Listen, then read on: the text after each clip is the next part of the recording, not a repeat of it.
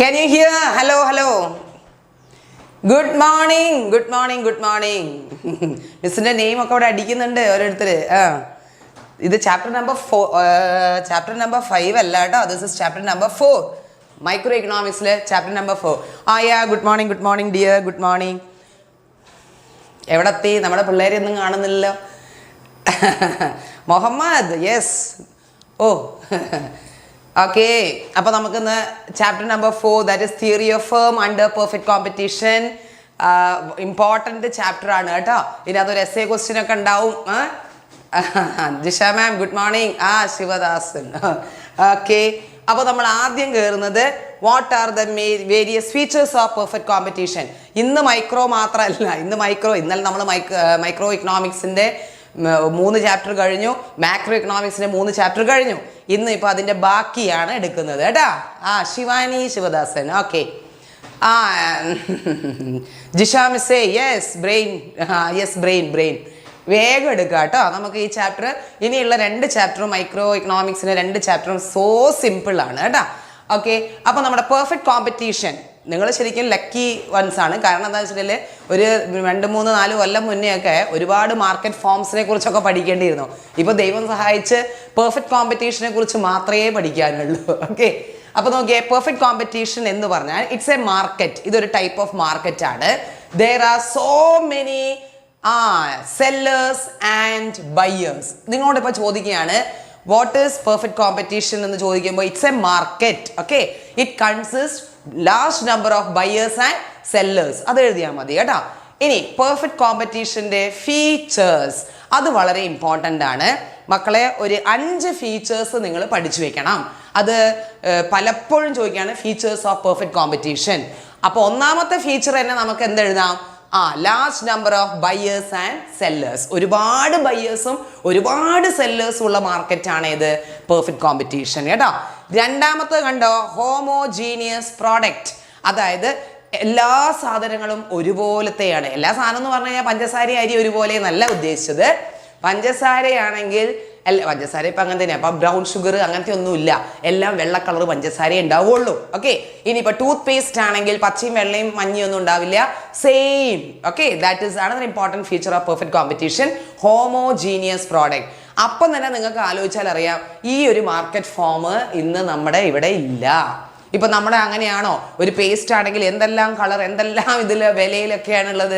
അപ്പൊ ഈ market form എന്ന് പറയുന്നത് നമ്മളിന്ന് ഓർഡിനറി മാർക്കറ്റിൽ കാണാത്ത ഒരു സംഭവമാണ് കേട്ടോ. ഈ മാർക്കറ്റ് ഫോം നമ്മുടെ ഇവിടെ ഇല്ല, ഇങ്ങനത്തെ ഒരു മാർക്കറ്റ് സ്ട്രക്ചർ ആക്ച്വലി. ഇനി മിസ് പറയുന്ന പോയിന്റ്സ്, അതായത് നിങ്ങൾക്ക് പെട്ടെന്ന് പഠിക്കാൻ പറ്റുന്നതും അതുപോലെ ഇമ്പോർട്ടൻ്റ് ആയിട്ടുള്ള പോയിന്റ്സ് ഒരു 5 എണ്ണം പഠിച്ചാൽ മതി കേട്ടോ. Yes, it's an imaginary market. അതെ, ഞാനും വിചാരിക്കാറുണ്ട് പിന്നെ എന്തിനാണ് ഇത് പഠിക്കുന്നതെന്ന്. ശരിക്കും നമ്മുടെ ഇന്ന് ലോകത്തുള്ള മാർക്കറ്റ് ഏതാണെന്നറിയോ മക്കളെ? മോണോപോളിസ്റ്റിക് കോമ്പറ്റീഷനാണ് ശരിക്കും, അല്ലാതെ പെർഫെക്റ്റ് കോമ്പറ്റീഷൻ അല്ല, മോണോപോളിസ്റ്റിക് കോമ്പറ്റീഷൻ ആണ്. പക്ഷെ അതിനെക്കുറിച്ച് നിങ്ങൾക്കൊട്ട് പഠിക്കാനും ഇല്ല, അതാണ് കഷ്ടം. ഓക്കെ, അപ്പോൾ ഹോമോജീനിയസ് പ്രോഡക്ട്സ് കഴിഞ്ഞു. ഇനി അടുത്തത് free mobility of factors of production. അതായത് ലാൻഡ് ആയാലും ലേബർ ആയാലും അടുത്ത ടോപ്പിക് എടുക്കാം. അപ്പോൾ ഇതൊക്കെ പഠിച്ചു കഴിഞ്ഞു. അതായത് ലാൻഡ് ആയാലും ലാൻഡിന് പറ്റൂല, ലേബറേഴ്സ് അതേപോലെ ക്യാപിറ്റലൊക്കെ ആണെങ്കിൽ എന്താണ്? ഫ്രീ മൊബിലിറ്റി ആണ്. അതേപോലെ the perfect knowledge about the market condition. അതായത് നമ്മുടെ പ്രൊഡ്യൂസേഴ്സിനായാലും അതേ കൺസ്യൂമേഴ്സിനായാലും സാധനത്തിൻ്റെ വിലയെക്കുറിച്ചൊക്കെ നല്ല ബോധ്യമുണ്ട് കേട്ടോ. അതേപോലെ freedom of entry and exit. ഇത് വളരെ ഇമ്പോർട്ടൻ്റ് ആയിട്ടുള്ള ഒരു എന്താ പറയുക, ഒരു ഫീച്ചറാണ് freedom of entry and exit. എന്ന് പറഞ്ഞാൽ മീനിങ് എന്താണെന്നറിയോ? നമുക്കിപ്പോൾ നമ്മുടെ ഫേം നഷ്ടത്തിലാണെങ്കിൽ അത് അടച്ചു പൂട്ടാം. ഇനിയിപ്പോൾ ലാഭമാണെങ്കിൽ ഏതെങ്കിലും ഒരു പ്രോഡക്റ്റ് വിറ്റാൽ നമുക്ക് ലാഭം കിട്ടുമെങ്കിൽ നമുക്ക് പോയിട്ട് എന്ത് ചെയ്യാം? ആ പ്രോഡക്റ്റ് ഉണ്ടാക്കാം. ഓക്കെ, ടീച്ചറിന് നല്ല സുഖം അല്ലേ? ഇന്നലെയൊക്കെ ക്ലാസ്സിൽ തന്നെയാണെന്ന് തോന്നുന്നു, സൗണ്ടിന് ഒരു ചെറിയ പ്രശ്നം വന്നിട്ടുണ്ട്. ഓക്കെ, അപ്പോൾ അതാണ് freedom of entry and exit. And there is no transportation cost, uniform price. കണ്ടോ, അതായത് സാധനത്തിന് ഒരേ വിലയാണെന്ന്. ഇപ്പോൾ പഞ്ചസാരയാണെങ്കിൽ പഞ്ചസാരയ്ക്കൊക്കെ ഒരേ വില, ടൂത്ത് ബ്രഷ് ആണെങ്കിൽ ടൂത്ത് ബ്രഷിനൊക്കെ ഒരേ വിലയായിരിക്കും. അതിനിപ്പോൾ എന്താ പറയുക, ഏത് സാധനം, ഇപ്പം ചെരുപ്പാണെങ്കിൽ ചെരുപ്പിനെല്ലാം ഒരേ വിലയായിരിക്കും എന്നാണ് പറയുന്നത്, ഏത് എടുത്താലും കേട്ടോ. അപ്പോൾ അതാണ് uniform price. Then there is no selling cost. Selling cost എന്ന് പറഞ്ഞാൽ അഡ്വർടൈസ്മെന്റ് കോസ്റ്റ് ഇല്ല.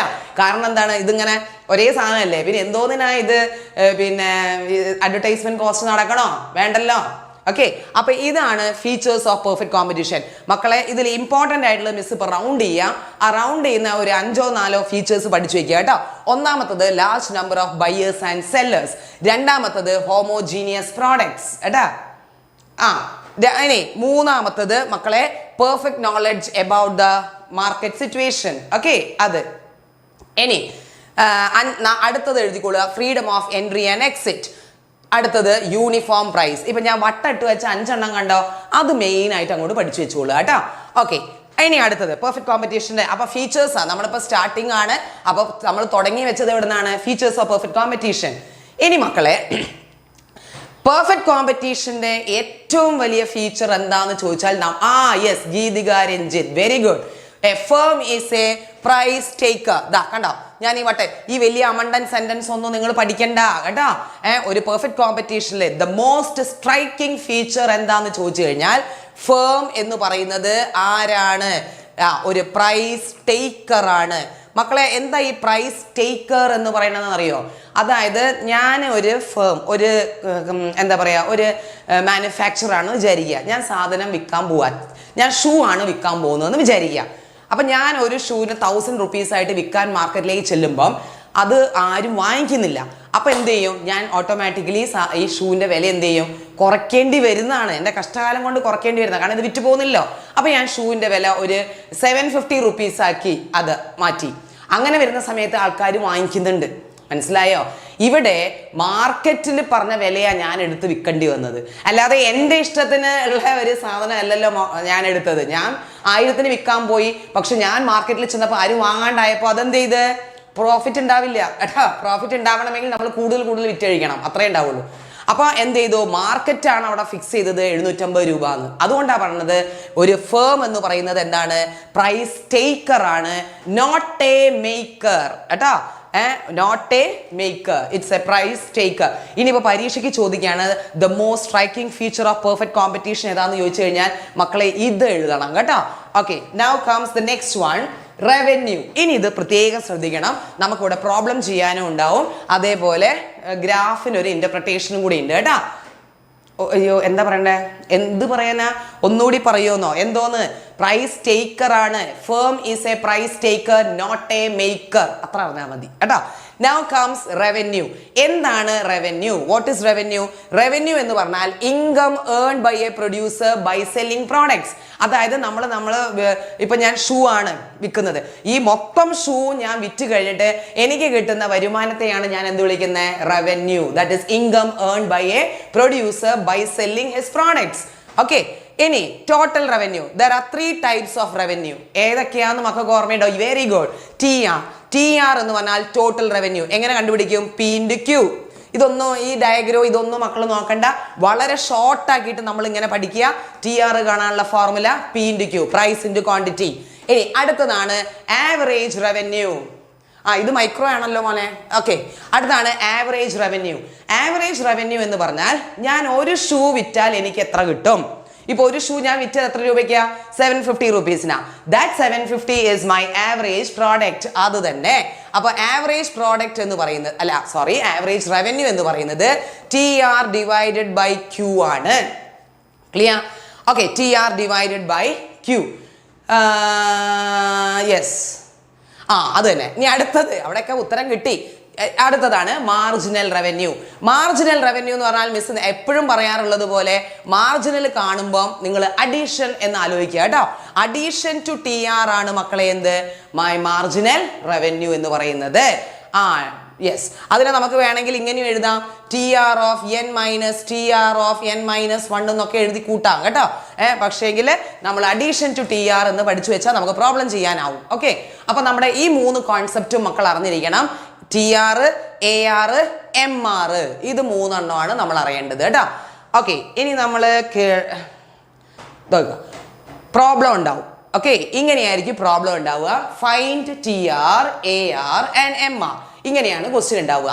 ഓക്കെ, ഇത് നമ്മൾ ചെയ്തിട്ട് ഇതൊക്കെയാണ് പ്രോബ്ലം ആയിട്ട് ചോദിക്കുക. ഇത് ചോദിച്ചു കഴിഞ്ഞിട്ട് നമ്മൾ ഈ പ്രോബ്ലം ചെയ്ത് കഴിഞ്ഞിട്ട് നമ്മൾ ഒരു ഗ്രാഫ് വരയ്ക്കും. അപ്പൊ നിങ്ങൾക്ക് TR കർവിന്റെ ഷേപ്പും AR കർവിന്റെ ഷേപ്പും MR കർവിന്റെ ഷേപ്പും കിട്ടും. ആ ഷേപ്പ് വെച്ചോണ്ട് ഒരു ക്വസ്റ്റ്യൻ ഇതിനകത്ത് ചോദിക്കാറുണ്ട് കേട്ടോ. അപ്പോൾ നിങ്ങൾ ആദ്യം അതൊരു കോമൺ ക്വസ്റ്റ്യൻ ആണ്, അത് ചോദിക്കാറുണ്ട്, എവിടെങ്കിലും ഒരു കറക്കി ചോദിക്കും. അപ്പോൾ നമുക്ക് ആദ്യം TR കാണാം. മക്കളെ TR കാണേണ്ട ഫോർമുല എന്താ? P/Q. അത് ആദ്യം പഠിച്ചു വെക്കണമെന്ന് മിസ് പറഞ്ഞത് അതുകൊണ്ടാണ് കേട്ടോ. അപ്പോൾ നമുക്ക് P/Q കാണാലോ. P/Q 1 × 10 10, 2 × 10 20, 3 × 10 30, 4 × 10 40, 5 × 10 50, 6 × 10 60. So this is my total revenue. Correct. അടുത്തത് AR. AR കാണേണ്ട ഫോർമുല അപ്പം എഴുതി വെക്കുക. TR divided by Q. അപ്പൊ ഏതാ നമ്മുടെ TR? ഇതേ ഡിവൈഡഡ് ബൈ Q. കണ്ടോ? ഇതേ ഹരിക്കണം ഇത്. അപ്പൊ ഏതൊക്കെയാ വരിക? 10/1 10, 20 ഡിവൈഡ് ബൈ 2 10, 30 ഡിവൈഡ് ബൈ 3 10, 40/4 10, 50/5 10, 60/6 10. ആഹാ, അപ്പൊ അതൊക്കെ എന്ത് കിട്ടി? 10 10 10 10. Very good. മല്ലു മാസ്റ്റർ. അടുത്തത് MR. അടുത്താണ് ഇത് മാർജിനൽ റവന്യൂ. ഇല്ല മല്ലു മാസ്റ്റർ ഗെയിമിംഗ് നമ്മൾ സ്റ്റാർട്ട് ചെയ്തിട്ടേ ഉള്ളൂ കേട്ടോ. അടുത്തത് MR. MR എന്ന് പറഞ്ഞാൽ നമ്മുടെ ഫോർമുല എന്താ മക്കളെ? നിങ്ങൾ ഫോർമുല ഒന്നും വെച്ച് ചെയ്യാൻ നിൽക്കണ്ട. അഡീഷൻ ടു TR ചെയ്താൽ മതി. അതായത് ടോട്ടൽ റവന്യൂയിലേക്ക് വരുന്ന വർധനവ്. ഒരൊറ്റ മിനിറ്റ്. തൂക്കുടി എന്നാണ് എഴുതിയത്, എനിക്ക് അറിഞ്ഞൂടാ actually that's name. Okay, wait പറഞ്ഞ ആ ഒരു ക്വസ്റ്റ്യൻ ഞാൻ ഇപ്പം ആൻസർ ചെയ്യാം. പ്രൈസ് ഫിക്സ്ഡ് ആണോ എന്ന്. വെയിറ്റ്. Okay, MR. ആദ്യത്തെ MR മക്കളെ നിങ്ങൾ ബ്ലാങ്ക് ആക്കുക. അടുത്ത ക്വസ്റ്റ്യൻ എന്ത് ചെയ്യുക? നമ്മൾ TRലേക്ക് നോക്കുക. TRലേക്ക് നോക്കുമ്പോൾ നിങ്ങൾക്ക് മനസ്സിലാവും എത്ര വർധനവാ. 10 ന്ന് 20ലേക്ക് എത്രയാ വർധനവ്? 10. 20 ന്ന് 30ലേക്ക് എത്രയാ? 10. 30 ന്ന് 40ലേക്ക് എത്രയാ? 10. 40 ന്ന് 50ലേക്ക് 10. 50 ന്ന് 60ലേക്ക് എത്രയാണ്? 10. അവിടെ ആ ക്വസ്റ്റ്യൻ ചോദിച്ചതല്ലേ, എന്താ പറയുന്നത്? ആ ഒരു ക്വസ്റ്റ്യൻ ചോദിച്ചു പ്രൈസ് സെയിം അല്ലേന്ന്. മക്കളെ, ഒരു പെർഫെക്റ്റ് കോമ്പറ്റീഷനിൽ നമ്മൾ one of the important feature പറഞ്ഞപ്പം പറഞ്ഞായിരുന്നു യൂണിഫോം പ്രൈസ്. അതായത് സാധനത്തിന്റെ വിലയ്ക്ക് ഒരു മാറ്റവും ഇല്ല എന്ന് പറഞ്ഞായിരുന്നില്ലേ? അതുകൊണ്ടല്ലേ 10 10 10 10 എഴുതിയത്. അങ്ങനെയാണെങ്കിൽ ഈ ഒരു സംഭവത്തിൽ നിന്ന് നിങ്ങൾക്ക് ഒരു കാര്യം ക്ലിയർ ആവും. എന്തായിരിക്കും? Price 10, AR 10, MR 10. അങ്ങനെയാണെങ്കിൽ ഇവിടെയാണ് ക്വസ്റ്റ്യൻ ചോദിക്കുക. അങ്ങനെയാണെങ്കിൽ മാം ക്ലാസ് വേഗം എടുക്കും. അങ്ങനെയാണെങ്കിൽ ഒരു പെർഫെക്റ്റ് കോമ്പറ്റീഷനിൽ price is equal to AR is equal to MR അല്ലേ? സാധനത്തിന്റെ വിലയും ARഉം MRഉം എന്തായിരിക്കും? ഈക്വൽ ആണ്. അത് വളരെ ഇമ്പോർട്ടൻ്റ് ആണ്. അവിടെ തലയിൽ കയറ്റി വെച്ചോളണം കേട്ടോ. ഇനി മക്കളെ നമുക്ക് എന്ത് ചെയ്യണം? ഒരു ഡയഗ്രാം വരയ്ക്കണം. നമുക്ക് ഈ കേർവിന്റെ ഷേപ്പ് ചിലപ്പം വെച്ച് പരീക്ഷയ്ക്ക് ചോദിക്കും. ഈ Y ആക്സിസിൽ നമ്മൾ എപ്പോഴും മാർക്ക് ചെയ്യുന്നത് എന്താണെന്നറിയോ? TR, AR, MR. ഇത് മൂന്നും ഇവിടെ മാർക്ക് ചെയ്യും. നമുക്ക് ആ 3 കേർവിന്റെ ഷേപ്പ് എല്ലാം കിട്ടേണ്ടത്. ഇനി അടുത്തത് Q. ഇവിടെ നമ്മൾ Q ക്വാണ്ടിറ്റി. ഓക്കെ, ഇനി Q എത്ര? 1 2 3 4 5 6. 1 2 3 4 5 6. 6 യൂണിറ്റ്സ് ഞാൻ മാർക്ക് ചെയ്തിട്ടുണ്ട്. ഇവിടെ നമ്മൾ നോക്കുക ഹയസ്റ്റ് വാല്യൂ. TR, AR, MRന്റെ ഒക്കെ ഹയസ്റ്റ് വാല്യൂ കിടക്കുന്നത് 60 അല്ലേ മക്കളെ? അപ്പം ഞാൻ 60 വരെ മാർക്ക് ചെയ്യും. Okay, 30, 40, 50 and 60. ഞാൻ ആദ്യം വരയ്ക്കുന്നത് TR കേവാ. ഞാൻ ഇവിടെ വട്ടട്ട് കേട്ടോ. TR കേവ് ആണ് ഞാൻ ആദ്യം വരയ്ക്കാൻ പോകുന്നത്. Yes, it is upward rising curve ആണ്. യെസ്, നമുക്ക് പക്ഷെ അത് പ്രൂവ് ചെയ്യണം കേട്ടോ. അപ്പൊ ആദ്യത്തെ നോക്കിയേ, 1 10ലേക്ക്, 1 10ലേക്ക്, 2 20ലേക്ക്, 3 30ലേക്ക്, 4 40ലേക്ക് അല്ലേ, 5 50ലേക്ക്, 6 60ലേക്ക്. ടാങ് കണ്ട് അങ്ങോട്ട് വരയ്ക്കുക. This is my total revenue curve. കണ്ടോ? എൻ്റെ total revenue curve upward rising curve ആണ്. ഇനി ഞാൻ വരയ്ക്കാൻ പോകുന്നത് AR ആണ്.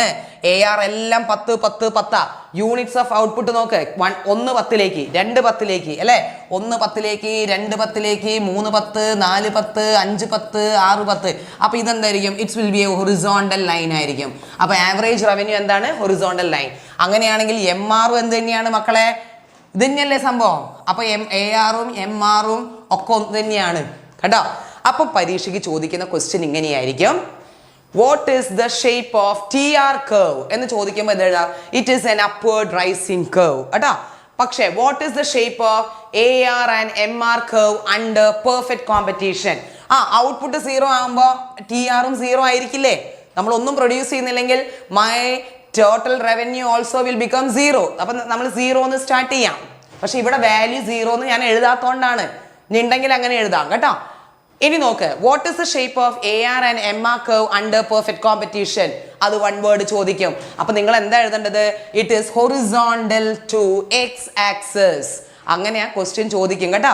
AR MR horizontal to X axis ആണ്. അപ്പൊ ഇത്രയും സാധനങ്ങൾ നിങ്ങൾ ഈ total revenue, average revenue, marginal revenue ഭാഗത്തുനിന്ന് പഠിക്കണം. ഓക്കെ, ഓരോ ടോപ്പിക്സ് ആണ് ഇപ്പൊ ഇങ്ങനെ തീർത്ത് തരുന്നത് കേട്ടോ. ഇതിൽ വൺ വേർഡ് കയറി വരുമ്പം പറയുന്നുണ്ട്. അപ്പൊ ക്ലാസ് ശ്രദ്ധിച്ചാൽ കിട്ടുള്ളൂ, അല്ലെങ്കിൽ കിട്ടൂല. Okay, upward rising curve. ഇവിടെ വേറൊരു ക്വസ്റ്റ്യൻ ചോദിച്ചിട്ടുണ്ട്. Write any 2 features of TR. അതായത് ഈ TRന്റെ 2 ഫീച്ചേഴ്സ് നിങ്ങൾ എന്തെഴുതും? 2 ഫീച്ചേഴ്സ് ഓഫ് TR, അതായത് 2 ഫീച്ചേഴ്സ് ഓഫ് TR എന്ന് ചോദിച്ചിട്ടുണ്ട്. 2 മാർക്കിന് ഒരു ക്വസ്റ്റ്യനാ. ഇന്ന് എത്ര ചാപ്റ്റർ പഠിപ്പിക്കും? ഇന്ന് ഞാൻ 2 ചാപ്റ്റർ പഠിപ്പിക്കും കുഞ്ഞെ. Teacher is 45 degree. അല്ല, TR കേർവിന്റെ 2 ഫീച്ചേഴ്സ് പറയാൻ പറഞ്ഞാൽ എന്തെഴുതും നിങ്ങൾ?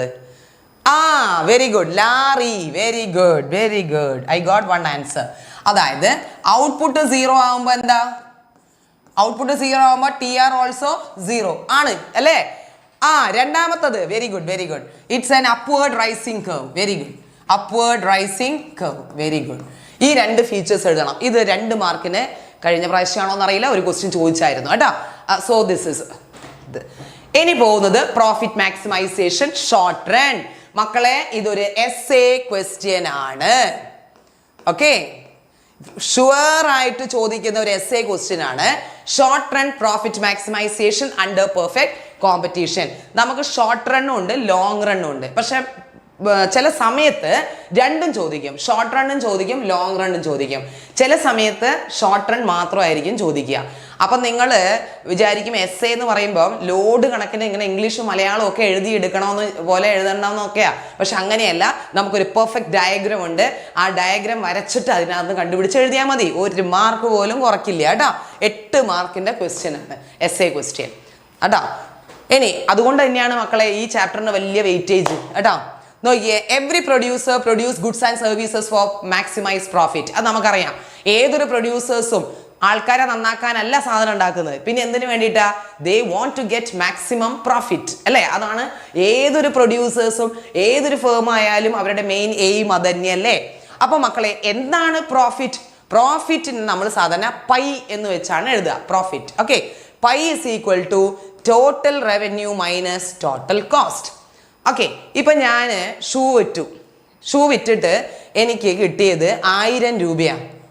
പക്ഷെ ഈ ഒരു ഷൂ ഉണ്ടാക്കാൻ എനിക്ക് ചെലവായത് 800 രൂപയേ ഉള്ളൂ. അണ്ടർസ്റ്റുഡ്? അപ്പൊ എന്റെ ലാഭം എത്രയാണ്? എന്റെ ലാഭം എത്രയാണ്? 200. This is called what? My profit. അപ്പൊ total revenue minus total cost ആണ് മക്കളെ എന്ത്? പ്രോഫിറ്റ്. മറന്നു പോവരുത്. നിങ്ങളുടെ ഹാഫ് ഇയറിലേക്കാന്ന് തോന്നുന്നു ഈ ഒരു ക്വസ്റ്റ്യൻ ഒരു ടേബിളിൽ ചോദിച്ചായിരുന്നു. അത് എന്താ അങ്ങനെ കുറച്ച് പേരൊന്നും എഴുതിയിട്ടില്ല. അതെന്താന്ന് വെച്ച് കഴിഞ്ഞാൽ കാണിച്ചു തരാം. ഞാൻ അത് ആ പ്രോബ്ലം ഞാൻ ഇപ്രാവശ്യം ചെയ്തു വെച്ചിട്ടുണ്ട്. അത് കാണിച്ചു തരാം കേട്ടോ. ഇതിപ്പോ തൽക്കാലം ഇത് നോക്കുക. അപ്പൊ പ്രോഫിറ്റ് എന്ന് പറഞ്ഞാൽ എന്താണ്? TR മൈനസ് TC ആണ്. ക്ലിയർ ആയല്ലോ? ഇനി ഡയഗ്രാം പറഞ്ഞു തരും. ഡയഗ്രാം ഞാൻ വരയ്ക്കുമ്പോൾ ശരിക്കും ശ്രദ്ധിക്കണം. ഒറ്റ പ്രാവശ്യം നിങ്ങൾ ശ്രദ്ധിച്ചാൽ മതി, കാര്യം മനസ്സിലാവും. ഇനി ഈ ഒരു എസ്സേ തുടങ്ങുമ്പോൾ നിങ്ങൾ ആദ്യം എഴുതേണ്ടത് ഈ ഒരു സെന്റൻസ് എഴുതുക. ക്ലിയർ? ഈ സെന്റൻസ് എഴുതുക. പിന്നെ ഈ സാധനം എഴുതുക. നിങ്ങളിങ്ങനെ പരത്തിക്കോരി എസ്സേ പോലെ എങ്ങനെ വേർഡ്സ് വേണമെന്നൊന്നും ഒരു കണ്ടീഷനും ഇല്ല കേട്ടോ. അത് 2 എണ്ണം എഴുതുക. നമ്മളൊരു എസ്സേ അല്ലേ, അപ്പൊ കുറച്ചൊരു മര്യാദ വേണ്ടേ? ഓക്കെ, ഇനി അടുത്തത് മക്കളെ കണ്ടീഷൻസ്. ഇത് വളരെ ഇമ്പോർട്ടൻ്റ് ആണ്. there are 3 conditions. ഈ 3 കണ്ടീഷൻസ് നിങ്ങൾ എഴുതണം. നമ്മൾ എസ്സേയിലേക്ക് കിടക്കുക കേട്ടോ. 3 കണ്ടീഷൻസ് എഴുതണം. അപ്പോൾ ഈ 3 കണ്ടീഷൻസ് ഇവിടെ വലിയ വലിയ സെന്റൻസിലാണ് കൊടുത്തിട്ടുള്ളത്. ഞാൻ ഇവിടെ മാറ്റി എഴുതരാം. ഈ കണ്ടീഷൻസ് ഞാൻ ഇവിടെ മാറ്റി എഴുതുന്നുണ്ട്. 1 2 3 കണ്ടീഷൻസ് ആണ്. നമ്മൾ ഷോർട്ട് റൺ ആണ് പഠിക്കുന്നത്. Yes, the first one is price must be equal to MC. ആദ്യത്തത് അത് കൊടുക്കുക, ഒരു കണ്ടീഷൻ. രണ്ടാമത്തെ condition MC curve, marginal cost curve ഇല്ലേ, it should be non, should ആണ് കേട്ടോ, ഷുഡ് ബി നോൺ ഡിക്രീസിങ്. അടുത്ത കണ്ടീഷനാ, അതായത് MC കർവ് ഒരിക്കലും താഴാൻ പാടില്ല. MC കർവ് എപ്പോഴും എന്ത് ചെയ്യണം, മുകളിലേക്ക് പൊന്തണം. അതാണ് രണ്ടാമത്തെ കണ്ടീഷൻ. മൂന്നാമത്തെ കണ്ടീഷൻ മക്കളെ ഇതാണ് കേട്ടോ, ഷോർട്ട് റണ്ണില് സാധനത്തിന്റെ വില എപ്പോഴും എന്തിനേക്കാളും AVCയേക്കാളും എന്ത് ചെയ്യണം, ഈക്വൽ ആവണം, അല്ലെങ്കിൽ കൂടുതലായിരിക്കണം. സാധനത്തിന്റെ വില കോസ്റ്റിനേക്കാളും കൂടുതലായാലല്ലേ മക്കളെ നമുക്ക് പ്രോഫിറ്റ് കിട്ടുള്ളൂ, അല്ലെങ്കിൽ പ്രോഫിറ്റ് കിട്ടില്ലല്ലോ. അത് അണ്ടർസ്റ്റുഡ് ആണ് കേട്ടോ. അപ്പൊ ഇതാണ് 3 കണ്ടീഷൻ. അങ്ങനെയാണെങ്കിൽ ഇനിയിപ്പോൾ ഒരു സെന്റൻസ് എക്സ്ട്രാ നമുക്ക് എഴുതാം. ലോങ് റണ്ണിൽ എന്താണെന്നറിയോ സംഭവം? ലോങ് റണ്ണിൽ price must be greater than or equal to AC ആണ്. കാരണം ഷോർട്ട് റണ്ണിൽ മാത്രമേ നമുക്ക് വേരിയബിൾ കോസ്റ്റ് ഉള്ളൂ. ലോങ് റണ്ണിൽ ആവറേജ് കോസ്റ്റ് എന്നേ നമ്മൾ പറയുള്ളൂ കേട്ടോ. ഓ വേഗം തീർക്ക്, ഇന്നത്തെ ക്ലാസ്സും കേൾക്കണോ? ഓഹോ അതാണ് കാര്യം. സമയമുണ്ട്, നിങ്ങൾ എന്തിനായി ടെൻഷൻ അടിക്കുന്നേ? സമയമില്ലേ? സാവധാനം നമുക്ക് ചെയ്താൽ മതി കേട്ടോ. തിരക്കിട്ടൊന്നും പോണ്ടോ, അത്രയ്ക്കല്ലേ പഠിക്കാനുള്ളൂ. ഓക്കെ, ഇനിയിപ്പോൾ സിറാജ് സാറ് വന്നിട്ട് ബാക്കിയും കൂടെ എടുക്കാനുണ്ട്. ഇനിയിപ്പോൾ നാളെയും മറ്റന്നാളും ഒക്കെ ആയിട്ട് നമുക്ക് ഇത് പോകാനുണ്ട്, എന്താ പറയുക, ഇമ്പോർട്ടൻറ്റ് ക്വസ്റ്റ്യൻസും അതേപോലെ പ്രോബ്ലം പാർട്സ് മാത്രമൊക്കെ പോകാനുണ്ട് കേട്ടോ. ഓക്കെ, അപ്പോൾ ഇതാണ് നമ്മുടെ 3 കണ്ടീഷൻ. അപ്പോൾ മക്കള് 3 കണ്ടീഷൻസ് ആദ്യം എഴുതണം. Brain corner, I don't know real name. Okay, ഇവിടെ AC ഞാൻ എഴുതിയ ലോങ് റൺ ആവറേജ് കോസ്റ്റ് ആണ്, അത് AC എന്ന് എഴുതിയാലും മതി കേട്ടോ. ബിസിനസ് ക്ലാസ് ഈവനിങ് ആട്ടോ. ഇനി നമ്മൾ എന്ത് ചെയ്യാന്നറിയാം, ഡയഗ്രാം വരയ്ക്കുക. ആരോ ഒരാൾ എന്നോട് ചോദിച്ചു ഡയഗ്രാം വേണ്ടേ മിസ് ചെയ്യുന്നത്? തീർച്ചയായും വേണം. നോക്കിക്കോ, ഡയഗ്രാം വരയ്ക്കുന്നത് നോക്കിയേ, ഇങ്ങനെ വരച്ചു. ഇവിടെ ഞാൻ ഔട്ട്പുട്ട് മാർക്ക് ചെയ്യുന്നു. Okay, X axis, Y axis. ഇവിടെ എന്തൊക്കെയാണ് മാർക്ക് ചെയ്യുന്നതെന്ന് അറിയോ? പ്രൈസ് മാർക്ക് ചെയ്യുന്നു. ഓക്കെ, പിന്നെ നമ്മൾ MC മാർക്ക് ചെയ്യുന്നു. ഓക്കെ, AVC മാർക്ക് ചെയ്യുന്നു. ഇത്രയാണ് നമ്മൾ ആ ഇതിൽ മാർക്ക് ചെയ്യുന്നത്. ഓക്കെ, ഇനി നമ്മൾ എന്ത് ചെയ്യണമെന്നറിയാം മക്കളെ? ശരിക്കും ശ്രദ്ധിക്കണേ. ആദ്യം X ആൻഡ് Y ആക്സിസ് കഴിഞ്ഞാൽ ബോർഡ് എക്സാം. യെസ്, നിങ്ങൾക്ക് 6 ദിവസമുണ്ട്. പാട്ട് പാടി നിങ്ങൾക്ക് ബോർഡ് എക്സാമിന് എക്കണോമിക്സ് പഠിക്കാടോ. ഓക്കെ, നോക്കിയോ, ഇങ്ങനെ വരച്ചു. ഇതാണ് പ്രൈസ്, സാധനത്തിന്റെ വില കേട്ടോ. ഇനി മിസ് വരയ്ക്കുന്ന കേർവ് എന്ന് പറയുന്നത് MC കേർവ് ആണ്. ശ്രദ്ധിച്ചേ, MC this is my MC curve കേട്ടോ. MC കേർവ് വരച്ചു. ഇനി എനിക്ക് ഒരു കേർവും കൂടെ ഇവിടെ വരയ്ക്കാനുണ്ട്. AVC ഇല്ലേ, കളർ മാറ്റട്ടെ. AVC നോക്കിയേ, ഞാൻ AVC കേർവ് വരയ്ക്കുക. This is AVC. Yes, AVC curve വരച്ചു. ഇപ്പൊ 3 കേർവ് ഞാൻ വരച്ചേ. ഇനി ഞാൻ എന്ത് ചെയ്യുന്നറിയോ, ഇവിടെ ടച്ച് ചെയ്യുന്ന പ്രൈസും MCയും നമ്മൾ ടച്ച് ചെയ്യുന്ന പോയിന്റ് ഇല്ലേ, അവിടുന്ന് താഴേക്ക് ഞാനൊരു വര വരച്ചു. OQPM. ഓക്കെ, കണ്ടോ, ഇത്രയും വരച്ചു. ഇനി ഇവിടെ ഒരു AVC കേർവ് ടച്ച് ചെയ്തില്ലേ മക്കളെ, അവിടെ നിന്ന് ഞാൻ ഇങ്ങോട്ടേക്ക് പ്രൈസിലേക്ക് ഒരു വര വരച്ചു. ഇവിടെ ഞാൻ മാർക്ക് ചെയ്യുന്നത് N. ഓക്കെ, ഇത് N ആണ്. ഇവിടെ ഞാൻ മാർക്ക് ചെയ്യുന്നത് E. ഇപ്പൊ ഇത്രയും വര വരച്ചു. ഇനി എന്താ പരിപാടി എന്നറിയോ? നമുക്കറിയാം പ്രോഫിറ്റ് എന്ന് പറയുന്നത് TR മൈനസ് TC ആണ് അല്ലേ? അപ്പൊ നമുക്ക് നമുക്ക് ആദ്യം ഈ TR കണ്ടുപിടിക്കണം, പിന്നെ TCയും കണ്ടുപിടിക്കണം ഈ ഡയഗ്രത്തിൽ നിന്ന്. അപ്പൊ ഞാൻ ആദ്യം ഇവിടെ എഴുതാം. ഓക്കെ, TR ആണ്, ഇവിടെ എഴുതുകയാണ്. TR കാണേണ്ട ഫോർമുല എന്താ? P×Q ആണല്ലോ. P×Q അല്ലടോ TR കാണേണ്ട ഫോർമുല. ആ P×Q ഈ ഡയഗ്രത്തിൽ നിന്ന് കണ്ടുപിടിക്കണം. ഈ ഡയഗ്രത്തിൽ ആ P×Q ഏരിയ നമ്മൾ കണ്ടുപിടിക്കണം. P എന്ന് പറയുന്നത് OP, സാധനത്തിന്റെ വില ഇവിടെ വരിക. അപ്പൊ ഞാൻ എഴുതുകയാണ് OP into Q, output OQ. കണ്ടോ, OQ. ക്ലിയർ? അങ്ങനെയാണെങ്കിൽ OPMQ കണ്ടോ, ഈ വലിയ ബോക്സിലെ OPMQ OPMQ ആണ് എൻ്റെ എന്ത്? TR. എൻ്റെ ടോട്ടൽ റവന്യൂ എന്ന് പറയുന്നത്, ഞാൻ കൈയോടെ വരയ്ക്കുകയാണേ, ഇതാണ് എൻ്റെ ടോട്ടൽ റവന്യൂ. ക്ലിയർ? ആ ബോക്സ്. ഓക്കെ, ഇനി അടുത്തത് നമ്മുടെ എന്താ കണ്ടുപിടിക്കണ്ടേ? ടി സി കണ്ടുപിടിക്കണ്ടേ? ടി സി എന്ന് പറയുന്നത് വൺ ഷോട്ട് ലൈവോ? ടി സിനകത്ത് നമുക്ക് കണ്ടുപിടിക്കാം മക്കളെ. എ സി ഇൻറ്റു ക്യൂ ചെയ്താൽ മതി, A V C into Q എന്നൊക്കെ ചെയ്താൽ മതി. കണ്ടോ, ഇതിനകത്ത് ടി വി സി ഒക്കെ നമുക്ക് കണ്ടുപിടിക്കാം. ഇവിടം വരെയാണ് വേരിയബിൾ കോസ്റ്റ്. ഇതിലിപ്പം വേരിയബിൾ കോസ്റ്റേ ഉള്ളൂ. ഇവിടം വരെയാണ് വേരിയബിൾ കോസ്റ്റ്. അങ്ങനെയാണെങ്കിൽ നോക്ക് മക്കളെ, എ വി സി എന്ന് പറയുന്നത് എവിടം വരെയാ? ഇവിടം വരെയല്ലേ? അതായത് ഒ എൻ ഇൻറ്റു ഔട്ട്പുട്ട് സെയിമാ ഒ ക്യൂ. അങ്ങനെയാണെങ്കിൽ ഞാൻ കൈകൊണ്ട് വരയ്ക്കുകയാണ് കേട്ടോ, ശ്രദ്ധിച്ചോളണേ. ഇതാ ഈ ഏരിയ ഇല്ലേ, ഈ area, this area is equal to what? അതായത് ഏതാണ് area? Area O N E Q. ഇതാണ് എൻ്റെ എന്ത്? T C. കേട്ടോ, അപ്പോൾ ടി ആർ എന്ന് പറയുന്നത് ഈ വലിയ ബോക്സും ടി സി എന്ന് പറയുന്നത് ഈ ചെറിയ ബോക്സുമാണ്. ടി ആറിൻ്റെ ഏരിയ അവിടെ കൊടുത്തിട്ടുണ്ട്, O P M Q minus T C ഏതാ? O N E Q.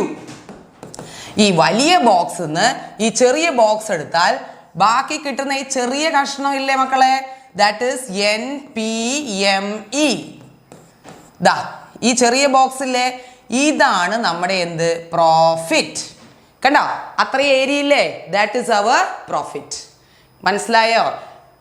ഇത്ര എഴുതിയാൽ മതി. എക്സാമിന്, നിങ്ങളുടെ ബോർഡ് എക്സാമിന് നിങ്ങളോട് ചോദിക്കുന്ന സമയത്ത് ഇങ്ങനെയാണ് നിങ്ങൾ പ്രസന്റ് ചെയ്യേണ്ടത് കേട്ടോ. പി എൻ ഇ എം എന്നൊക്കെ എഴുതിയാലും മതി, കുഴപ്പമില്ല. ഞാൻ ഇങ്ങനെ എടുത്തു, നിങ്ങൾ അങ്ങനെ എടുത്തു, ദാറ്റ്സ് ഇറ്റ്.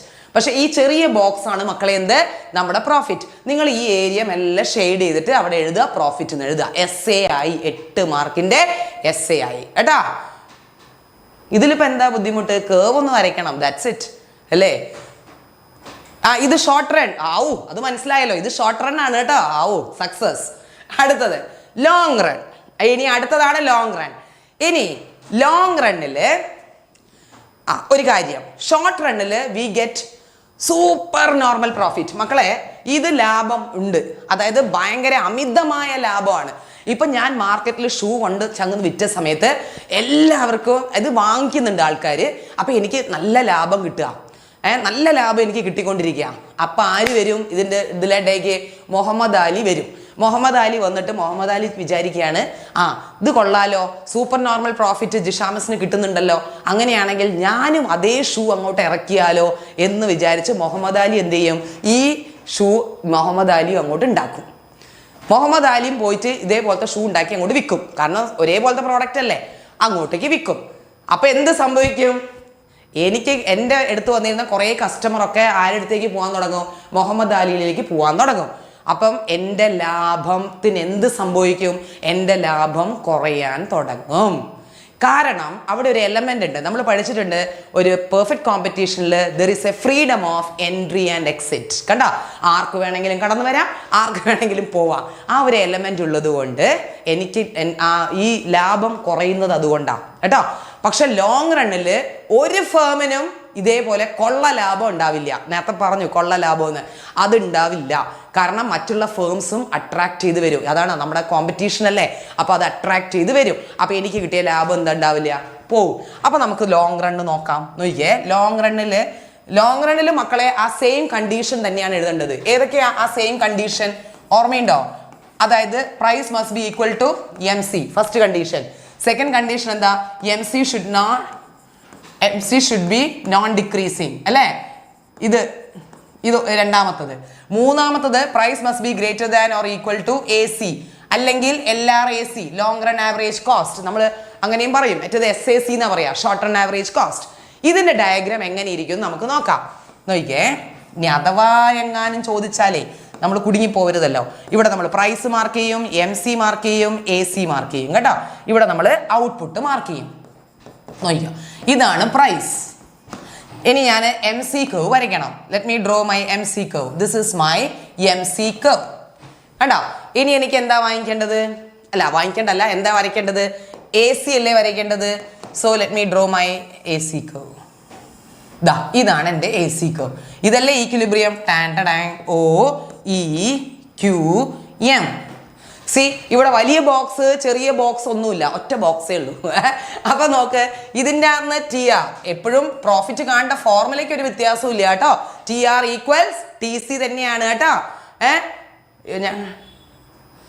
മൂന്നും വേറെ വേറെ വേറെ ആയിട്ട് പഠിപ്പിച്ചോ? കൊള്ളാലോ. ഓക്കെ, ഇനി ഇത് നോക്ക്, ടി ആർ ഒരു ഡയഗ്രാം കൂടി ഉണ്ട്, ഞാനത് കാണിച്ചു തരാം കേട്ടോ. അതിൻ്റെ ക്വസ്റ്റ്യൻ പക്ഷേ വ്യത്യാസമുണ്ട്. ഇത് നമ്മൾ ഷോർട്ട് റൺ ഈക്വിലിബ്രിയം അല്ലെങ്കിൽ പ്രോഫിറ്റ് മാക്സിമൈസേഷൻ അണ്ടർ ലോങ് റണ്ണും ഷോർട്ട് റണ്ണും ആണ്. ഇത് കൂടാതെ ക്വസ്റ്റ്യനിൽ ഒരു സ്ലൈറ്റ് ചേഞ്ച് ഉള്ള ഒരു സാധനമുണ്ട്, അത് ഞാൻ കാണിച്ചു തരാം എപ്പോഴും. ഇത് കഴിഞ്ഞ ഉടനെ അതിലേക്ക് കയറാം കേട്ടോ. നോക്ക്, ടി ആർ എന്ന് പറഞ്ഞാൽ പി ഇൻറ്റു ക്യൂ അല്ലേ? പി ഇൻറ്റു ക്യൂ എന്ന് പറഞ്ഞാൽ OEQM. ഇത് തന്നെയാണ് എന്ത്? ടി സിയും OEQM. അങ്ങനെയാണെങ്കിൽ പ്രോഫിറ്റ് ഉണ്ടോ? No profit. ഈ വലിയ ബോക്സും മൈനസ് ചെയ്താൽ നോ, ഒരു ലാഭവും ഇല്ല. മനസ്സിലായോ? അതുകൊണ്ട് ഇവിടെ കിട്ടുന്ന എന്ത് പ്രോഫിറ്റാന്നറിയോ? They get only normal profit. ഇനി ഇവിടെ ഒരു ഡൗട്ടൊക്കെ ചോദിക്കേണ്ടതാണ്, പക്ഷെ ആരും ചോദിക്കുന്നില്ല, ഞാൻ പറഞ്ഞുതരാം. മിസ് ഫുഡ് കഴിച്ചോന്നോ? ഫുഡൊക്കെ കഴിച്ച് ഞാൻ 10 മണിക്കാണ് സ്റ്റുഡിയോയിൽ എത്തിയത് കേട്ടോ. ഇനി നിങ്ങളുടെ അത് കഴിഞ്ഞു. ഇനി കുറച്ച് ഷോർട്ട് വീഡിയോസ് ഒക്കെ എടുക്കാനുണ്ട്. യദു സാറ് പറഞ്ഞാണ് കാരണം ഇമ്പോർട്ടൻ്റ് ആയിട്ടുള്ളത്, അതൊക്കെ ഇടും. ഓക്കെ, ഷോർട്ട് റണ്ണ് പറയും. ഇവിടെ ലോങ് റണ്ണിൽ നമ്മൾക്കിവിടെ 0 കിട്ടുന്നുണ്ട്. അതായത് ഈ ബോക്സ് ഈ ബോക്സ് എടുത്ത് പോയി കഴിഞ്ഞാൽ ഒന്നുമില്ല അല്ലേ? നോമ്പെടുക്കുന്നില്ലേന്നോ? ഓക്കെ, ഇത് എടുത്തിട്ടില്ല, പല സ്കൂളിലും എടുത്തിട്ടില്ല എന്ന് പറയുന്നു. പക്ഷെ മക്കളെന്ന് ശ്രദ്ധിച്ചോളൂ, ചിലപ്പോൾ പരീക്ഷയ്ക്ക് ചോദിച്ചാൽ കുടുങ്ങിപ്പോവില്ലേ. ഇത് നോർമൽ, ഈ ഒരു ലോങ് റണ്ണില് നോർമൽ പ്രോഫിറ്റ് ആണെന്ന് പറയാനുള്ള കാരണം ഇവിടെ 0 കിട്ടി. പക്ഷെ അപ്പം നിങ്ങൾ ചോദിക്കേണ്ടതാണ്, നിങ്ങൾ ചോദിക്കുന്നില്ല, ആരും കമൻറ്റ് ബോക്സിൽ എഴുതുന്നില്ല. പക്ഷേ നമ്മൾ ഇതിനെ നോർമൽ പ്രോഫിറ്റ് എന്ന് വിളിക്കുന്നുണ്ട്. കാരണം എന്താണെന്നറിയാം? നമ്മളിപ്പോൾ ഒരു സാധനത്തിൻ്റെ വില നോക്ക്, ഒരു പെന്നിന് ഞാൻ വിറ്റത് 10 രൂപയ്ക്കാണെന്ന് വിചാരിക്കാം. ഞാൻ ഇതിന് ചിലവായതും ചിലപ്പോൾ എന്താണ് 10 രൂപയാണ്. ഈ 10 രൂപ തന്നെയാണ് ഈ പെന്നുണ്ടാക്കാൻ ചിലവായതും, ഈ 10 രൂപയ്ക്ക് തന്നെയാണ് ഞാൻ വിൽക്കുന്നതും. പക്ഷേ ഒരു സാധനത്തിൻ്റെ വിലയിൽ ചെറുതായിട്ട് അയാളുടെ പ്രോഫിറ്റ് ഇൻക്ലൂഡഡ് ആണ്. എന്തുകൊണ്ട് 0 കിട്ടി? ചോദിച്ചാൽ അതാണ് പറയാൻ പോകുന്നത്. ഏതൊരു സാധനത്തിൻ്റെ വിലയിൽ ആ ഫേമിന് അല്ലെങ്കിൽ ആ പ്രൊഡ്യൂസർക്ക് കിട്ടേണ്ട ഒരു ചെറിയ ലാഭമുണ്ട്. ആ ലാഭം സാധനത്തിൻ്റെ വിലയിൽ ഇൻക്ലൂഡഡ് ആണ്, അത് നമ്മൾ അറിയുന്നില്ല. ക്ലിയർ? അതുകൊണ്ടാണ് പറഞ്ഞത് നോർമൽ പ്രോഫിറ്റ് എന്ന് പറയാൻ കാരണം. നേരെ മറിച്ച് പെന്നിൻ്റെ വില 10ഉം ഇതിൻ്റെ എന്താ പറയുക, ഇത് ഉണ്ടാക്കാൻ ആവശ്യമായത് TC, ഇത് TR 10ഉം TC 5ഉം ആണെങ്കിൽ നമുക്ക് 5ൻ്റെ ലാഭമുണ്ട് ഇല്ലേ? ഇത് കൊള്ള ലാഭം എന്ന് പറയും. പക്ഷേ ഇവിടെ അങ്ങനെ ഉണ്ടാവില്ല. പക്ഷെ ചെറിയ രീതിയിൽ അധികം ലാഭം ഉണ്ടാവില്ല. ഒരു ഫേമിന് അത് പിടിച്ചു നിർത്തണം, വേണ്ടേ? എനിക്ക് ആ ഒരു ഫേം പ്രൊഡക്ഷൻ കണ്ടിന്യൂ ചെയ്യണമെങ്കിൽ എന്നെ പിടിച്ചു നിർത്തുന്ന എന്തോ ഒന്ന് എനിക്ക് അവിടെ കിട്ടിയിരിക്കണം, അല്ലെങ്കിൽ ഞാൻ അത് ഇട്ടേച്ച് പോകുന്നില്ലേ? ലാഭവും ഇല്ല, നഷ്ടവും ഇല്ല. അത് തന്നെ എന്നെ അവിടെ പിടിച്ചു നിർത്തണം, എനിക്ക് കുഴപ്പമില്ല എന്ന് തോന്നി, വലിയ കൊള്ള ലാഭമൊന്നും ഇല്ലാതെ ആ പിടിച്ചു നിർത്തുന്ന ആ എലമെന്റ് എന്ന് പറയുന്നത് ഈ സാധനത്തിന്റെ വിലയിൽ എനിക്ക് ചിലപ്പോൾ 50 പൈസയുടെ ലാഭം ഉണ്ടാവും, ചെറിയൊരു ലാഭം ഉണ്ടാവും. മനസ്സിലായോ? അതുകൊണ്ടാണ് അവിടെ നമ്മൾ നോർമൽ പ്രോഫിറ്റ് എന്ന് പറയുന്നത്. ഒരു പെർഫെക്റ്റ് കോമ്പറ്റീഷനിൽ ഷോർട്ട് റണ്ണിൽ എന്ത് ലാഭം കിട്ടുക എന്നറിയോ? എബ്നോർമൽ അല്ലെങ്കിൽ നമ്മൾ പറയും എന്ത്? സൂപ്പർ നോർമൽ പ്രോഫിറ്റാ കിട്ടുക. അതെ, നേരെ മറിച്ച് ലോങ് റണ്ണിൽ എന്ത് പ്രോഫിറ്റാ കിട്ടുക? ഒൺലി നോർമൽ പ്രോഫിറ്റ് ആണ്. ഇത് മറന്നു പോവരുത് കേട്ടോ. അപ്പൊ ചോദിക്കും എന്തുകൊണ്ടാണ് ലോങ് റണ്ണിൽ നോർമൽ പ്രോഫിറ്റ് എന്ന് ചോദിച്ചാൽ ഒരൊറ്റ ഉത്തരേ ഉള്ളൂ. എന്താ കാര്യം? There is a freedom of entry and exit. അതായത് there is a freedom of entry and exit എന്ന് പറഞ്ഞ എലമെന്റ് ഉള്ളത് കൊണ്ടാണ് കേട്ടോ. അപ്പൊ ഇത് അറിഞ്ഞിരിക്കുക. ഇനി മിസ് പറഞ്ഞു PPC ഒക്കെ കഴിഞ്ഞ്, ഇന്നലെ കഴിഞ്ഞ്. ഇനി വേറൊരു ക്വസ്റ്റ്യൻ ഉണ്ട്, അതായത് മാക്സിമം പ്രോഫിറ്റ് അല്ല maximum output produced in A perfect competition in the short run. മക്കൾക്ക് സ്കൂളിൽ ഇങ്ങനെ ഒരു ഡയഗ്രാം പഠിപ്പിച്ച് തന്നോ എന്ന് എനിക്കറിയില്ല. ഓക്കെ, ഇതാ ഇങ്ങനെ ഒരു ഡയഗ്രാം പഠിപ്പിച്ചു തന്നുണ്ടോ? ഇത് P is equal to AR is equal to MR എന്നൊക്കെ പറയും. ഇത് ഇതാ ഇങ്ങനെ ഒരു സംഭവം ഉണ്ടോ? ഇങ്ങനെ ഒരു സംഭവം പഠിപ്പിച്ചു തന്നിട്ടുണ്ടോ? ഇങ്ങനെ ഒരു സംഭവം പഠിപ്പിച്ചു തന്നിട്ടുണ്ടെങ്കിൽ അല്ല, ഇത് MC കേട്ടോ, സോറി ഇത് ഇത് MC ആണേ. ഇങ്ങനെ ഒരു സംഭവം പഠിപ്പിച്ചു തന്നിട്ടുണ്ടോ? നോക്കിക്കോളൂ, ഇങ്ങനെ ഇവിടെ അതായത് നമ്മുടെ ഫസ്റ്റ് കണ്ടീഷൻ നമുക്ക് പറയാം, price should be equal to MC എന്നൊരു കണ്ടീഷൻ ഉണ്ടല്ലോ. ഉണ്ട്. Yes, price must be equal to MC എന്ന് പറഞ്ഞ ഒരു ഇക്വേഷൻ, ഒരു സംഭവം ഉണ്ട് നമ്മുടെ ഫസ്റ്റ് കണ്ടീഷൻ. അതിൽ ഇവിടെ ഈ ഒരു പോയിന്റിലും എന്താണ്, പ്രൈസും MCയും ഈക്വൽ ആണ്. പക്ഷെ ഇതിൽ ഏതാണ് പ്രോഫിറ്റ് മാക്സിമൈസിങ് ഔട്ട്പുട്ട് എന്ന് ചോദിക്കാറുണ്ട്. എന്താ question? Profit maximising output. Maximising output ഏതാണ്? അതായത് OQ ആണോ OQ ഡാഷ് ആണോ, ഏതാണ് വരിക? നിങ്ങൾക്ക് Q1 Q2 Q3 എന്നൊക്കെ പഠിപ്പിച്ചിട്ടുണ്ട്. പക്ഷെ ഇതിൽ ഈ രണ്ട് പോയിന്റിൽ ഏത് പോയിന്റ് ആണ് പ്രോഫിറ്റ് മാക്സിമൈസിങ് ഔട്ട്പുട്ട്? Q1 ആണ്. Q1 ആണ്. അപ്പൊ ചോദിക്കും എന്താ ഇത് അല്ലാത്തത്, ഈ Q എന്താ അല്ലാത്തത്? കാരണം ഇവിടെ നമ്മുടെ ഫസ്റ്റ് കണ്ടീഷൻ സാറ്റിസ്ഫൈഡ് ആണ്. പക്ഷെ നമ്മുടെ സെക്കൻഡ് കണ്ടീഷൻ എന്താണെന്നറിയോ? MC should be non decreasing എന്നാ പറഞ്ഞത്. അതായത് MC should not be non decreasing. അതായത് MC താഴാൻ പാടില്ല എന്നാ പറയുന്നത്. മനസ്സിലായോ? പക്ഷെ ഇവിടെ എന്താ, MR is equal to MC ഒക്കെ ഉണ്ട് അവിടെ. പക്ഷെ ഇവിടെ നിന്ന് ഇങ്ങോട്ടേക്ക് നമ്മുടെ MC താഴെയാ, MR കൂടുതലാ. കണ്ടോ? മാർജിനൽ റവന്യൂ ആണ് കൂടുതൽ, ഇവിടെ കോസ്റ്റ് കുറവാ. അങ്ങനെയുള്ള ഒരു ഫേം പ്രൊഡക്ഷൻ നിർത്തുവോ? ഉണ്ടാവൂല. പ്രൊഡക്ഷൻ നിർത്തുവോ? എനിക്ക് റവന്യൂ ഇങ്ങനെ കിട്ടിക്കൊണ്ടിരിക്കുമ്പോൾ ഞാൻ പോയിട്ട് ലാഭം കിട്ടിക്കൊണ്ടിരിക്കുമ്പോൾ ഞാൻ പോയി പ്രൊഡക്ഷൻ നിർത്തുവോ? ഇല്ല. പ്രൊഡക്ഷൻ നിർത്തുന്ന ഒരു ഫേം ഉണ്ടെങ്കിൽ അയാൾ മണ്ടനാ. മനസ്സിലായോ? കാരണം ഇവിടെയൊക്കെ അയാൾക്ക് എന്തുണ്ട്? ലാഭമുണ്ട്. കാരണം MC താഴെയാ. കണ്ടോ? MC കർവ് താഴെയാ. ഇവിടെയൊക്കെ ഇയാളുടെ MR ആണ് മുകളിൽ കിടക്കുന്നത്. മാക്സിമം ലാഭം ഇവിടെ ഉണ്ട്. കണ്ടോ? ഈ ഡിസ്റ്റൻസ് ലാഭത്തിൻ്റെയാണ് കാണിക്കുന്നത്. അപ്പൊ എന്ത് ചെയ്യും? ഇയാൾ ഇങ്ങനെ പ്രൊഡ്യൂസ് ചെയ്ത് ഇവിടെ എത്തിയപ്പോൾ അയാൾക്ക് വീണ്ടും തോന്നുകയാണ് MC ഈക്വൽസ് MR. ദേ നോക്ക്, പ്രൈസ് ഇതൊക്കെ ഈക്വൽ ആണെന്ന് ഇയാൾക്ക് തോന്നി. ഇനി ഇതും പ്രതീക്ഷിച്ച് ഇയാൾ ഇനിയും പ്രൊഡ്യൂസ് ചെയ്താൽ എന്ത് സംഭവിക്കും? MC ആണ് കൂടുതൽ. Cost will be greater than price. സാധനത്തിന്റെ വിലയേക്കാളും കോസ്റ്റാ കൂടുതൽ. സാധനത്തിന് 10 രൂപ ഉണ്ടാവുള്ളൂ, പക്ഷെ അത് ഉണ്ടാക്കാൻ ചിലപ്പോൾ 30 രൂപ ഉണ്ടാവും. അങ്ങനെയാണെങ്കിൽ ഇവിടെ നിന്ന് ഇങ്ങോട്ടേക്ക് അയാൾക്ക് നഷ്ടമല്ലേ വരിക? അതുകൊണ്ട് അയാൾ ഇവിടെ വെച്ച് എന്ത് ചെയ്യും? പ്രൊഡക്ഷൻ നിർത്തും. മനസ്സിലായോ? ഇതാണ് profit maximising level of output. ഈ ഒരു ഡയഗ്രാം പരീക്ഷയ്ക്ക് ഏതോ പ്രാവശ്യം ഇങ്ങനെ ക്വസ്റ്റ്യൻ ചോദിച്ചിട്ടുണ്ട് കേട്ടോ. ഇനി വെയിറ്റ്, ഇതാണെന്ന് തോന്നുന്നു കഴിഞ്ഞ ഒരു ഹാഫ് ഇയർലിക്ക് ഒരു ക്വസ്റ്റ്യൻ ചോദിച്ചു വെച്ചത്. മക്കൾ നോക്ക്, Q ഉണ്ട്, P ഉണ്ട്, TR ഉണ്ട്, TC ഉണ്ട്. ക്വസ്റ്റ്യൻ തന്നിട്ടുണ്ട്. നിങ്ങളോട് പറയാണ് find profit. Find profit at each level of output. ഈ ഓരോ ലെവൽ ഓഫ് ഔട്ട്പുട്ട് ഉണ്ടാക്കുമ്പോൾ ഇവരുടെ ലാഭം എന്താണ്? അപ്പൊ പ്രോഫിറ്റ് കാണേണ്ട ഫോർമുല എന്താ? TR മൈനസ് TC അല്ലേ? TR മൈനസ് TC അല്ലേ? ആദ്യത്തെ TR എത്രയാ? 5 മൈനസ് 2 3. ആദ്യത്തെ TR എത്രയാ? 10 മൈനസ് 8 2. അടുത്തതോ 15 മൈനസ് 13 2. 20 മൈനസ് 15 5. അടുത്തതോ TR 25 മൈനസ് 30 മൈനസ് 5. നഷ്ടാട്ടോ, മൈനസ് വന്നാൽ പിന്നെ നഷ്ടായില്ലേ? 30 മൈനസ് 32 മൈനസ് 2. അപ്പൊ ഇതാണ് പ്രോഫിറ്റ്സ്. ഇതിൽ ഏറ്റവും കൂടുതൽ പ്രോഫിറ്റ് എവിടെയാ കിട്ടുന്നത്? ഓക്കെ, സാറില്ല, സാറ് വരും, രാത്രി വരും. ഓക്കെ, ഇതിൽ ഏറ്റവും കൂടുതൽ പ്രോഫിറ്റ് കിട്ടുന്നത് എവിടെയാ? +2 അല്ല, -1 അല്ല, 3 5 2 5 അല്ലേ? അപ്പൊ മാക്സിമം പ്രോഫിറ്റ് എന്ന് പറയുന്നത് ഇതല്ലേ? എത്രയാ? This is maximum profit level അല്ലേ? ആ സമയത്ത് അയാൾ എത്ര യൂണിറ്റ് കമ്മോഡിറ്റി ഉണ്ടാക്കുന്നത്? ഇങ്ങനെ അങ്ങോട്ട് കയറിയാൽ മതി. എത്ര യൂണിറ്റ് കമ്മോഡിറ്റി അയാൾ ഉണ്ടാക്കുന്നത്? 4 യൂണിറ്റ്. കണ്ടോ? അപ്പൊ 4 യൂണിറ്റ് കമ്മോഡിറ്റി, 4 യൂണിറ്റ്സും അതേപോലെ മാക്സിമം പ്രോഫിറ്റ് എത്രയാണ്? 5ഉമാണ്. ഇത് ചിലപ്പം പരീക്ഷയ്ക്ക് ചോദിച്ചാൽ ഓക്കെ ഇതാണ് പ്രോഫിറ്റ് കണ്ടുപിടിക്കുക. അപ്പൊ പ്രോഫിറ്റ് കണ്ടുപിടിക്കേണ്ട ഫോർമുല പഠിക്കണം, TR മൈനസ് TC. ഓക്കെ, ഇനി അടുത്തത് ബ്രേക്ക് ഈവൺ പോയിന്റ്. നമ്മൾ ആ ഒരു എന്താ പറയുക, ഒരു സെക്ഷൻ അവസാനിപ്പിക്കുകയാണ് കേട്ടോ. ഇത് കഴിഞ്ഞിട്ടെടുത്തോ, ഇനി സപ്ലൈയും കൂടെ ഉള്ളൂ. അടുത്തത് ബ്രേക്ക് ഈവൺ പോയിന്റ്. ഇത് 1 വേർഡ് ചോദിക്കാറുണ്ട് കേട്ടോ. എന്താണ് ബ്രേക്ക് ഈവൺ പോയിന്റ് എന്ന് വെച്ചാൽ ഇങ്ങനെ പഠിച്ചാൽ മതി. TR മൈനസ് TC, this is break even point. വേറെ ഒന്നും പഠിക്കാൻ നിൽക്കണ്ട കേട്ടോ. TR ഈക്വൽ, TR മൈനസ് അല്ല, TR ഈക്വൽ TC ആണ് എന്ത്? Break even point. ഇനി അടുത്തത് ഷട്ട് ഡൗൺ പോയിന്റ് അല്ലേ? എന്താണ് shut down point? Any idea? Shut down point. Shut down എന്ന് പറഞ്ഞാൽ അടച്ചു പൂട്ടുക, ഷട്ടർ ഇടുക.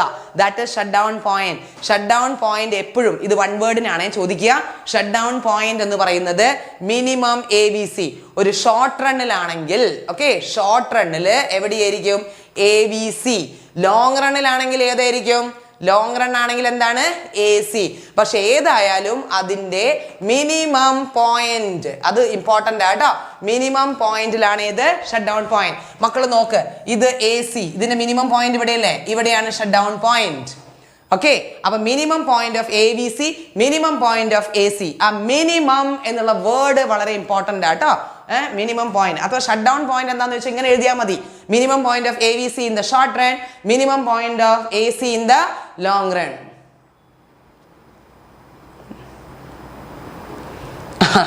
യെസ്, സിറാജ് സാർ ഇപ്പൊ വരും. സിറാജ് സാർ വന്നിട്ടുണ്ട്.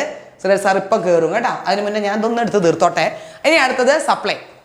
ഇനി നമ്മൾ ഇതെല്ലാം കഴിഞ്ഞു. നമ്മുടെ പെർഫെക്റ്റ് കോമ്പറ്റീഷനെ കുറിച്ച് നമ്മൾ തകർത്ത് അവിടെ നിർത്തി കേട്ടാ. LRAC, യെസ്, AC എന്ന് പറഞ്ഞാൽ മതി. ലോങ് റണ്ണിന് നമ്മൾ LRAC എന്ന് പറയുന്നേ ഉള്ളൂ. AC എന്ന് പറഞ്ഞതേ ഉള്ളൂ കേട്ടാ. LRAC അല്ലെങ്കിൽ മറ്റേത് എടോ ഇത്രയേ ഉള്ളൂ സംഭവം. LRAC എന്ന് പറയുന്നത് long run average cost. SAC എന്ന് പറയും, ഷോർട്ട് റൺ ആവറേജ് കോസ്റ്റ്. പക്ഷെ SRAC എന്ന് പറയാറില്ല. അതാണ് സംഭവം കേട്ടാ. SRAC എന്ന് നമ്മൾ പറയാറില്ല, SAC, short run average cost. ഇനി അടുത്തത് സപ്ലൈ. അപ്പൊ ഇനി നമ്മളെ പെർഫെക്റ്റ് കോമ്പറ്റീഷന്റെ ഡയഗ്രാം അതും ഇതൊക്കെ കഴിഞ്ഞാൽ ടീച്ചർ കോസ്റ്റ് ഇല്ലേ? കോസ്റ്റിന്റെ ചാപ്റ്റർ കഴിഞ്ഞില്ലേ ഇന്നലെ കേട്ടാ. ഇനി അടുത്തത് സപ്ലൈയെ കുറിച്ചാ. ഇന്നലെ ഡിമാൻഡ്, ഇന്നലെ എൻ്റെ ക്ലാസ്സിൽ ഇരുന്നവർക്ക് ഇന്നിപ്പോൾ സപ്ലൈ പഠിക്കാൻ വളരെ സിമ്പിൾ ആയിരിക്കും, കാരണം അത് ജസ്റ്റ് ഓപ്പോസിറ്റ് വേർഷൻ ആണ് സപ്ലൈ. ഇനി എന്താണ് സപ്ലൈ എന്ന് ചോദിച്ചു കഴിഞ്ഞാൽ the quantity of goods that is offered to sell in the market by a seller. അതായത് ഒരു സെല്ലർ ഒരു പെർട്ടിക്കുലർ വിലയിൽ ഒരു പെർട്ടിക്കുലർ സമയത്ത് വിൽക്കാൻ റെഡി ആയിട്ടിരിക്കുന്ന എന്താ പറയുക ടോട്ടൽ എമൗണ്ട് ഓഫ് ഗുഡ്സിനെയാണ് നമ്മൾ എന്ത് വിളിക്കുക? സപ്ലൈ എന്ന് വിളിക്കാറ് കേട്ടോ. ഇനി supply there are various factors which effect supply. Supply effect ചെയ്യുന്ന ദ മോസ്റ്റ് ഇമ്പോർട്ടൻറ്റ് ഫാക്ടർ എന്താണ്? പ്രൈസ് ആണ്. When price increases, what happens to supply? Supply also increases. When price decreases, supply also decreases. So what relationship exists here? We have positive relation. ഇന്നലത്തെ ഡിമാൻഡിലെ negative relation ആയിരുന്നു. Now we have positive relation between price and supply of the commodity. Now comes law of supply. Law of supply എന്ന് പറഞ്ഞാൽ ഒന്നുമല്ല, other things remain the same. There is a positive relationship between price and supply. മനസ്സിലായോ? There is a positive, മറന്നു പോവരുതേ, positive relationship between price and supply. That is known as what? Law of supply. നിങ്ങൾ അത്ര പഠിച്ചാൽ മതി കേട്ടോ. ഇനി അടുത്ത് നോക്ക്, സപ്ലൈ കർവ് വരയ്ക്കാൻ അറിയോ എന്ന് നോക്കാം. ഇവിടെ ഞാൻ പ്രൈസ് മാർക്ക് ചെയ്തു, ഇവിടെ സപ്ലൈ. രണ്ട് ടേബിൾ വരയ്ക്കുക. ഒരു ടേബിൾ, ആ ടേബിളിന് നമ്മൾ എന്ത് ചെയ്യാം? ഡിറ്റർമിനൻസ് ഒക്കെ ഞാൻ ഇപ്പോൾ പഠിപ്പിച്ചു തരും കേട്ടോ. ആ ടേബിളിന് നമ്മൾ ബേസ് ചെയ്തിട്ട് ഒരു ഡയഗ്രാം വരയ്ക്കുക. അപ്പോൾ നിങ്ങൾക്ക് സപ്ലൈ കർവിൻ്റെ ഷേപ്പ് കിട്ടും. 1 2 3 4 5 ഇതാണ് പ്രൈസ്. വെൻ പ്രൈസ് ഇൻക്രീസസ് നമുക്കറിയാം സപ്ലൈ ഓൾസോ ഷുഡ് ഇൻക്രീസ്. വേണ്ടേ? പ്രൈസ് കൂടുമ്പോൾ സപ്ലൈ എന്ത് ചെയ്തു? കൂടി. മക്കളെ, ഇത് ഞാൻ ഇങ്ങനെ ഒരു ടേബിളും ഒക്കെ ആയിട്ട് വരയ്ക്കുമ്പോൾ ഇതിന് വിളിക്കുന്ന പേരാണ് എന്ത്? സപ്ലൈ ഷെഡ്യൂൾ കേട്ടോ. ഇനി ഇതിനെ ബേസ് ചെയ്തിട്ട് let me draw A diagram. ഇവിടെ ഞാൻ മാർക്ക് ചെയ്യുന്നത് എന്താണ്? Supply of the commodity. ഇവിടെ ഞാൻ മാർക്ക് ചെയ്യുന്നു പ്രൈസ്. പ്രൈസ് 1 2 3 4 5. സപ്ലൈ 10 20 30 40 50. ഓക്കെ, ഇനി കറസ്പോണ്ടിങ് അങ്ങോട്ട് പ്ലോട്ട് ചെയ്ത് കൊടുത്താൽ മതി മക്കളെ. 1 10ലേക്ക്, 2 20, 3 30, 4 50, 5 50. ദാ this is my supply curve. കണ്ടോ? ഇങ്ങനെയാണ് സപ്ലൈ കർവ് ഇരിക്കുക. Okay, now comes the next one, movement along the supply curve. Okay, എനിക്ക് ഓർമ്മയുണ്ട്, അവിടെ ചോദിച്ച ക്വസ്റ്റ്യൻ എൻ്റെ മനസ്സിലുണ്ട്. ഡിറ്റർമിനൻസ് അല്ലേ, ഇപ്പം പറഞ്ഞുതരാം കേട്ടോ. അത് വരുന്നുണ്ട്, ഒരു ടോപ്പിക്കിലേക്ക് കിടക്കുന്നുണ്ട് നമ്മൾ. Movement along the supply curve. ഇന്നലെ ഞാൻ movement along the demand curve ഒക്കെ പഠിപ്പിച്ചെന്നായിരുന്നു. Movement along the supply curve എത്ര എണ്ണം ഉണ്ടാവും? Any idea? ഞാൻ അതാ പറഞ്ഞത്, ഡിമാൻഡിൽ ഇരുന്നവർക്ക് ഇത് കറക്റ്റ് കിട്ടും. ഏതൊക്കെയാ മക്കളെ? എക്സ്പാൻഷൻ, ദെൻ കോൺട്രാക്ഷൻ അല്ലേ? Expansion and contraction. എന്താ expansion? What is the meaning of expansion of supply? Supply എന്ന് പറയുന്നത് എന്താ? സപ്ലൈ കൂടുക. എപ്പോഴാണ് മക്കളെ സപ്ലൈ കൂടുക? When price increases. When price കൂടുമ്പോഴല്ലേ മക്കളെ സപ്ലൈ കൂടുന്നേ. So this is known as expansion of supply. അങ്ങനെയാണെങ്കിൽ കോൺട്രാക്ഷൻ എന്തായിരിക്കും? കോൺട്രാക്ട് ചെയ്യാൻ പറഞ്ഞാൽ ചുരുങ്ങുക. അതായത് സപ്ലൈ ചുരുങ്ങുക കുറയുക. എപ്പോൾ കുറയും? വെൻ പ്രൈസ് ഡിക്രീസസ് അല്ലേ? അല്ലടോ, ഇതാണ് എക്സ്പാൻഷനും കോൺട്രാക്ഷനും. ഈ സെയിം സാധനം നമ്മൾ എന്ത് ചെയ്യും? ഒരൊറ്റ ഡയഗ്രത്തിൽ അങ്ങോട്ട് വരയ്ക്കും. നോക്കിക്കേ. Suppose this is my supply curve. Imagine ഇത് എസ്, ഇത് പി. ഇപ്പൊ പ്രൈസ് ഒ പി ആയിരുന്നപ്പോൾ my supply is O S. Price കൂടി, പ്രൈസ് കൂടി. പ്രൈസ് കൂടിയപ്പോൾ എന്റെ സപ്ലൈ എന്ത് ചെയ്തു? കൂടി. കണ്ടോ? P dash S dash. ഇതിനെ വിളിക്കുന്ന പേരെന്താ? പ്രൈസ് കൂടിയപ്പോൾ സപ്ലൈ കൂടിയില്ലേ? അപ്പൊ ഇതിനെ വിളിക്കുന്ന പേരെന്താ? എക്സ്പാൻഷൻ. ഇതാണ് എക്സ്പാൻഷൻ. അങ്ങനെയാണെങ്കിൽ കോൺട്രാക്ഷൻ എങ്ങനെ മാർക്ക് ചെയ്യും? പ്രൈസ് കുറഞ്ഞു, P2.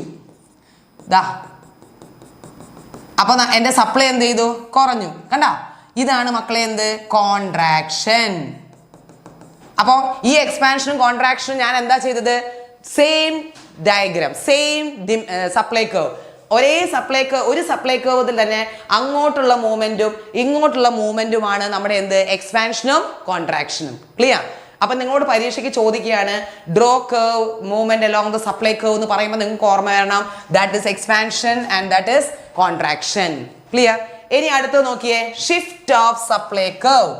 അതായത് സപ്ലൈ കർവ് ഷിഫ്റ്റ് ചെയ്യാം.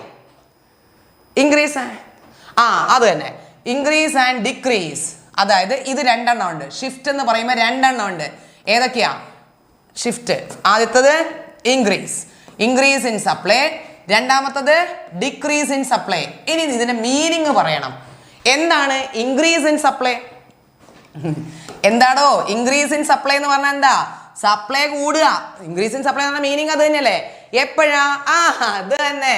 അതായത് due to some non price factors. ആ നോൺ പ്രൈസ് ഫാക്ടേഴ്സ് ഏതാണെന്നറിയോ?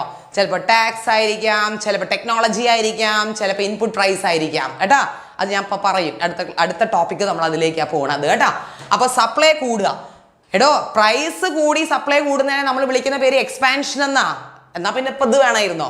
അപ്പൊ ഇൻക്രീസ് ഇൻ സപ്ലൈ എന്ന് പറയുമ്പോൾ വ്യത്യാസമുണ്ട്. സപ്ലൈ കൂടുക തന്നെയാണ്, പക്ഷേ due to some non price ഫാക്ടേഴ്സാ. ഇപ്പൊ ഇതിന്റെ ഡയഗ്രാം എങ്ങനെയായിരിക്കും എന്നറിയോ? This is supply curve. Supply കൂടുക എന്ന് പറയുമ്പോൾ സപ്ലൈ കർവ് ഷിൽ ഷിഫ്റ്റ് റൈറ്റ് വേർഡ്. കണ്ടോ? ഇങ്ങോട്ട് ഷിഫ്റ്റ് ചെയ്യും, ഇങ്ങനെ റൈറ്റിലേക്ക് ഷിഫ്റ്റ് ചെയ്യും. ഇനി അങ്ങനെയാണെങ്കിൽ ഡിക്രീസ് ഇൻ സപ്ലൈ എന്തായിരിക്കണം? Supply decreases. മീനിങ് തന്നെയാണ്. ഡ്യൂ ടു സം എന്തായിരിക്കും? Due to some non price factors. Due to some non price factors. മക്കളെ അത് തന്നെ, ലെഫ്റ്റ് വേർഡ്. Very good. ഇത് എസ്.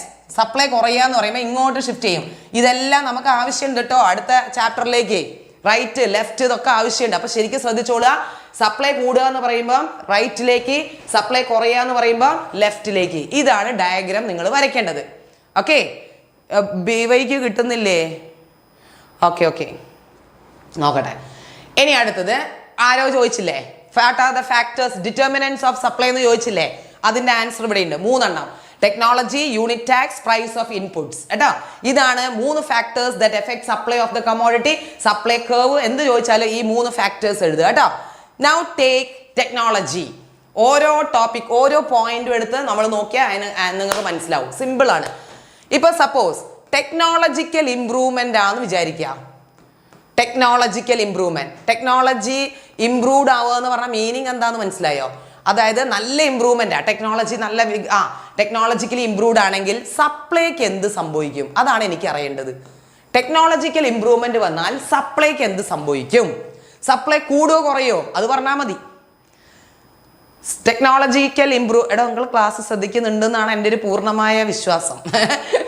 ഓക്കെ, ടെക്നോളജിക്കൽ ഇംപ്രൂവ്മെന്റ് വന്നാൽ സപ്ലൈ വിൽ ഇൻക്രീസ്, കൂടും. നേരെ മറിച്ച് ടെക്നോളജിക്കൽ ഇംപ്രൂവ്മെന്റ് ഇല്ലെങ്കിലോ, കുറഞ്ഞാൽ supply also will decrease. Supply എന്ത് ചെയ്യും? കുറയും. കണ്ടോ?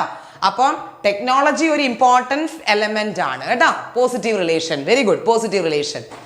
ഇനി അടുത്തത് യൂണിറ്റ് ടാക്സ്. രണ്ടാമത്തെ എലമെന്റ് ആണ് ടാക്സ്. നമുക്കറിയാം, നമ്മൾ സാധനം പ്രൊഡ്യൂസ് ഒക്കെ ചെയ്യുന്ന സമയത്ത് ഇവരെന്ത് കൊടുക്കണം? ടാക്സ് കൊടുക്കണമെന്ന് അറിയാലോ അല്ലേ? ഇനി സപ്പോസ് ടാക്സ് കൂടുതലാണെന്ന് വിചാരിക്കുക.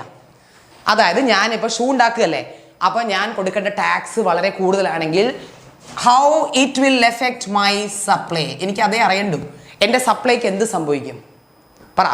യൂണിറ്റ് ടാക്സ് നെഗറ്റീവ്, സപ്ലൈ എന്ത് ചെയ്യും, കുറയും അല്ലേ. നേരെ മറിച്ച് ടാക്സ് ഒക്കെ വളരെ കുറവാണെങ്കിൽ എൻ്റെ സപ്ലൈ എന്ത് ചെയ്യും, കൂടും. കണ്ടോ? അപ്പൊ ഇവിടെ എന്ത് റിലേഷനാ വന്നത്, നെഗറ്റീവ് റിലേഷൻ. യെസ്, ലെസ് ആണ്. ഇനി അടുത്തത് ഏതാ, ഇൻപുട്ട് പ്രൈസ്. എന്താ മക്കളെ ഇൻപുട്ട് പ്രൈസ് എന്ന് പറഞ്ഞാൽ, നമുക്കൊരു ഷൂ ഉണ്ടാക്കാൻ ലാൻഡ്, ലേബർ, ക്യാപിറ്റൽ, ഓർഗനൈസേഷൻ, നമ്മുടെ 4 മേജർ ഇൻപുട്സ് വേണം അല്ലേ. അപ്പം ഈ ഇൻപുട്സിന്റെ പ്രൈസ് കൂടുതലാണെങ്കിൽ, ഇൻപുട്ട് പ്രൈസ് കൂടുതലാണ്. ഇൻപുട്ട് പ്രൈസ് കൂടുതലാന്ന് പറഞ്ഞാൽ ഞാൻ ഒരു ലേബറിനെ വിളിച്ചിട്ടാണ് ഈ പണി എടുപ്പിക്കുന്നത്, ഷൂ ഉണ്ടാക്കിക്കുന്നത്. അപ്പൊ ഇയാൾക്ക് കൊടുക്കേണ്ട കൂലി വളരെ കൂടുതലാണ്. അങ്ങനെയാണെങ്കിൽ എന്ത് സംഭവിക്കും എൻ്റെ സപ്ലൈക്ക്, എനിക്ക് അതേ അറിയണ്ടു. എന്ത് സംഭവിക്കും എൻ്റെ സപ്ലൈ, അതാണ് അറിയേണ്ടത്. സപ്ലൈക്ക് കൂടുകയോ കുറയോ. ഞാനിപ്പോൾ ഒരു തൊഴിലാളിക്ക് കൊടുക്കുകയാണ് 1000 രൂപ, പക്ഷേ ഈ ഷൂ വിറ്റാൽ കിട്ടുന്നത് 500 രൂപയേ ഉണ്ടാവുള്ളൂ. So what happens, marginal cost കൂടും. അപ്പം എൻ്റെ സപ്ലൈ എന്ത് ചെയ്യും, കുറയും. Supply decreases. നേരെ മറിച്ച് ഇൻപുട്ട് പ്രൈസ് കുറഞ്ഞു എന്ന് വിചാരിക്കുക. ഒരു ലേബറിന് ഇപ്പം എനിക്ക് 500 രൂപ കൊടുത്താൽ മതി, ഒരു സന്തോഷം. അങ്ങനെയാണെങ്കിൽ എൻ്റെ സപ്ലൈ എന്ത് ചെയ്യും, എൻ്റെ സപ്ലൈ എന്ത് ചെയ്യും, കൂടും. ക്ലിയർ? അപ്പൊ നോക്ക്, റിലേഷൻഷിപ്പ് ആയില്ലേ. അപ്പൊ നിങ്ങൾ പഠിക്കുമ്പോൾ ഇങ്ങനെ പഠിച്ചാൽ മതി കേട്ടോ. So these are the 3 factors: technology, unit tax, price or inputs. Clear? Negative relation. അപ്പൊ ഇത് രണ്ടും നെഗറ്റീവ് ആണ്. ഇതെന്താണ്, ടെക്നോളജി എന്താണ്, പോസിറ്റീവ് റിലേഷൻ. അത് തന്നെ. ഇനി അടുത്തത് price elasticity of supply. Okay, price elasticity of supply. നമ്മൾ ഇന്നലെ ഡിമാൻഡ് പഠിച്ചു. പ്രൈസ് ഇലാസ്റ്റിസിറ്റി ഓഫ് ഡിമാൻഡ് അതിന്റെ ജസ്റ്റ് ഓപ്പോസിറ്റ് ആണ് കേട്ടോ, പ്രൈസ് ഇലാസ്റ്റിസിറ്റി ഓഫ് സപ്ലൈ. അത് ക്ലിയർ. അതായത് it is the responsiveness of quantity supply due to change in price. അതായത് പ്രൈസിൽ മാറ്റം വരുമ്പോൾ, പ്രൈസ് കൂടിയാലും കുറഞ്ഞാലും എന്തിൽ മാറ്റം വരും, സപ്ലൈയിൽ മാറ്റം വരും. ദാറ്റ് ചേഞ്ച്, ആ സപ്ലൈയുടെ പ്രതികരണം, പ്രൈസിൽ മാറ്റം വരുമ്പോൾ സപ്ലൈയിൽ ഉണ്ടാവുന്ന പ്രതികരണം, അതാണ് റെസ്പോൺസീവ്നെസ്. അതിന് വിളിക്കുന്ന പേരാണ് എന്ത്, price elasticity of supply, degree of responsiveness. Okay, അടുത്തത് there are 5 types of elasticity of supply. 5 type elasticity ഉണ്ട്. ഡിമാൻഡ് പഠിച്ചവർക്ക് കറക്റ്റ് ആയിട്ട് അറിയാം. ഒന്നാമത്തത് പെർഫെക്റ്റ്ലി ഇലാസ്റ്റിക് ആണ്. ഇതൊന്നും നിങ്ങൾ നോക്കണ്ട കേട്ടോ. പെർഫെക്റ്റ്ലി ഇലാസ്റ്റിക് എന്ന് പറഞ്ഞാൽ a small change in price leads to infinite change in supply. എങ്ങനെ ഇത്തരാം, a small change in price leads to, okay, price leads to infinite change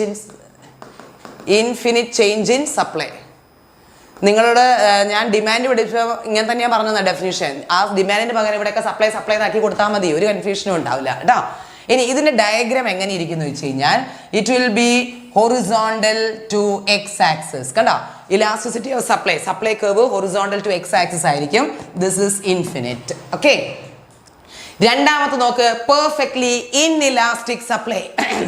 perfectly inelastic എന്ന് പറഞ്ഞാൽ എന്താണെന്നറിയോ, വാട്ട് എവർ, അയ്യോ പെണ്ണെടുത്ത് നിറം മാറിപ്പോയി, whatever may be the price, വില എന്തുമാവട്ടെ, okay, whatever may be the price, supply remains same. Okay, അതായത് പ്രൈസ് എന്തുമായിട്ടോടെ, കുറഞ്ഞോട്ടെ കൂടിക്കോട്ടെ, there is no change in supply of the commodity. Now the shape of the supply curve will be vertical to y axis. That is elasticity is equal to what? 0. കണ്ടോ, elasticity supply 0. അതെ, very good, അങ്ങനെ വരുന്നുണ്ട്. ഇനി അടുത്താണ് unitary elastic supply. ഇപ്പോൾ suppose price 20% price increase ചെയ്തെങ്കിൽ 20% supply എന്ത് ചെയ്തു, കൂടി. പ്രൈസ് കൂടുമ്പോൾ സപ്ലൈ കൂടണമല്ലോ. അതായത് 20% സാധനത്തിന്റെ വില കൂടിയപ്പോൾ 20% തന്നെയായിട്ട് സപ്ലൈയും കൂടി. അങ്ങനെ വരുമ്പോൾ ഇവിടെ ഒരേ പ്രൊപ്പോർഷൻ അല്ലേ മക്കളെ. അങ്ങനെ വരുന്ന സമയത്ത് ഇലാസ്റ്റിസിറ്റി എന്തായിരിക്കും, ഈക്വൽ ടു 1. Very good. നോക്കിയേ, ഞാൻ വരച്ചുതരാം ആദ്യം. ഇത് OPQ, പ്രൈസ് കൂടി 20%. ഞാനിപ്പോൾ 20% പ്രൈസ് കൂടി. അങ്ങനെയാണെങ്കിൽ സപ്ലൈയും എത്ര തന്നെ കൂടണം, ഈ അതേ ഡിസ്റ്റൻസ് കൂടണ്ടേ, ഇല്ലടോ, അതേ ഡിസ്റ്റൻസ് കൂട്ടിക്കൊള്ളുക. എന്നിട്ട് ഇങ്ങനെ അങ്ങോട്ട് വരച്ചാൽ മതി. കണ്ടോ, ഇതൊക്കെ ട്രിക്കാട്ടോ. ഓക്കെ, ഇതാണ് സെയിം. അതായത് പ്രൈസ് ഇത്ര ശതമാനം കൂടുമ്പോൾ ഡിമാൻഡും അത്രയ്ക്ക് തന്നെ കൂടി. കണ്ടോ, അതാണ് elasticity. Elasticity of supply is equal to 1. ഇനി 2 കൂടിയുള്ളൂ കേട്ടോ. Relatively elastic supply, rectangular hyperbola. Okay, now relatively elastic supply. Elastic supply എന്താണെന്നറിയോ, 20% പ്രൈസ് കൂടിയപ്പോൾ ഒരു 40% സപ്ലൈ എന്ത് ചെയ്തു കൂടി. മോർ ദാൻ പ്രപ്പോർഷനേറ്റ് ആയിട്ട് എന്ത് ചെയ്തു കൂടി. നോക്കിക്കോ ഡയഗ്രാം നോക്കിക്കോ. ഡയഗ്രാം ഒക്കെ ട്രിക്കിലാണ് വരയ്ക്കുക നമ്മൾ കേട്ടോ. ഓക്കെ, നമ്മൾ ആദ്യം എന്ത് ചെയ്യുന്നറിയോ, ഇതങ്ങോട്ട് വരയ്ക്കും OPS. ഇനി എന്ത് ചെയ്തു, പ്രൈസ് 20% കൂടി. പ്രൈസ് 20% കൂടി. 20% കൂടി. അപ്പം എന്താ സംഭവിച്ചത്, സപ്ലൈ ഇതിൻ്റെ ഇരട്ടി കൂടണം. ഇരട്ടി ഞാൻ കൂട്ടുകയാണ്. ഇരട്ടീനെ ഇതാ കണ്ടോ, ഇതാണ് സപ്ലൈ കർവ്. ഇവിടെ elasticity of supply is greater than 1. അത് തന്നെ. ഇനി അടുത്തത് ഇൻഇലാസ്റ്റിക് സപ്ലൈയാ. ഇൻഇലാസ്റ്റിക് സപ്ലൈ എന്താണെന്നറിയോ, അതായത് 20% പ്രൈസ് കൂടിയിട്ടുണ്ടെങ്കിൽ സപ്ലൈ എന്ന് പറയുന്നത് 15% കൂടിയുള്ളൂ. ലെസ് ദാൻ പ്രപ്പോർഷനേറ്റാ. സെയിം പ്രപ്പോർഷൻ ആണെങ്കിൽ യൂണിറ്ററി, മോർ ദാൻ പ്രപ്പോർഷൻ ആണെങ്കിൽ ഇലാസ്റ്റിക്, ലെസ് ദാൻ പ്രപ്പോർഷനേറ്റ് ആണെങ്കിൽ ഇൻഇലാസ്റ്റിക്. എക്സാമ്പിൾ, അതും ഡയഗ്രാം നോക്കിക്കേ. ഇങ്ങനെ അങ്ങോട്ട് വരച്ചു. OPQ. ഞാൻ പ്രൈസ് കൂട്ടുകയാണ്. പ്രൈസ് കൂട്ടി എത്ര, 20%. ഇത്ര കൂടി. പക്ഷെ ഇത്രയും അളവിൽ എന്ത് കൂടരുത്, ക്വാണ്ടിറ്റി സപ്ലൈ കൂടരുത്. ഇതിന്റെ പകുതിയെ കൂടുന്ന, പകുതി മതി. അല്ലെങ്കിൽ അത് ഡിഫറൻസ് നോക്കിയാൽ മതി. കണ്ടോ, ഇതാണ് ഇലാസ്റ്റിസിറ്റി ഓഫ് സപ്ലൈ. എന്താണ്, ലെസ് ദാൻ 1. കണ്ടോ, ഇവിടെ ശ്രദ്ധിച്ചോ നിങ്ങൾ, ഈ സപ്ലൈക്ക് കുറച്ച് ഫ്ലാറ്റാ. ഗ്രേറ്റർ ദാൻ 1 ഫ്ലാറ്റാ, ലെസ് ദാൻ 1 സ്റ്റീപ്പാ, കുത്തനെയാ കേട്ടോ. വ്യത്യാസമുണ്ട് കേട്ടോ. അത് നിങ്ങൾ നോക്കണ്ട, ഞാൻ ഈ പറഞ്ഞ പോലെ അങ്ങോട്ടേക്ക് വരച്ചു വെച്ചാൽ മതി. ഓക്കെ, അപ്പൊ ഇതാണ് നമ്മുടെ എന്ത് different types of elasticity of supply. ഇനി അടുത്ത് എന്താ, നമ്മുടെ ലാസ്റ്റ് ടോപ്പിക് ആണ് methods of measuring price elasticity of supply. നമ്മൾ 2 മെത്തേഡ് ഉണ്ട്. ഒന്ന് പെർസെൻറ്റേജ് മെത്തേഡ്, രണ്ടാമത്തെ ഏതാണ്, ജോമെട്രിക് മെത്തേഡ് ആണ് കേട്ടോ, മെഷറിംഗ് മെത്തേഡ്. നമ്മുടെ ഡിമാൻഡിൽ ഒരു മെത്തേഡും കൂടി ഉണ്ടായിരുന്നു, എക്സ്പെൻഡിച്ചർ മെത്തേഡ്. ആ മെത്തേഡ് ദൈവം സഹായിച്ച് ഇതിനകത്തില്ല. ഓക്കെ, അപ്പോൾ നോക്കിയാൽ ഇതിൽ പെർസെൻറ്റേജ് മെത്തേഡ്, ജോമെട്രിക് മെത്തേഡ് മാത്രം. ഓക്കെ, അപ്പോൾ നമ്മുടെ പെർസെൻറ്റേജ് മെത്തേഡിന് വേറൊരു പേരില്ലേ മക്കളെ, it is also known as what, proportionate method. ഇനി പരീക്ഷയ്ക്ക് ക്വസ്റ്റ്യൻ പേപ്പറിൽ പ്രൊപ്പോർഷനേറ്റ് ആണെങ്കിൽ ഔട്ട് ഓഫ് സിലബസ് എന്നൊന്നും പറഞ്ഞ് എണീറ്റ് വരണ്ട. Percentage method is also known as what, proportionate method. കണ്ടോ, പെർസെൻറ്റേജ് മെത്തേഡിൽ പ്രോബ്ലം ചോദിക്കും. ഇതിൻ്റെ സെയിം പ്രോബ്ലം ഞാൻ ഡിമാൻഡിൽ പഠിപ്പിച്ചതുണ്ട്. പെർസെൻറ്റേജ് മെത്തേഡിലെ ഫോർമുല എന്താണെന്നറിയോ, സെയിം ഫോർമുല തന്നെ പഠിക്കുക. Delta Q by delta P into P/Q. ഇത് തന്നെ അങ്ങോട്ട് പഠിച്ചാൽ മതി, ഒരു സംശയമില്ല. വെറുതെ ഇനിയിപ്പോൾ അത് ഇക്വേഷൻ ഒന്ന് മാറ്റി ഒന്നും കളിക്കാൻ നിൽക്കണ്ട. ഓക്കെ, അപ്പോൾ നമുക്കിനി ആദ്യം നോക്കാം ഡെൽറ്റ Q. അതിന് മുന്നേ ഈ ക്വസ്റ്റ്യൻ വായിച്ചു നോക്ക്. A producer supplies 500 kg, underline ചെയ്യാം, 500 kg at the rate of 20. കണ്ടോ, 20 രൂപയായപ്പോൾ ഇയാൾ എത്രയാണ് വിൽക്കാൻ റെഡി ആയിട്ടിരിക്കുന്നത്, 500. വെൻ പ്രൈസ് റൈസസ് ടു 30, സാധനത്തിന്റെ വില കൂടിയ സമയത്ത് ഹി സപ്ലൈസ് 1000 kg. പ്രൈസ് കൂടിയപ്പോൾ സപ്ലൈ കൂടണമല്ലോ, അത് വാക്ക് പാലിച്ചിട്ടുണ്ട്. 500 എത്രയാക്കിയിട്ടുണ്ട്, 1000 ആക്കിയിട്ടുണ്ട്. Question, find price elasticity of supply and comment on the result. ഇത് 3 മാർക്കിന്റെ ക്വസ്റ്റ്യൻ ആയിരിക്കും. ഉറപ്പ്, ഒരു ഡൗട്ടും ഇല്ല, ഇങ്ങനെ ഒരു പ്രോബ്ലം ഉണ്ടാവും പരീക്ഷയ്ക്ക് കേട്ടോ.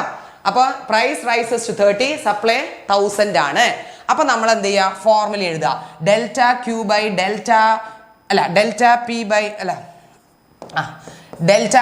Delta P into P/Q. ഇതാണ് നമ്മുടെ ഇക്വേഷൻ. ഡെൽറ്റ Q എന്ന് പറഞ്ഞാൽ ചേഞ്ച് ഇൻ ക്വാണ്ടിറ്റി.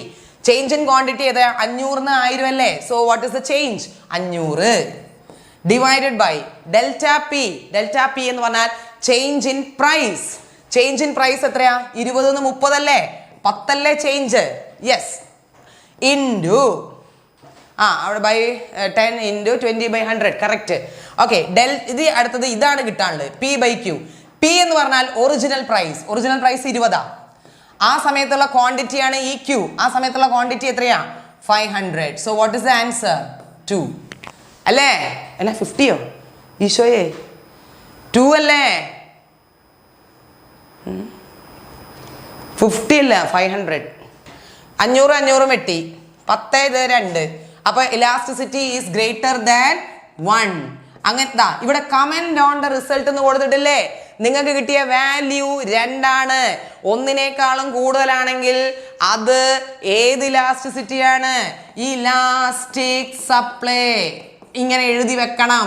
ഈ കമന്റ് ഓൺ ദ റിസൾട്ടിന് മാർക്ക് ഉണ്ട്, 1 മാർക്ക് കേട്ടോ.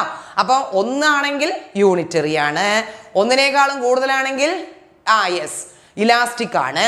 ഒന്നിനേക്കാളും കുറവാണെങ്കിൽ ഒന്നിനേക്കാളും കൂടുതലാണെങ്കിൽ ഇലാസ്റ്റിക് ആണ്. ഒന്നിനേക്കാളും കുറവാണെങ്കിൽ എന്താണ്? ഇൻഇലാസ്റ്റിക് ആണ്. നിങ്ങൾക്ക് ഇൻഫിനിറ്റും സീറോ ഒന്നും കിട്ടൂല മക്കളെ, അതുകൊണ്ട് നിങ്ങൾ പേടിക്കണ്ട. ഈ മൂന്നെണ്ണത്തിൽ ഏതെങ്കിലും കിട്ടുള്ളൂ. ഐദർ യൂണിറ്ററി തന്നെ വളരെ റെയർ ആയിരിക്കും, പിന്നെ ഒന്ന് ഇലാസ്റ്റിക്, പിന്നെ ഒന്ന് ഏതാണ്? ഇൻഇലാസ്റ്റിക് ആയിരിക്കും കേട്ടോ. അപ്പൊ ഇതാണ് പ്രോബ്ലം പെർസെൻറ്റേജ് മെത്തേഡിൽ. നിങ്ങൾ പഠിച്ചിട്ട് പോകണം കേട്ടോ. അപ്പൊ എല്ലാവർക്കും മനസ്സിലായല്ലോ? അങ്ങനെയാണെങ്കിൽ let me come to the last topic, that is second method, geometric method ആണ് കേട്ടോ. അപ്പൊ ഇനി നമ്മൾ രണ്ടാമത്തെ മെത്തേഡ് ജോമെട്രിക് മെത്തേഡിൽ നോക്കിയേ. ഇതിൽ മക്കളെ ഒന്നുമില്ല, നോക്കിയേ. ചിലപ്പോൾ ഇങ്ങനെ ഡയഗ്രാം തന്നിട്ട് ചോദിക്കും, നിങ്ങൾ ഇത് ഇങ്ങനെ പഠിച്ചു വെച്ചാൽ മതി കേട്ടോ. ഇതൊരു സപ്ലൈ കർവ്, ഓക്കെ. ഇതൊരു സപ്ലൈ കർവ്, ഓക്കെ. ഇതൊരു സപ്ലൈ കർവ്, ഇങ്ങനെ തരും. എന്നിട്ട് പറയും measure elasticity on the supply curve. അതായത് ഇതിൽ ഇലാസ്റ്റിസിറ്റി മെഷർ ചെയ്യാൻ പറയും. അപ്പൊ നിങ്ങൾ എന്ത് ചെയ്യണം എന്നറിയോ? ഇത് സപ്ലൈ കർവ് ആണേ. ഈ സപ്ലൈ കർവ് എന്ത് ചെയ്യുക? എക്സ്റ്റെൻഡ് ചെയ്യുക. എക്സ് ആക്സിസിലേക്ക് ഇങ്ങനെ എക്സ്റ്റെൻഡ് ചെയ്യുക. ഇതാ കണ്ട, ഇവിടെ എത്തിയത്. അങ്ങനെയാണെങ്കിൽ elasticity of supply greater than 1 ഇങ്ങനെ എഴുതി വെച്ചാൽ മതി കേട്ടോ.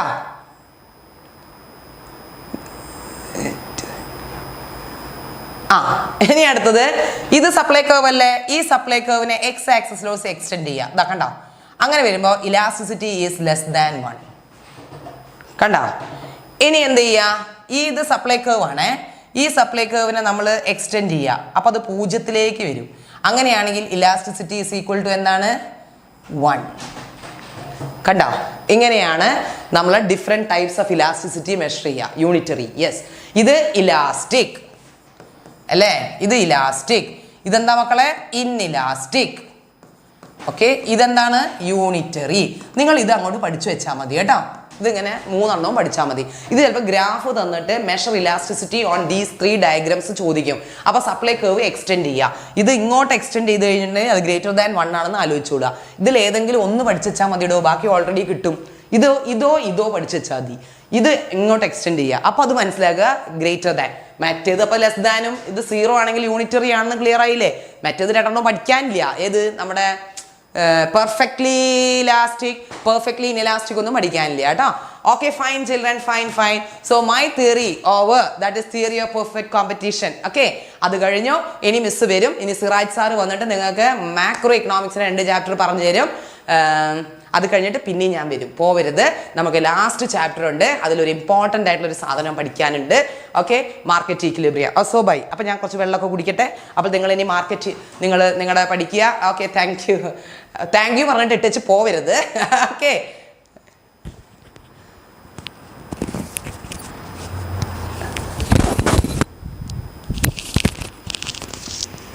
ഇല്ല ഞാൻ പോയിട്ട് ഊണ് കഴിച്ചിട്ടുണ്ട്. പോയി ഊണ് കൊണ്ടിട്ട് വാ. ഊണൊന്നുമില്ല മക്കളെ, ജസ്റ്റ് എന്തെങ്കിലും ചെറുത് സ്നാക്സ് ഒക്കെ കഴിച്ചിട്ട് തിരിച്ചു വരും. ഓക്കെ, അയിനോ ഇതിൽ പലരും നോമ്പൊക്കെ എടുത്ത് നിൽക്കാന്നറിയാം. Siraj sir come on, welcome. Siraj സാറെ വെൽക്കം ചെയ്യട്ടെ. പാവം, നിങ്ങൾ സിറാജ് സാറെ കാര്യം ആലോചിച്ചൊക്കെ. ഇന്നലെ രാത്രി 10-11 മണി വരെ ഉണ്ടായിരുന്നില്ലേ ഇന്നലെ ലൈവ്? അത് കഴിഞ്ഞ് പാവ സാറ് വീട്ടിൽ പോയി ഇന്ന് രാവിലെ ഇവിടെ എത്തിയിട്ടുണ്ട്. വാ സാറേ, അത് തന്നെ.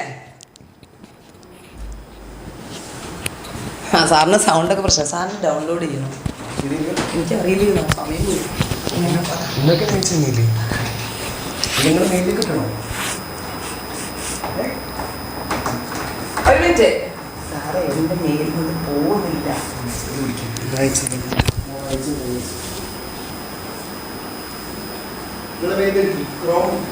എൻ്റെയോ?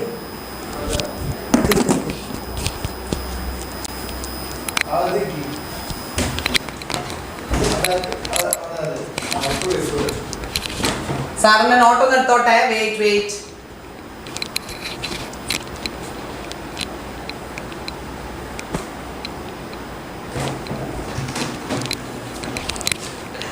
സിറാജ് സാർക്ക് ജയ് ഒക്കെ വിളിച്ചിരിപ്പുണ്ട്. ഇപ്പൊ വരും.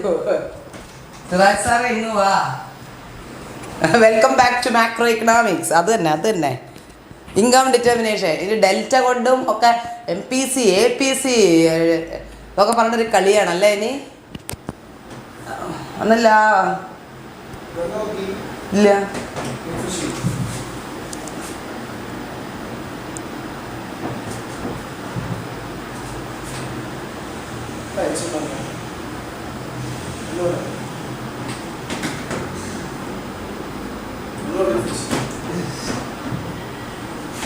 ലോഡിങ് ക്ലിക്ക്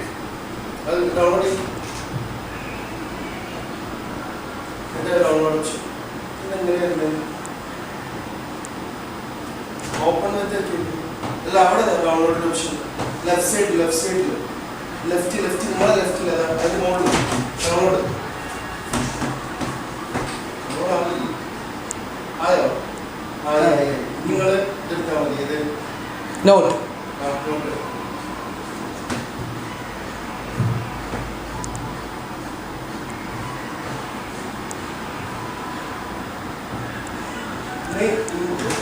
പ്ലസിന്റെ പറ്റുക ചെയ്യാം മൂന്ന് വരാം import file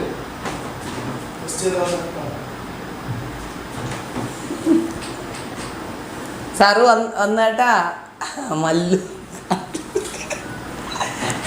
importing file determination of income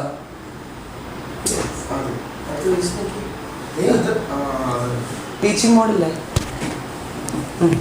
okay ഞാൻ നീ പോട്ടെ ഓക്കെ മൈക്രോ ഈസി മൈക്രോ ഈസിയാ പഠിച്ചവർക്കല്ലോ ഈസിയാടാ. എടാ സൗണ്ടൊക്കെ ആകെ പോയിക്കണ്, എന്നാലും കുഴപ്പമില്ല.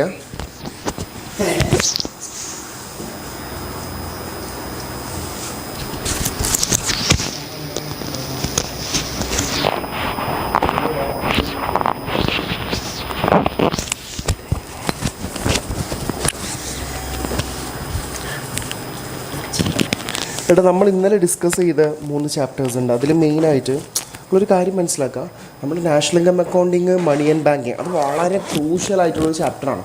ഇതും ഇമ്പോർട്ടൻ്റ് അല്ല എന്നല്ല, പക്ഷെ ഇതിന്ന് എന്ത് ചെയ്യണം, കുറേയൊക്കെ പ്രോബ്ലം ക്വസ്റ്റ്യൻസ് കാണും ഇവിടെ എന്തെങ്കിലും ചോദിച്ച് കാണാറുള്ളൂ കേട്ടോ. ഓക്കെ, അവിടെ എൻ്റെ സൗണ്ടൊക്കെ ആകെ അടിച്ച് പോയി സീനായി നിൽക്കുകയാണ്. ഓക്കെ, നല്ല കുഴപ്പമില്ല. കേൾക്കുന്നില്ലേ? യെസ് പറയും.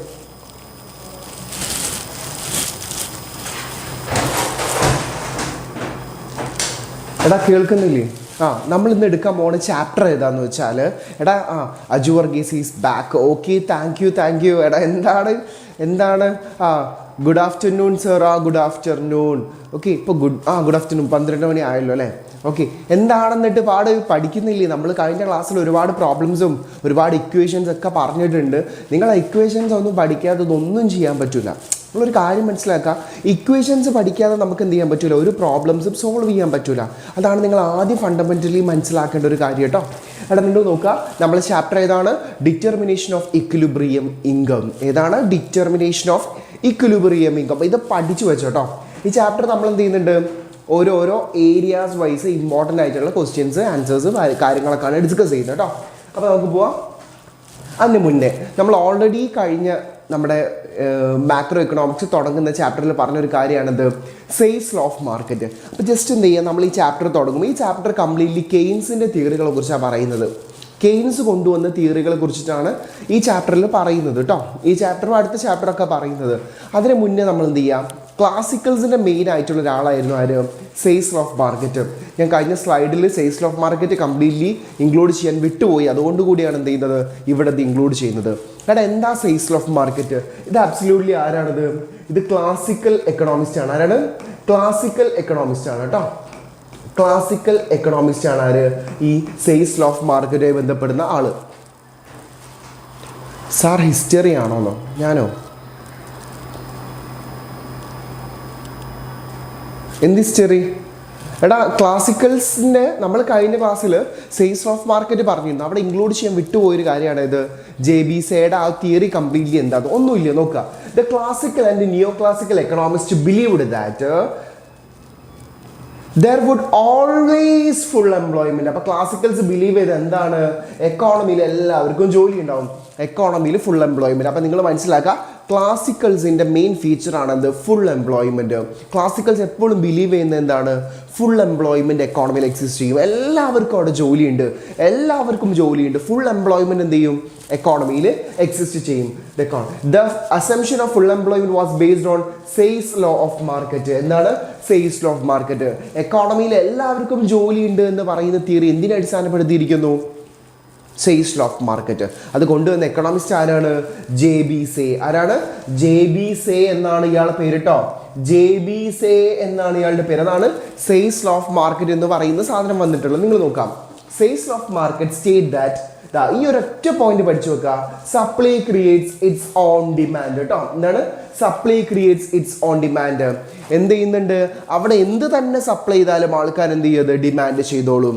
ആ എക്കോണമിയിലെ ആൾക്കാർ, അതായത് ക്ലാസിക്കൽ എക്കണോമിസ്റ്റിൻ്റെ റൂൾ അനുസരിച്ച് പ്രവർത്തിക്കുന്ന JB Sayയുടെ തിയറി അനുസരിച്ച് പ്രവർത്തിക്കുന്ന സെയ്സ് ലോ ഓഫ് മാർക്കറ്റിൽ, ഇത് 4ാമത്തെ ചാപ്റ്റർ കേട്ടോ, 4ാമത്തെ ചാപ്റ്റർ, മാക്രോയിൽ 4ാമത്തെ ചാപ്റ്റർ കേട്ടോ.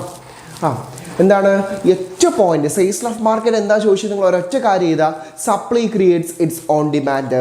Supply creates its own demand പഠിച്ചു വെച്ചോ. Supply creates its own demand. വേറെ ഒന്നും നിങ്ങൾ നോക്കണ്ട. എന്താണ്? that all that is supplied in the market must be equal to the all demanded. അല്ലെങ്കിൽ whatever is produced, it is automatically consumed. Whatever is produced, it is automatically consumed. ആ എക്കോണമിയിൽ എന്ത് തന്നെ produce ചെയ്താലും ആൾക്കാർ എന്ത് ചെയ്യും? ഓട്ടോമാറ്റിക്കലി കൺസ്യൂം ചെയ്യും. There is no overproduction. There is no overproduction. അതെ, അതിൻ്റെ വേർഡ് എന്ത്? Supply creates its own demand കേട്ടോ. സെയ്സ് ലോ ഓഫ് മാർക്കറ്റ് ചോദിച്ചിട്ട് നിങ്ങൾ ഇതാ supply creates its own demand. ഈ ചാപ്റ്റർ അബ്സല്യൂട്ട്ലി കെയ്ൻസിൻ്റെ കുറേ തിയറികളാണ് പറയുന്നത്. അതിന് മുന്നേ നമ്മൾ ജസ്റ്റ് ഒന്ന് എന്ത് ചെയ്ത് Say's law of market JB Sayയുടെ തിയറി പറഞ്ഞു. ജോൺ മെയ്നാർഡ് കെയ്ൻസ്, നമ്മൾ പറഞ്ഞില്ലേനോ, John Maynard Keynes rejected the following assumptions of classical and neoclassical economists in his book General Theory of Employment, Interest and Money, published in 1936. അങ്ങനെ Keynes എന്ത് ചെയ്തു? Keynes ഇതെല്ലാം reject ചെയ്തു.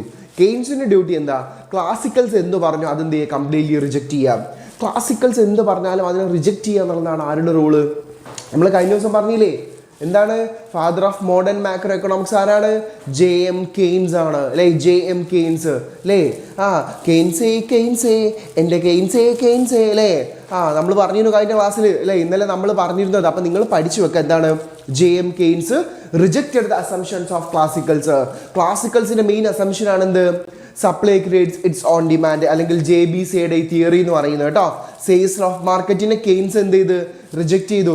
ഇത് തെറ്റാണ്, ഇത് ഈ തിയറി വെച്ചിട്ട് നമുക്ക് മുന്നോട്ട് പോയിട്ട് കാര്യമില്ല എന്നാണ് ആരെന്ത് ചെയ്തത്? പറഞ്ഞിട്ടുള്ളത്. ഇതാണ് ആര്? നമ്മുടെ കെയ്ൻസ് കേട്ടോ. ഇതാണ് നമ്മുടെ സ്വന്തം ആര്? ജോൺ മെയ്നാർഡ് കെയ്ൻസ് കേട്ടോ. JM Keynes. ജസ്റ്റ് ഒന്ന് ഇയാളുടെ മുഖം ഒന്ന് ഓർത്ത് വെക്കുക, എവിടുന്ന് കാണുമൊന്നുമില്ല. ഓക്കെ. അപ്പം എന്ത് ചെയ്യുക? ഇതാണ് കെയ്ൻസ് കേട്ടോ. ജസ്റ്റ് ഒരു ഫോട്ടോ മനസ്സിലാക്കി വെക്കുക കേട്ടോ. നിങ്ങൾ നോക്കുക, Keynes rejected the classical theory. എങ്ങനെയാണ് കെയ്ൻസ് ക്ലാസിക്കൽസിൻ്റെ തിയറി റിജക്റ്റ് ചെയ്തത്? ജസ്റ്റ് ഒരു കമ്പാരിസൺ നമ്മൾ പഠിച്ചു വെക്കുക. കെയ്ൻസും ക്ലാസിക്കൽസും തമ്മിലുള്ള കമ്പാരിസൺ എക്സാമിന് ചോദിക്കുക കേട്ടോ. Difference between classicals and father of economics Adam Smith ആണ്. Father of economics Adam Smith ആണ്. എന്താണ്? JBനെ വലിച്ചു കീറി JM അല്ലേ? അതന്നെ. JB Say പറഞ്ഞ തിയറീനെ കംപ്ലീറ്റ്ലി ആര് റിജക്റ്റ് ചെയ്തു? കെയ്ൻസ് റിജക്റ്റ് ചെയ്തു. അപ്പം നിങ്ങളൊരു കാര്യം മനസ്സിലാക്കുക, ക്ലാസിക്കൽസിൻ്റെയും കെയ്ൻസിൻ്റെയും തിയറിയുടെ കോമൺ ഡിഫറൻസ് ഒന്ന് പഠിച്ചു വെക്കുക. ക്ലാസിക്കൽസും കെയ്ൻസും തമ്മിലുള്ള തിയറീസിൻ്റെ കോമൺ ഡിഫറൻസ് ഒന്ന് പഠിച്ചു വെക്കുക. എന്തൊക്കെയാണ് ആ ഡിഫറൻസ്? ക്ലാസിക്കൽസ് പറഞ്ഞാൽ എന്താ? Supply creates its own demand. Classicals അന്നും ഇന്നും എന്നും പറയുന്നു എന്താണ്? Supply creates its own demand. Supply creates its own demand. But Keynes എന്താ പറഞ്ഞത്? Supply cannot creates its own demand. അതൊന്നും ശരിയല്ല. സപ്ലൈ കനോട്ട് കേട്ടോ. Supply cannot creates its own demand എന്നാണ് ക്ലാസിക്കൽസ് പറഞ്ഞ നേരെ തർക്കുത്തരമാണ് ആര് പറഞ്ഞത്? കെയ്ൻസ് പറഞ്ഞത്. അതിൻ്റെ അല്ലേ തഗ്ഗടിക്കുക അല്ലേ? നമ്മൾ തഗ് അറിയില്ലേ? മനസ്സിലായില്ലേ? അതാണ് ചെയ്യുന്നത്. ഇനി there is no over production. ക്ലാസിക്കൽസിന്റെ തിയറി പ്രകാരം എക്കോണമിയിൽ എന്തില്ല? There is no over production. ക്ലാസിക്കൽസിന്റെ തിയറി പ്രകാരം എക്കോണമിയിൽ എന്തില്ല? ഓവർ പ്രൊഡക്ഷൻ ഇല്ല. കാരണം എന്താണ്? എക്കോണമിയിൽ എന്ത് സാധനം സപ്ലൈ ചെയ്താലും ആൾക്കാർ എന്ത് ചെയ്യും? ഓട്ടോമാറ്റിക്കലി ഇത് കൺസ്യൂം ചെയ്തോളും. എക്കോണമിയിൽ എന്ത് സാധനം കൊണ്ടുവന്നാലും ആൾക്കാർ ഇത് വാങ്ങിച്ചോളും. ഇതാണ് ക്ലാസിക്കൽസിൻ്റെ തിയറി. ബട്ട് കെയ്ൻസ് എന്താ പറഞ്ഞത്? എക്കോണമിയിൽ there is some over production. എക്കോണമിയിൽ എന്തുണ്ട്? There is some over production. കുറച്ച് ഓവർ പ്രൊഡക്ഷൻ എക്കോണമിയിലുണ്ട് എന്ന് മനസ്സിലാക്കാം. No need for government intervention. ക്ലാസിക്കൽസിന് ഗവൺമെൻറ് നിലനിൽക്കുന്നതിനോട് വലിയ താല്പര്യമൊന്നുമില്ല. ക്ലാസിക്കൽസ് പറഞ്ഞത് there is no need for government, there is no role for government. But Keynes പറഞ്ഞു ഗവൺമെൻറ് വേണം. കെയ്ൻസ് എന്താ പറഞ്ഞത്? ഒരു എക്കോണമിയിൽ ഗവൺമെൻറ് വേണം. എന്താ പറഞ്ഞത്? Need government intervention. കെയ്ൻസ് പറഞ്ഞു we need government intervention, we must need government intervention, we must need government intervention. Keynes പറഞ്ഞു ഫുൾ എംപ്ലോയ്മെൻറ്റ് ഇക്വിലിബ്രിയം ആണ് ആര് പറഞ്ഞത്? ക്ലാസിക്കൽസ്. കെയ്ൻസ് പറഞ്ഞത് എന്താണ്? Under employment equilibrium. Keynes classicals full employment equilibrium പറയുമ്പോൾ Keynes എന്താ പറഞ്ഞത്? Under employment equilibrium. കമ്പാരിസൺ ഇങ്ങനെ പഠിച്ചു വെച്ചോട്ടോ. ഇനി ഇതെന്താണ്? സപ്ലൈ സൈഡ് അനാലിസിസ് ആണെങ്കിൽ കെയ്ൻസ് എന്ത് സൈഡ് അനാലിസിസ് ആണ്? ഡിമാൻഡ് സൈഡ് അനാലിസിസ് ആണ്. കുറച്ച് ആൾക്കാർ മെസ്സിൻ്റെ ആൾക്കാരും കുറച്ച് ആൾക്കാർ റൊണാൾഡോൻ്റെ ആൾക്കാരുണ്ടെന്ന് പറഞ്ഞാൽ അതുപോലെ തന്നെ സപ്ലൈ സൈഡ് അനാലിസിസ് ഉണ്ട്, ഡിമാൻഡ് സൈഡ് അനാലിസിസ് ഉണ്ട്. സപ്ലൈ സൈഡ് അനാലിസിസ് ഉണ്ട്, ഡിമാൻഡ് സൈഡ് അനാലിസിസ് ഉണ്ട് എന്ന് മനസ്സിലാക്കാം. Full employment is the common, under employment is the common. മോളിൽ പറഞ്ഞ അതേ പോയിന്റ് തന്നെയാണ്. അപ്പോൾ എക്സാമിന് എങ്ങനെ ചോദിക്കുകയാണ്? Difference between classicals and Keynesians. Difference between classicals and Keynesians നമ്മൾ അറിഞ്ഞു വെക്കണം കേട്ടോ, പഠിച്ചു വെക്കണേ. കാരണം ഇതെന്താണ്? നമ്മുടെ ചാപ്റ്റർ മൊത്തത്തിൽ ഒരു കോമൺ മാക്രോ എക്കണോമിക്സിൻ്റെ ഒരു കോമൺ ഒരു കോറായിട്ടുള്ളൊരു കാര്യമാണ് ഇത് ക്ലാസിക്കൽസ് കെയ്ൻസ്. ക്ലാസിക്കൽസിനെ റിജക്റ്റ് ചെയ്തുകൊണ്ട് കെയ്ൻസ് വലിയൊരു സംഭവമായിട്ടാണ് എന്ത് ചെയ്തത്? മാക്രോ എക്കണോമിക്സ് സ്റ്റാർട്ട് ചെയ്തിട്ടുള്ളത്. ശരിക്കും മാക്രോ എക്കണോമിക്സിനെ കുറിച്ചിട്ട് വേറെയും എക്കണോമിക്സുകളൊക്കെ പറഞ്ഞിട്ടുണ്ട്. പക്ഷെ അത് കൃത്യമായിട്ട് നല്ല രീതിയിൽ കൊണ്ടുവന്ന ആരാണ്? എവിടെയോ മാറി നിൽക്കുന്ന നെയ്മർ ഫാൻസ്. അതെ അതെ അതെ അതെ, ഓക്കെ, എല്ലാവരും ഉണ്ട് അല്ലേ? എംബാപ്പെ ഫാൻസ് ഉണ്ട്, യമാൽ ഫാൻസ് ഉണ്ട് അല്ലേ? മനസ്സിലായില്ലേ? എല്ലാവരും അവരുടെ എന്താ പറയുക ഈ ഒരു ആൾക്കാരെന്ത് ചെയ്യുക? എപ്പോഴും എന്ത് ചെയ്യുക? കൂടെ ചേർക്കുക കേട്ടോ. ഓക്കെ ഓക്കെ ഓക്കെ, ശരി. ഇനി നമുക്ക് എന്ത് ചെയ്യാം നോക്കാം. അപ്പോൾ കെയ്ൻസിൻ്റെ തിയറി വെച്ച് കെയ്ൻസ് എന്താ പറഞ്ഞത്? കെയ്ൻസിൻ്റെ ബുക്കിൻ്റെ പേരെന്താ? ഒന്ന് കമൻറ്റ് ഇട്ട്. കെയ്ൻസിൻ്റെ ബുക്കിൻ്റെ പേരെന്താ? ഒന്ന് കമൻറ്റ് ഇട്. കെയ്ൻസിൻ്റെ ബുക്കിൻ്റെ പേരെന്താ? കെയ്ൻസിൻ്റെ ബുക്കിൻ്റെ പേരെന്താണ്? ഒന്ന് കമൻറ്റ് ഇട്ട്. General theory of employment, interest and money 1936. ഒന്ന് കമൻറ്റ് ഇട് കേട്ടോ. നോക്കാം. Employment depends on effective demand. കെയ്ൻസിന്റെ തിയറി എന്താണ്? കെയ്ൻസ് ഏറ്റവും കൂടുതൽ ഇമ്പോർട്ടൻസ് കൊടുത്ത് എന്താണ്? Effective demand. കെയ്ൻസ് എന്താ പറഞ്ഞത്? Effective demand. കെയ്ൻസ് സാധാ ഡിമാൻഡ് അല്ല പറഞ്ഞത്, ഇഫക്റ്റീവ് ഡിമാൻഡ്. എന്താണ്? Effective demand. ഇഫക്റ്റീവ് ഡിമാൻഡാണ് ആര് പറഞ്ഞത്? കെയ്ൻസ് പറഞ്ഞു കേട്ടോ. ഇഫക്റ്റീവ് ഡിമാൻഡിനെ കുറിച്ചിട്ടാണ് ആര് പറഞ്ഞത്? കെയ്ൻസ് പറഞ്ഞത്. Effective demand result in output. ഈ ഇഫക്റ്റീവ് ഡിമാൻഡ് എന്ത് ചെയ്യും? ഔട്ട്പുട്ടിൽ റിസൾട്ട് ഉണ്ടാക്കും. ഈ ഇഫക്റ്റീവ് ഡിമാൻഡ് നമ്മുടെ ഔട്ട്പുട്ടിൽ, എക്കോണമിയുടെ ഔട്ട്പുട്ടിൽ റിസൾട്ട് ഉണ്ടാക്കും. ഔട്ട്പുട്ട് എന്ത് ചെയ്യും? Output creates income. Output creates income. എടാ, ഔട്ട്പുട്ട് ഇൻകം ഉണ്ടാക്കുന്നതാണ് ആര് പറഞ്ഞത്? കെയ്ൻസ് പറഞ്ഞത്. Income provides employment. ഇൻകം എന്ത് ചെയ്യും? എംപ്ലോയ്മെന്റ് തരും. കെയ്ൻസിന്റെ ബുക്കിന്റെ പേരെന്താ? General theory of employment interest ആണ്. കണ്ടില്ലേ? Income provides employment, employment creates എന്താണ്? Effective demand. ഈ പോയിന്റ് പഠിച്ചു വെക്കുക കേട്ടോ. കെയ്ൻസ് എങ്ങനെയാണ് ഇഫക്റ്റീവ് ഡിമാൻഡും എംപ്ലോയ്മെന്റും ഇൻകത്തെയും കുറിച്ച് പറഞ്ഞതെന്നൊന്ന് മനസ്സിലാക്കാം. പോയിന്റുകളാണ് എഴുതിയിട്ടുള്ളത്, പോയിന്റുകളാണ് എഴുതിയിട്ടുള്ളത്. ഓക്കെ, ഇത് ഞങ്ങൾക്കൊന്നും എടുത്തില്ല. ഇങ്ങനത്തെ കുറേ സാധനങ്ങളൊക്കെ ഉണ്ട്, ഇതൊക്കെ മനസ്സിലാക്കണം. എക്സാമിന് വലുതും വരും കേട്ടോ. ഓക്കെ, ഇത് പഠിക്കണേ, ഇതൊക്കെ ഇമ്പോർട്ടൻ്റ് ആണ്. കെയ്ൻസ് എന്താ? എടാ, നിങ്ങൾക്ക് കെയ്ൻസിനെ കുറിച്ച് പറയുന്നുണ്ടെങ്കിൽ മനസ്സിലാക്കുക. കെയ്ൻസിനെ കുറിച്ച് പറയുന്നുണ്ടെങ്കിൽ പല ആൾക്കാരും, ചില ടീച്ചേഴ്സ് ഇത് വേണ്ടാന്നൊക്കെ പറഞ്ഞ് സ്കിപ്പ് ചെയ്ത് വിടുന്ന സാധനമായിരിക്കും. പക്ഷെ എക്സാമിന് ചോദ്യം ചോദിച്ചാൽ നമുക്ക് എഴുതണ്ടേ, നമുക്ക് പഠിക്കണ്ടേ, മാർക്ക് കിട്ടണ്ടേ? അതൊക്കെ അത്ര തന്നെ ഉള്ളൂ. മനസ്സിലായില്ലേ? അപ്പോൾ കെയ്ൻസ് എന്തിനെ കുറിച്ചാണ് പറഞ്ഞത്? കെയ്ൻസ് ഇഫക്റ്റീവ് ഡിമാൻഡിനെ കുറിച്ചാണ് പറഞ്ഞത്. Effective demand result in output, output creates income, income provides employment, employment generate effective demand. ഇതാണ് കെയ്ൻസിന്റെ തിയറി. കെയ്ൻസിന്റെ തിയറി ഫണ്ടമെന്റൽ ഇതാണ് കെയ്ൻസ് പറഞ്ഞത്. മനസ്സിലായില്ലേ? കെയ്ൻസ് പറഞ്ഞ തിയറിയാണ് എന്ത്? Effective demand. കെയ്ൻസ് സാധാ ഡിമാൻഡ് അല്ല, കെയ്ൻസ് ഇഫക്റ്റീവ് ഡിമാൻഡ്. ഇഫക്റ്റീവ് ഡിമാൻഡിനെ കുറിച്ചിട്ടാണ് ആര് പറഞ്ഞത്? കെയ്ൻസ് ഫണ്ടമെന്റലി പറഞ്ഞിട്ടുള്ളത്. നോക്ക്, എന്താണ് ഇഫക്റ്റീവ് ഡിമാൻഡ്? ഒന്നുമില്ല, സിമ്പിൾ. ഇഫക്റ്റീവ് ഡിമാൻഡ് എന്താണെന്ന് നിങ്ങൾക്ക് എക്സാമിന് ചോദിക്കുകയാണെങ്കിൽ what you mean by effective demand എന്ന് ചോദിച്ചായിരിക്കോ? The core Keynesian theory is that the volume of employment, ഒരു എക്കോണമിയിലുള്ള എംപ്ലോയ്മെന്റ് എന്ന് പറയുന്നത്, ഒരു എക്കോണമിയിലെ ആൾക്കാരുടെ എംപ്ലോയ്മെന്റ് എന്ന് പറയുന്നത്, in economies depend on the level of effective demand. അതെന്ത് ചെയ്യും? ഒരു എക്കോണമിയിലുള്ള എംപ്ലോയ്മെന്റിന്റെ വോളിയം എന്ന് പറയുന്നത് എന്തിനെ ഡിപ്പെൻഡ് ചെയ്തിരിക്കും? ഇഫക്റ്റീവ് ഡിമാൻഡ് ഡിപ്പെൻഡ് ചെയ്തിരിക്കും. ഇഫക്റ്റീവ് ഡിമാൻഡിന്റെ ബേസ് ചെയ്തുകൊണ്ടാണ് എന്ത് വരുന്നത്? ഇഫക്റ്റീവ് ഡിമാൻഡിനെ ബേസ് ചെയ്തുകൊണ്ടാണ്, അല്ല, എംപ്ലോയ്മെന്റിന്റെ ബേസ് ചെയ്തുകൊണ്ടാണ് എന്ത് വരുന്നത്? Effective demand. എടാ എന്താ ഇഫക്റ്റീവ് ഡിമാൻഡ്? ഇതാ പഠിച്ചു വെച്ചോ. Aggregate demand is equal to aggregate supply, which is exactly called effective demand. When aggregate demand is equal to aggregate supply is called effective demand. Aggregate ഡിമാൻഡും aggregate supply മീക്കുന്ന പോയിന്റിന് നമ്മൾ എന്ത് പറയും? ഇഫക്റ്റീവ് ഡിമാൻഡ് കേട്ടോ. Effective demand is determined at the point where aggregate demand is equal to aggregate supply കേട്ടോ. Aggregate ഡിമാൻഡും aggregate സപ്ലൈയും ഈക്വൽ ആവുന്ന പോയിന്റ് ആണ് എന്ത്? Effective demand. അഗ്രിഗേറ്റ് ഡിമാൻഡും അഗ്രിഗേറ്റ് സപ്ലൈ. അഗ്രിഗേറ്റ് എന്ന് വെച്ചാൽ എന്താ? Total demand. അഗ്രിഗേറ്റ് സപ്ലൈ എന്ന് വെച്ചാൽ എന്താ? Total supply. അഗ്രിഗേറ്റ് ഡിമാൻഡും അഗ്രിഗേറ്റ് സപ്ലൈയും ഈക്വൽ ആവുന്ന പോയിന്റിനെ നമ്മൾ എന്ത് വിളിക്കും? Effective demand.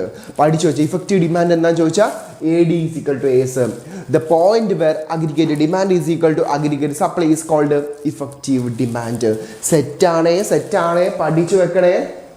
ഇനി അഗ്രിഗേറ്റ് ഡിമാൻഡും അതിൻ്റെ കോമ്പോണൻസും എന്തൊക്കെയാണ് നമുക്ക് നോക്കാം.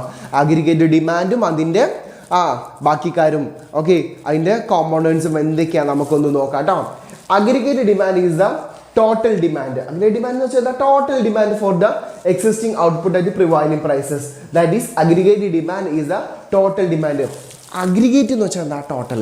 ഒറ്റ കാര്യം മനസ്സിലായി. അഗ്രിഗേറ്റ് ഡിമാൻഡ് എന്ന് വെച്ചാൽ എന്താ? Total demand. സിമ്പിളായിട്ട് എക്കോണമിയിൽ മൊത്തത്തിലുള്ള ഡിമാൻഡ്. അഗ്രിഗേറ്റ് ഡിമാൻഡ് എന്താണ്? ടോട്ടൽ ഡിമാൻഡ് കേട്ടോ. അഗ്രിഗേറ്റ് എന്ന് വെച്ചാൽ total. Aggregate means total. Aggregate demand is the total demand for the existing output at prevailing prices. That is, aggregate demand is the total demand. Aggregate demand is the total demand or the total expenditure of the community of goods and services purchased.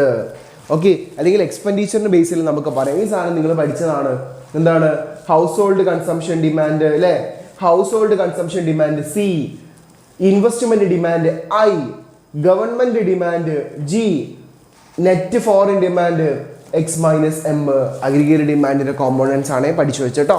House hold, household, firm, government അല്ലെങ്കിൽ net foreign demand പഠിച്ചു വെച്ചോ. Aggregate ഡിമാൻഡിന്റെ components ആണ്. ഈ portion എടുത്തിട്ടില്ല, ഇത് പഠിക്കണം. Aggregate demand നിങ്ങളുടെ ചാപ്റ്ററിലുണ്ട്. അഗ്രിഗേറ്റ് ഡിമാൻഡ് നിങ്ങളുടെ സിലബസിലുണ്ട്. പഠിച്ചു വെക്കണം. അഗ്രിഗേറ്റ് ഡിമാൻഡ് എന്താ? Total demand in N economy or it based on the total expenditure of the community of goods and services purchased. ഇതിന്റെ ബേസ് ചെയ്തുകൊണ്ടാണ് നമ്മളിത് പറയുന്നത്. അഗ്രിഗേറ്റ് ഡിമാൻഡിന്റെ കോമ്പോണൻസ് എഴുതി വെക്കുക. സപ്പോസ് എന്താണ് അഗ്രിഗേറ്റ് ഡിമാൻഡ്, എന്താണ് ഇഫക്റ്റീവ് ഡിമാൻഡ് എന്നൊക്കെ ചോദിച്ചാൽ നിങ്ങൾക്ക് ഈ പോയിന്റ് എഴുതാൻ പറ്റും. ഈ പോയിന്റ് നിങ്ങൾ എന്ത് ചെയ്യണം? കൃത്യമായിട്ട് എഴുതി വെക്കണം. ഓക്കെ, ഇനി നമുക്ക് നോക്കാം. Level of disposable income. കെയ്ൻസിന്റെ മെയിൻ തിയറിയാണ് എന്ത്? സൈക്കോളജിക്കൽ ലോ ഓഫ് കൺസംഷൻ എന്ന് പറയുന്നത് കേട്ടോ. Level of disposable income and level of consumption. എടാ, ഡിസ്പോസിബിൾ ഇൻകം എന്ന് വെച്ചാൽ എന്താ? നമ്മുടെ പോക്കറ്റിലുള്ള പൈസ. നമ്മുടെ പോക്കറ്റിലുള്ള പൈസയെ നമ്മൾ എന്ത് പറയുക? Disposable income. അതായത് ടാക്സ് ഒക്കെ ഡിഡക്റ്റ് ചെയ്തിട്ട്, ടാക്സും നോൺ ടാക്സ് പേയ്മെൻറ്റും ഡിഡക്റ്റ് ചെയ്തുകൊണ്ട് നമ്മുടെ പോക്കറ്റിൽ ഫൈനലി നമ്മൾ കൺസംഷന് വേണ്ടി ചിലവാക്കാൻ പോക്കറ്റിൽ വെക്കുന്ന പൈസയെ നമ്മൾ എന്ത് വിളിക്കുക? Disposable income. ഈ ഡിസ്പോസിബിൾ ഇൻകവും തമ്മിൽ എന്തോ ബന്ധമുണ്ട്. ഒറ്റ കാര്യം ആലോചിച്ച് വെക്കാം. കൺസംഷൻ എന്ന് പറയുന്നത്, നമ്മൾ ചിലവാക്കുന്നത് എന്ന് പറയുന്നത് എന്തിൻ്റെ ഫംഗ്ഷനാണ്? Consumption is a function of, commented, consumption is a function of, നിങ്ങൾ നിങ്ങളുടെ പൈസ ചിലവാക്കുന്ന എന്തിൻ്റെ അടിസ്ഥാനത്തിലാണ്? എന്തിൻ്റെ അടിസ്ഥാനത്തിൽ നമ്മൾ പൈസ ചിലവാക്കുക? നമ്മുടെ കയ്യിലെ ഇൻകത്തിൻ്റെ അടിസ്ഥാനത്തിലാണ് അല്ലേ? So consumption is a function of എന്താണ്? Income. C is a function of Y. Consumption is a function of Y. എക്കണോമിക്സിൽ, മാക്രോ എക്കണോമിക്സിൽ Y എന്ന് വെച്ചാൽ എന്താണ്? ഇൻകമാണ്. നമ്മളെങ്ങനെ പൈസ ചിലവാക്കുക? ഞാൻ എന്തെങ്കിലും സാധനം വാങ്ങിക്കുന്നുണ്ടെങ്കിൽ അത് എന്തിൻ്റെ അടിസ്ഥാനത്തിലാണ്? എൻ്റെ ഇൻകത്തിൻ്റെ അടിസ്ഥാനത്തിലാണ്. സോ ഞാൻ ചിലവാക്കുന്നുണ്ടെങ്കിൽ, ഞാൻ കൺസംഷൻ നടത്തുന്നുണ്ടെങ്കിൽ it's a function of income എന്ന് നിങ്ങൾ ജസ്റ്റ് ഒന്ന് മനസ്സിലാക്കട്ടോ. There is a direct relationship between the level of disposable income and level of consumption. അപ്പോൾ എന്താണ്? ഡിസ്പോസിബിൾ ഇൻകവും കൺസംഷനും തമ്മിൽ എന്ത് റിലേഷനാണ്? ഡയറക്റ്റ് റിലേഷൻഷിപ്പാണ്. മനസ്സിലാക്കുക. When income increases, consumption also increases.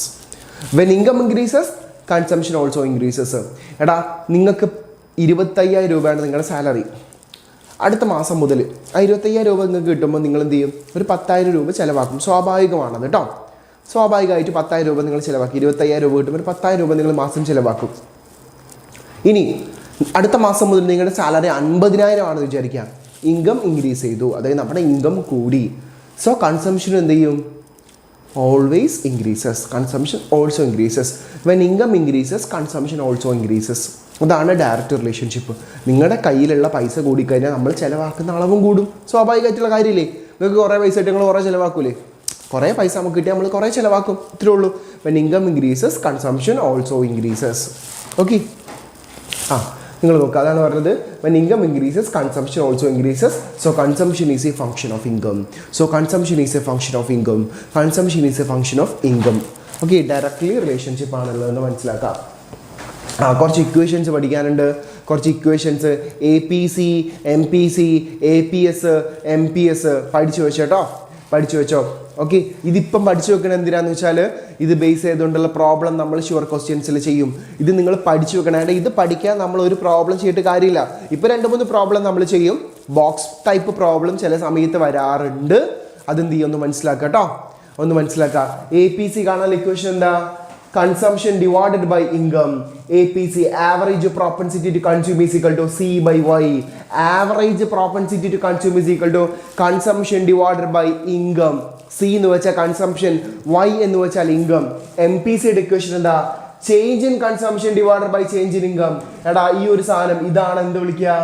Delta എന്ന് വിളിക്കുക കേട്ടോ. എന്താ വിളിക്കുക? ഡെൽറ്റ. അല്ലെങ്കിൽ എന്ത് വിളിക്കും? ചേഞ്ച് എന്നാണ് ഇതിന്റെ മീനിങ് കേട്ടോ. ചേഞ്ച് കേട്ടോ. Change in consumption divided by change in income. ഇനി APS കാണാൻ എന്താണ്? APS ആണ് ആവറേജ് പ്രോപ്പൻസിറ്റി ടു സേവ് ആണെങ്കിൽ saving divided by income. MPS ആണെങ്കിൽ എന്താണ്? Change in saving divided by change in income. Equations എഴുതി വെച്ചോ, പഠിച്ചു വെച്ചോ കേട്ടോ. ഇത് പഠിക്കാതെ എക്സാമിന് പോകരുത്. ഈക്വേഷൻസ് അറിയാതെ നിങ്ങൾ ഒന്നും ചെയ്തിട്ടും കാര്യമില്ല. നിങ്ങൾ എന്ത് ക്വസ്റ്റ്യൻസ് എടുത്ത് നോക്കിയിട്ട് കാര്യമില്ല. ഇക്വേഷൻസ് ഉള്ളത് പ്രോപ്പറായിട്ട് പഠിക്കാതെ ഒന്നും നടക്കില്ല.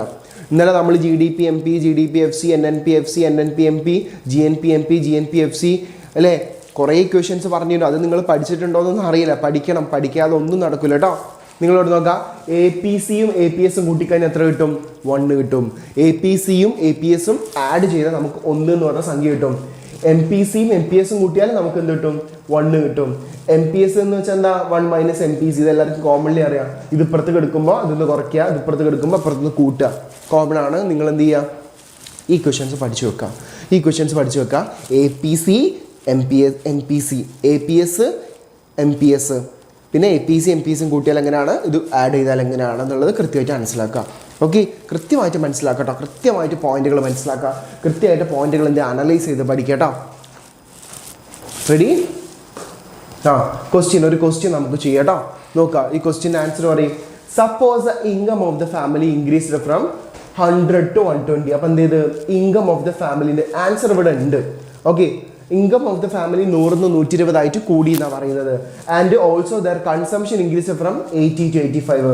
ഇൻകം ഇൻക്രീസ് ചെയ്യുമ്പോൾ കൺസംഷനും ഓൾസോ ഇൻക്രീസസ് നമ്മൾ പഠിച്ചിട്ടുണ്ട്. When income increases consumption also increases. ഒരു ഫാമിലിയുടെ ഇൻകം 100 to 120 ആയിട്ട് കൂടിയപ്പോൾ അവരുടെ ചെലവ്, അത് കൺസംഷൻ 80 to 85 ആയിട്ട് കൂടി. ഫൈൻഡ് MPC കാണാൻ നമ്മളോട് ചോദിച്ചത്. MPC കാണാൻ ഇക്വേഷൻ എന്താ? MPC is equal to എന്താണ്? MPC is equal to delta C by delta Y ആണ് നമുക്കറിയാം. MPC കാണാനുള്ള ഇക്വേഷൻ. അപ്പോൾ ഇങ്ങനൊരു ക്വസ്റ്റ്യൻ കിട്ടിയാൽ നിങ്ങൾ എന്ത് അറിഞ്ഞിരിക്കണം? MPC കാണാനുള്ള ഇക്വേഷൻ എന്ത് ചെയ്യണം? അറിഞ്ഞിരിക്കണം. എടാ ഡെൽറ്റ C എന്ന് വെച്ചാൽ എന്താ? Change in consumption. കണ്ടില്ലേ? കൺസംഷൻ 80 to 85 ആയി. അപ്പോൾ ഡെൽറ്റ C എത്രയാണ്? 80 to 85 എന്ന് വെച്ചാൽ എത്ര ഇവിടുത്തെ ചേഞ്ച്? 80 to 85 പറയുമ്പോൾ എത്ര ഇവിടുത്തെ ചേഞ്ച്? 5 അല്ലേ ഇവിടുത്തെ ചേഞ്ച്. അടുത്തത് ഡെൽറ്റ Y, അതായത് ഇൻകം ചേഞ്ച് ചെയ്തു. ഇൻകം 100 to 120 ആയി. അപ്പോൾ ഇവിടുത്തെ Y എത്രയാണ്? 20 അല്ലേ വരുന്നത്. ഡെൽറ്റ Y എത്രയാണ്? 20. അപ്പം എത്ര കിട്ടും? എത്ര കിട്ടാ? 5/20. ഇത് ചെയ്ത് എത്ര കിട്ടും? 5/20 ചെയ്ത് എത്ര കിട്ടും? സോറി, ഇത് 80 to 95 ആണ്. 95 അപ്പം എന്താണ്? 15 ആണ് കേട്ടോ. 15 ആണ്. എത്ര കിട്ടും? 15 ഡിവൈഡഡ് ബൈ 20 എത്ര കിട്ടും? 0.75. നമുക്ക് ആൻസർ കിട്ടി. 1 മാർക്കിൻ്റെ 2 മാർക്കിൻ്റെ ചോദ്യം. ഓക്കെ, 80 to 95 15 ആണ് ഇവിടെ വ്യത്യാസം. 15 ആണ്. 80 to 95 ആയി എന്നാട്ടോ പറയുന്നത്. ഓക്കെ, ആ ക്വസ്റ്റ്യന് ഞാൻ ഇട്ടതിൽ ചെറിയത് 0.75 നമുക്ക് ആൻസർ കിട്ടി കേട്ടോ.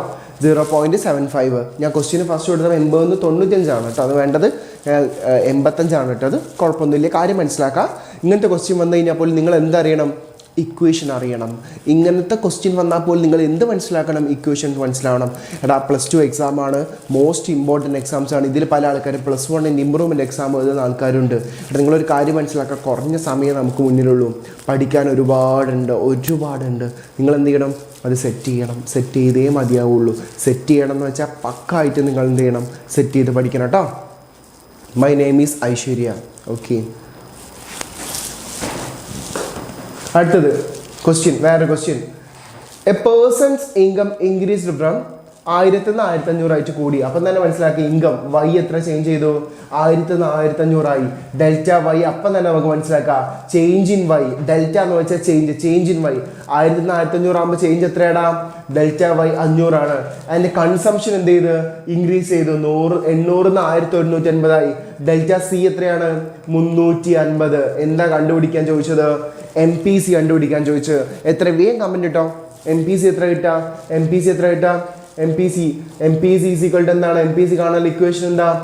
Delta C by delta Y ചെയ്താൽ മതി. എത്ര കിട്ടും? ഡെൽറ്റ സി എത്രയാ? 350 ഡിവൈഡഡ് ബൈ 500. ഇത് ചെയ്ത് എത്ര കിട്ടുക? ഒന്ന് കമൻറ്റ് ഇട്ടെ. ആൻസർ വേഗം കമൻറ്റ് ഇട്ടെ. നിങ്ങളൊന്ന് കമൻറ്റ് ഇട്ടെ. ആൻസർ എത്ര കിട്ടും? 350 ഡിവൈഡഡ് ബൈ 500 എത്ര കിട്ടും? ആൻസർ ഡെൽറ്റ സി കാണാനുള്ള ചോദ്യമാണോ? 0.7. പിന്നെ ചോദിച്ചത് എന്താ നിങ്ങളോട്? Change in saving. അതായത് ഡെൽറ്റ എസ് കണ്ടുപിടിക്കാനാണ് ചോദിച്ചത്. ഡെൽറ്റ എസ് എങ്ങനെ കണ്ടുപിടിക്കാൻ പറ്റും? എടാ, നമ്മുടെ ഇൻകം എന്ന് വെച്ചാൽ എന്താ? ഇൻകം എന്ന് വെച്ചാൽ ശരിക്കും എന്താണ്? വൈ എന്ന് വെച്ചാൽ എന്താ? ഇൻകം എന്ന് വെച്ചാൽ എന്താ? നമ്മൾ ചെലവാക്കുന്ന പൈസ പ്ലസ് നമ്മൾ എന്ത് ചെയ്യണം? എടുത്തു വെക്കുന്ന പൈസ അല്ലേ? ഇൻകം എന്ന് വെച്ചാൽ എന്താണ്? വൈ ഈസിക്വൽ ടു C+S ആണ്. ഇവിടെ നമുക്ക് ഡെൽറ്റ വൈയും ഡെൽറ്റ സിയുടെ ഡെൽറ്റ എസ് കാണാൻ എളുപ്പമല്ലേ? ഡെൽറ്റ വൈ ഈസിക്വൽ ടു എന്താ ശരിക്കും വേണ്ടത്? അപ്പം നമുക്ക് ഇക്വേഷൻ റീഅറേഞ്ച് ചെയ്താൽ പോരെ? എന്താണ്? ഡെൽറ്റ എസ് എന്ന് വെച്ചാൽ എന്താണ്? സേവ് ചെയ്യുന്ന പൈസ എന്ന് വെച്ചാൽ എന്താ? നമ്മൾ എടുത്തു വെക്കുന്ന പൈസയിൽ നിന്നും നമ്മൾ ചെലവാക്കുന്ന പൈസ കുറച്ചാൽ പോരെ? അപ്പം എത്ര കിട്ടും? ഡെൽറ്റ വൈ എത്രയാണ്? 500 മൈനസ് ഡെൽറ്റ സി എത്ര? 350. അപ്പം നമ്മൾ എടുത്തു വെക്കുന്ന പൈസ എത്രയാണ്? 150 കേട്ടോ. 150. ഇതാണ് നമുക്ക് കിട്ടുക. 150 ആണ് നമുക്ക് കിട്ടുക കേട്ടോ. 150 ആണ് നമുക്ക് കിട്ടുക. അത് നേരെ തിരിച്ചു. കൺസംഷൻ ആണെങ്കിൽ അങ്ങനെ എന്ത് ചെയ്യാൻ പറ്റും? നമുക്കത് അപ്പുറത്തേക്ക് എടുത്ത് ചെയ്യാൻ പറ്റും. ഇനി MPS കാണാം. കാണാൻ ഇക്വേഷൻ എന്താണ്? MPS is equal to delta S by delta Y. അതായത് 150 ഡിവൈഡഡ് ബൈ ഡെൽറ്റ വൈ എത്രയാണ്? 500. എത്ര കിട്ടും ആൻസർ? ആൻസർ പെട്ടെന്ന് പറഞ്ഞേ. എത്ര ആൻസർ കിട്ടും? വേഗം പറയും. ഡെൽറ്റ എസ് എത്ര കിട്ടും? MPS എത്ര കിട്ടും? 0.3 കിട്ടും കേട്ടോ. 0.3 ആൻസർ കിട്ടും. ഇത് കണ്ടുപിടിക്കാൻ വേറെ മെത്തേഡും കൂടെ ഉണ്ട്. എന്താണ് ഇത് കണ്ടുപിടിക്കാൻ? നമ്മൾ ഓൾറെഡി എന്ത് കണ്ടുപിടിച്ചിട്ടുണ്ട്? MPC കണ്ടുപിടിച്ചിട്ടുണ്ട്. MPC ഓൾറെഡി നമുക്കറിയാം എത്രയാണത്? 0.7 ആണ്. അപ്പോൾ MPS കാണാൻ എന്ത് ചെയ്താൽ മതി? MPS എന്ന് വെച്ചാൽ എന്താ? ബിക്കോസ് എന്താണ്? MPC പ്ലസ് MPS എന്ന് വെച്ചാൽ എന്താണ്? വിച്ച് ഈസ് ഈക്വൽ ടു 1 ആണ്. അപ്പം എന്ത് ചെയ്താൽ മതി? MPS എന്ന് വെച്ചാൽ എന്താ? 1 മൈനസ് 0.7 ചെയ്താൽ മതി. അപ്പോൾ 0.3. ഇങ്ങനെയും നിങ്ങൾക്ക് എന്ത് ചെയ്യാൻ പറ്റും? ആൻസർ കണ്ടുപിടിക്കാൻ പറ്റും. നിങ്ങളുടെ ക്രിസ്മസ് എക്സാമിന് ഇതിൻ്റെ ഒരു ബോക്സ് ക്വസ്റ്റ്യൻ വന്നിരുന്നു കേട്ടോ. ഇതിൻ്റെ ഒരു ബോക്സ് ക്വസ്റ്റ്യൻ വന്നിട്ടുണ്ട്. അപ്പോൾ ഇങ്ങനെയും ക്വസ്റ്റ്യൻസ് വരാം. ഈ രീതിയിൽ നിങ്ങൾക്ക് എന്ത് ചെയ്യാൻ പറ്റും? ഒരുപാട് ക്വസ്റ്റ്യൻസ് വരാം. വാല്യൂസ് ജസ്റ്റ് ചേഞ്ച് ചെയ്യുന്നുള്ളൂ. മെത്തേഡുകളൊക്കെ എന്താണ്? സെയിം ആണ് കേട്ടോ. അടുത്ത നിങ്ങൾ നോക്കാം. അതിൻ്റെ ആൻസർ 0.7, 150, 0.3. റെഡി? അടുത്തത് കെയ്നീഷ്യൻ ഇൻവെസ്റ്റ്മെൻറ്റ് മൾട്ടിപ്ലയർ. ഇത് കാണുമ്പോൾ എന്തോ വലിയ സംഭവം എന്ന് വിചാരിക്കുക ഒന്നുമില്ല. ഓക്കെ, കെയ്നീഷ്യൻ ഇൻവെസ്റ്റ്മെൻറ്റ് മൾട്ടിപ്ലയർ കേട്ടോ. നിങ്ങൾ നോക്കാം എന്താണ് multiplier? Multiplier implies the cumulative effect of investment upon income. അതായത് എന്താണ്? Investment upon income. മൾട്ടിപ്ലയറിന് ഡിനോട്ട് ചെയ്യുന്ന ലെറ്റർ K ആണ്. K ഈസ് ഈക്വൽ ടു എന്താണ്? Delta Y by delta I. Investment multiplier ആണെങ്കിൽ I കേട്ടോ. കെയ്ൻസ് പറഞ്ഞ മൾട്ടിപ്ലയർ ഏതാണ്? ഇൻവെസ്റ്റ്മെൻറ്റ് മൾട്ടിപ്ലയർ ആണ്. Delta Y by delta I. Change in income divided by change in investment. കുറേ multipliers ഉണ്ട്. Keynes ഈ concept borrow ചെയ്തത് R.F. ഗാൻ എന്ന് പറയുന്ന എക്കണോമിസ്റ്റിൻ്റെ അടുത്തുനിന്നാണ്. കെയ്ൻസ് ഇൻവെസ്റ്റ്മെൻറ്റ് മൾട്ടിപ്ലയർ ബോറോ ചെയ്തിട്ടുള്ളത് R.F. ഗാൻ എന്ന് പറയുന്ന എക്കണോമിസ്റ്റിൻ്റെ അടുത്തുനിന്നാണ്. Investment multiplies the ratio of total change in income. കണ്ടില്ലേ? Change in income divided by change in investment. Delta എന്ന് വെച്ചാൽ ചേഞ്ച് ആണെന്ന് മനസ്സിലാക്കുക. Change in income divided by change in investment. കണ്ടില്ലേ, change in income divided by change in investment ഇവിടെ പറഞ്ഞാണ്. അത് നമുക്ക് എങ്ങനെ എഴുതാം? ഇത് ഓൾവേസ് എങ്ങനെ എഴുതാം? 1/1 - MPC എന്നും നമുക്ക് എഴുതാം, അല്ലെങ്കിൽ 1/MPS എന്നും എഴുതാം കേട്ടോ. 1/MPS എന്നും എഴുതാം. ഈ രീതിയിലൊക്കെ നമുക്ക് എന്ത് ചെയ്യാൻ പറ്റും? ഈ മൾട്ടിപ്ലയറിന് ഇക്വേഷൻ എഴുതാൻ പറ്റും. ഓക്കെ, മനസ്സിലാക്കാം. 1/1 - MPC. 1 - MPC എന്ന് വെച്ചാൽ ശരിക്കും അതിൻ്റെ മീനിങ് എന്താണ്? MPS എന്നല്ലേ? 1 - MPC എന്ന് വെച്ചാൽ അതിൻ്റെ മീനിങ് എന്താണ്? 1 - MPC എന്ന് വെച്ചാൽ അതിൻ്റെ മീനിങ് എന്താണ്? MPS എന്നാണ്. അപ്പം നമുക്ക് ഈ 1/MPC നമുക്ക് എന്ത് റീചേഞ്ച് ചെയ്ത് എഴുതാൻ പറ്റും? MPS എന്ന് പറഞ്ഞ് എന്ത് ചെയ്യാൻ പറ്റും? റീചേഞ്ച് ചെയ്ത് എഴുതാൻ പറ്റും. ജസ്റ്റ് ഒന്നൊന്ന് അറിഞ്ഞിരിക്കുക, ജസ്റ്റ് ഒന്ന് ഈ കാര്യങ്ങൾ അറിഞ്ഞിരിക്കുക, എന്താണ് എന്നുള്ളത് ഒന്ന് അറിഞ്ഞിരിക്കുക കേട്ടോ. ഇനി ഇതൊന്നുമില്ല, നമ്മൾ നേരത്തെ പറഞ്ഞ സാധനം ഡെൽറ്റ വൈ ഈസിക്കൽ, നമ്മൾ ഇത് ഡെൽറ്റനെ ഡിനോട്ട് ചെയ്യുന്ന കേട്ടോ. അത് ഡെൽറ്റ വൈ ഈസിക്കൽ എന്താണ്? Delta C plus delta S. നമ്മൾ നേരത്തെ എഴുതി അതേ സാധനമാണ് ഇവിടെ എഴുതി വെച്ചിട്ടുള്ളത്. ഡെൽറ്റ വൈ, ഡെൽറ്റ ആണത് കേട്ടോ. ഡെൽറ്റ നമ്മൾ വേറൊരു ഫോർമാറ്റിൽ എഴുതുന്നതാണത്. നിങ്ങൾ അഡ്വാൻസ്ഡ് മാത്സ് ഒക്കെ പഠിക്കുമ്പോൾ മനസ്സിലാവും. Delta Y is equal to delta C plus delta S കേട്ടോ. Delta S. അപ്പം നിങ്ങൾക്ക് എന്ത് എഴുതാൻ പറ്റും? എന്താണ്? MPC plus MPS. നമ്മൾ നേരത്തെ എഴുതിയ അതേ equation 1 = MPC plus MPS or MPS = 1 - MPC. Relationship between MPC and MPS ആണ് ചോദിച്ചത്. ഒന്നുമില്ല, രണ്ടും കൂടെ കൂട്ടിക്കഴിഞ്ഞാൽ ഒന്ന് കിട്ടും. ഒന്നൊന്ന് കുറച്ചാൽ MPCയോ MPSോ എന്ത് ചെയ്യും? പോസിബിൾ ആണ്. നമ്മൾ നേരത്തെ ചെയ്ത ക്വസ്റ്റ്യൻസിൽ തന്നെ നമ്മളത് മനസ്സിലാക്കിയിട്ടുണ്ട് കേട്ടോ.